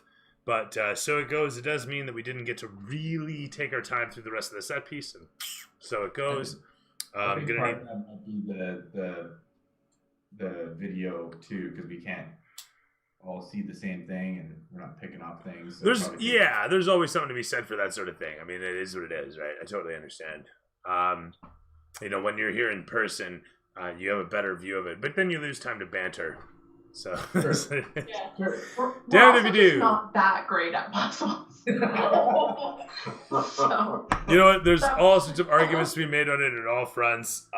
In truth, I mean, one could say that I'm not very good at delivering them too. So either way you want to slice it, at the end of the day, I think it went over pretty well, all things considered. And everybody figured it out. You went from the treasure to the suits to the river. I mean, you guys didn't have to do it that way. You guys could have figured out another way, possibly. Who's to say? Strung a rope across it, that sort of thing. I mean, there were the mooring points on both sides, so you could have literally strung a rope across. that feels so much more simpler than what we did. Someone would have had to swim across, though. Well, that would have been entertaining. They had to go in anyways. I don't know.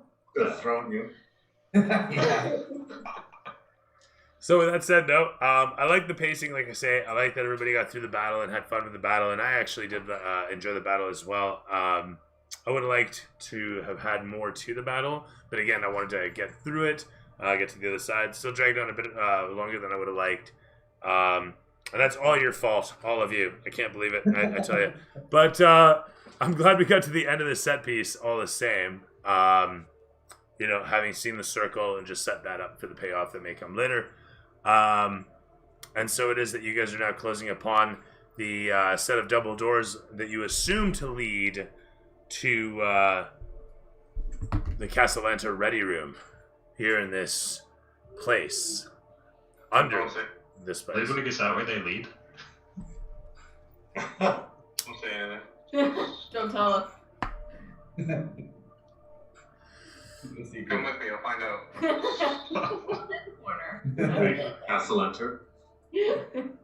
Right on.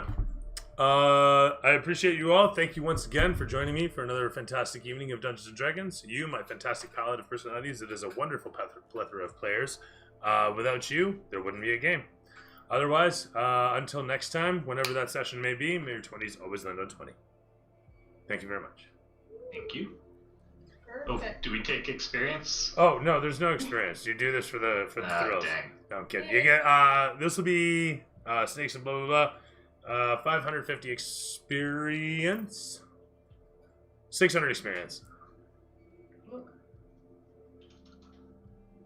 Ooh, almost level Oh, 5. so close. So close yet so far.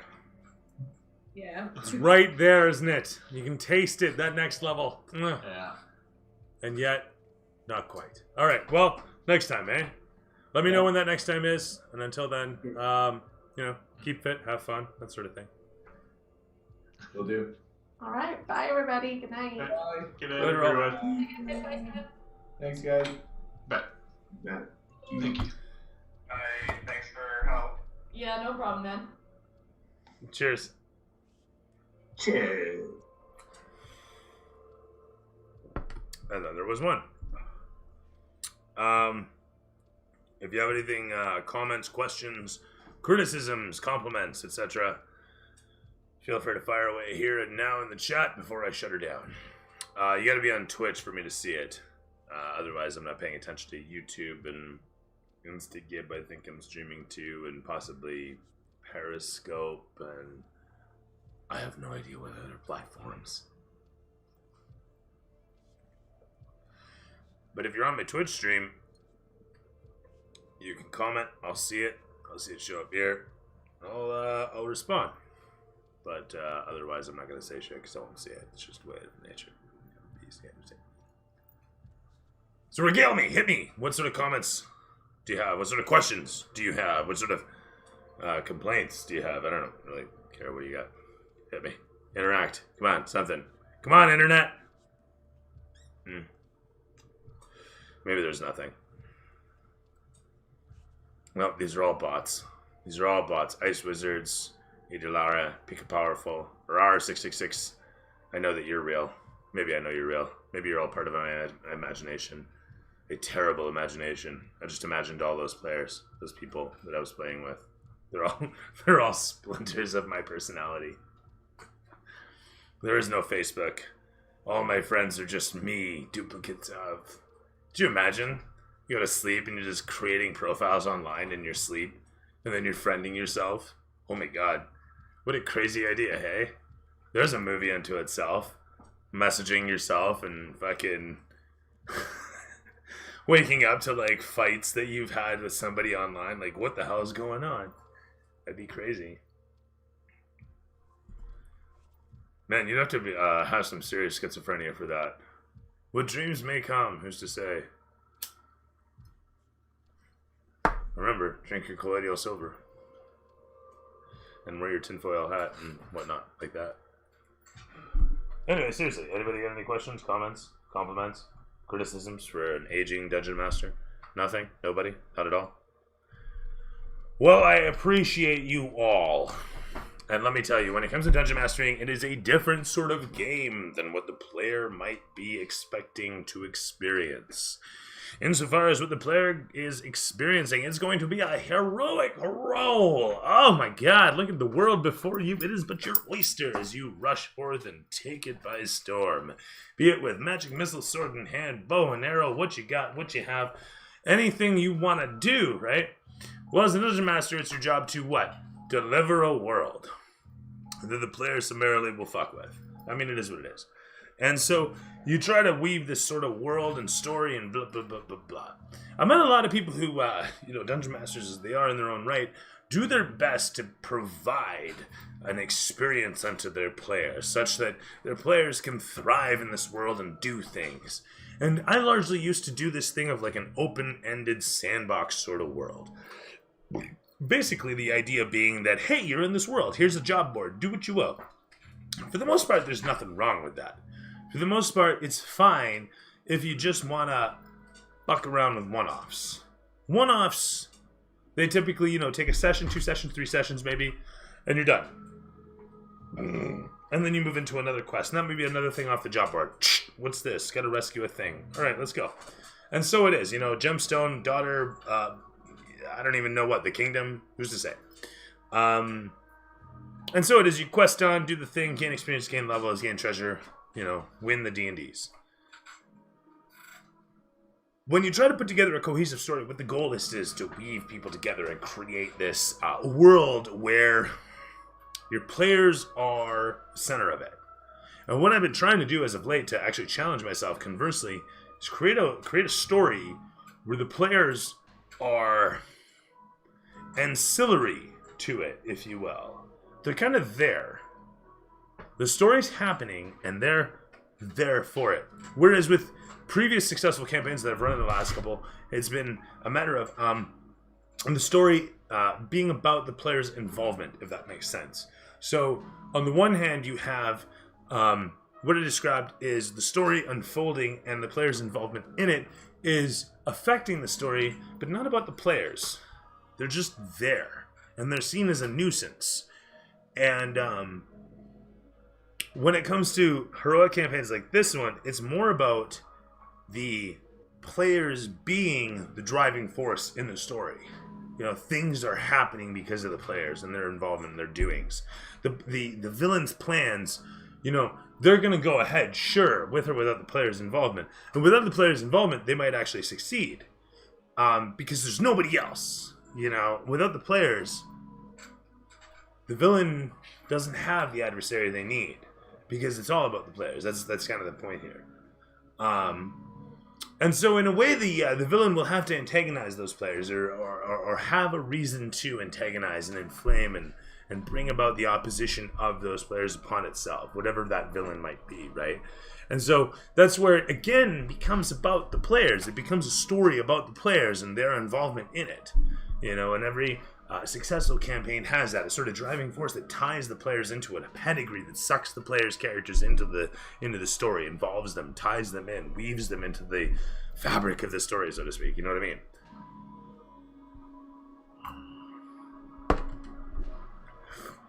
So it can be difficult to address that, and so you have to kind of do this, if you'll permit me, with a bit of lingo, is like from a top-down perspective. That is to say, you look at the objectives, and you say, okay, why would players be related to this objective, right? And that comes back to your driving force. And what is your driving force? Your driving force should always be in service of, and vice versa. And so whatever goal you have is the goal of whatever driving force is sending the players after this. Be it that the let's get an example here. So a simple one is like a bounty hunter. You know, you have a bounty hunter. On the one hand, you can look at this in one way. There's the story that doesn't involve the player. The story is going on in the story, and the players along for the ride. That is to say, the bounty hunter finds out about a target that's doing a thing, has a MacGuffin, or has kidnapped somebody, etc., etc. So the players find out about this, have a bounty on it. Meanwhile, as the players are coming after this, things are happening. Whatever the player does, there might be some sort of reaction. There might not be. Chances are there won't be until the villain takes notice. So the player will be mostly ignored, and then eventually attention will be gleaned upon. Okay. And so what I'm saying is, like, the villain's going on about their duties, about their business, about their own whatever, and that's a sort of an open sandbox approach. And so that's what I'm saying is the story goes on and the player's involvement is minimal until they get involved, until they get up in the villain's face in some fashion, and the villain becomes hyper aware of them. Until that happens, the players are just on the outset. Until the players rush in and really make themselves known, the villain doesn't necessarily care. NPCs around the villain might care, and that might lead to side quests, or rather distractions. And this is a risk of it, but that's the reality of that situation. That's the reality of that sort of storytelling. In the other hand, what you have is a story that involves the players from the get-go. And so what it is that you direct upon the players and say, you guys are bounty hunters going after this guy. And you might give them, like, more direction up front. You might front load, so to speak, more to direct them towards things, because their characters would have more influence, more agency over their information from the get-go. And that's because of the sort of narrative that you're trying to deliver. I mean, that's, a kind of maybe heavy-handed way of doing it. But I like to say that regardless of how you do it, that's kind of the ultimate point. Even if it's, if it's an NPC, if it's backstory, if it's whatever it is that's driving the players into it, the point is that they have some propelling force. Like, how can you even put it? That this bounty hunter's, this target specifically, is something that their bounty hunting guild would see as a really grand thing for them. Like, it's like the guild master saying, you should do this, for the betterment of us and yourself and whatnot. And so it becomes more about the player that way, if that makes sense. In the opposing example, it becomes more of a passive presence. You could do this and it will get you with that. You would, again, it's more of an open sandbox approach. So again, you could do this, whereas in this case, it's the driving force, is the real point of it. The guild master or whomever, NPC or scroll or writ contract, etc., is saying, do this, if that makes sense, and directing the players to do it. It's about you, the player, doing it, less about the NPC doing what they're doing and you're there to react upon them. I think all that makes sense. I'm not sure if any of you disagree. Agree? Feel free to sound off. What up, Benny? Point being is that as it stands, when you're trying to weave these stories, it moves you to think about this and what sort of approach you're taking as a dungeon master towards the story that you're telling. And if you are specifically concerned about how you're telling that story, you should really look into things about, weaving a narrative. Things like, what is it? Save the Cat is a fantastic book that describes how to properly write out your story with its beats and various scenes, if you will. This sort of thing can help you because it helps you strategize your sets, your narratives, your etc. It's helped me somewhat, although I confess I've barely read the thing myself, but the little bit of insight that I gleaned was decent enough. Yeah. I think I've babbled enough, don't you? Any questions? Any topics that I may exhale air upon?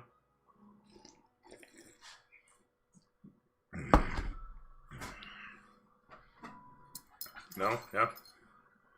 Doesn't seem like anybody's got shit. Right on.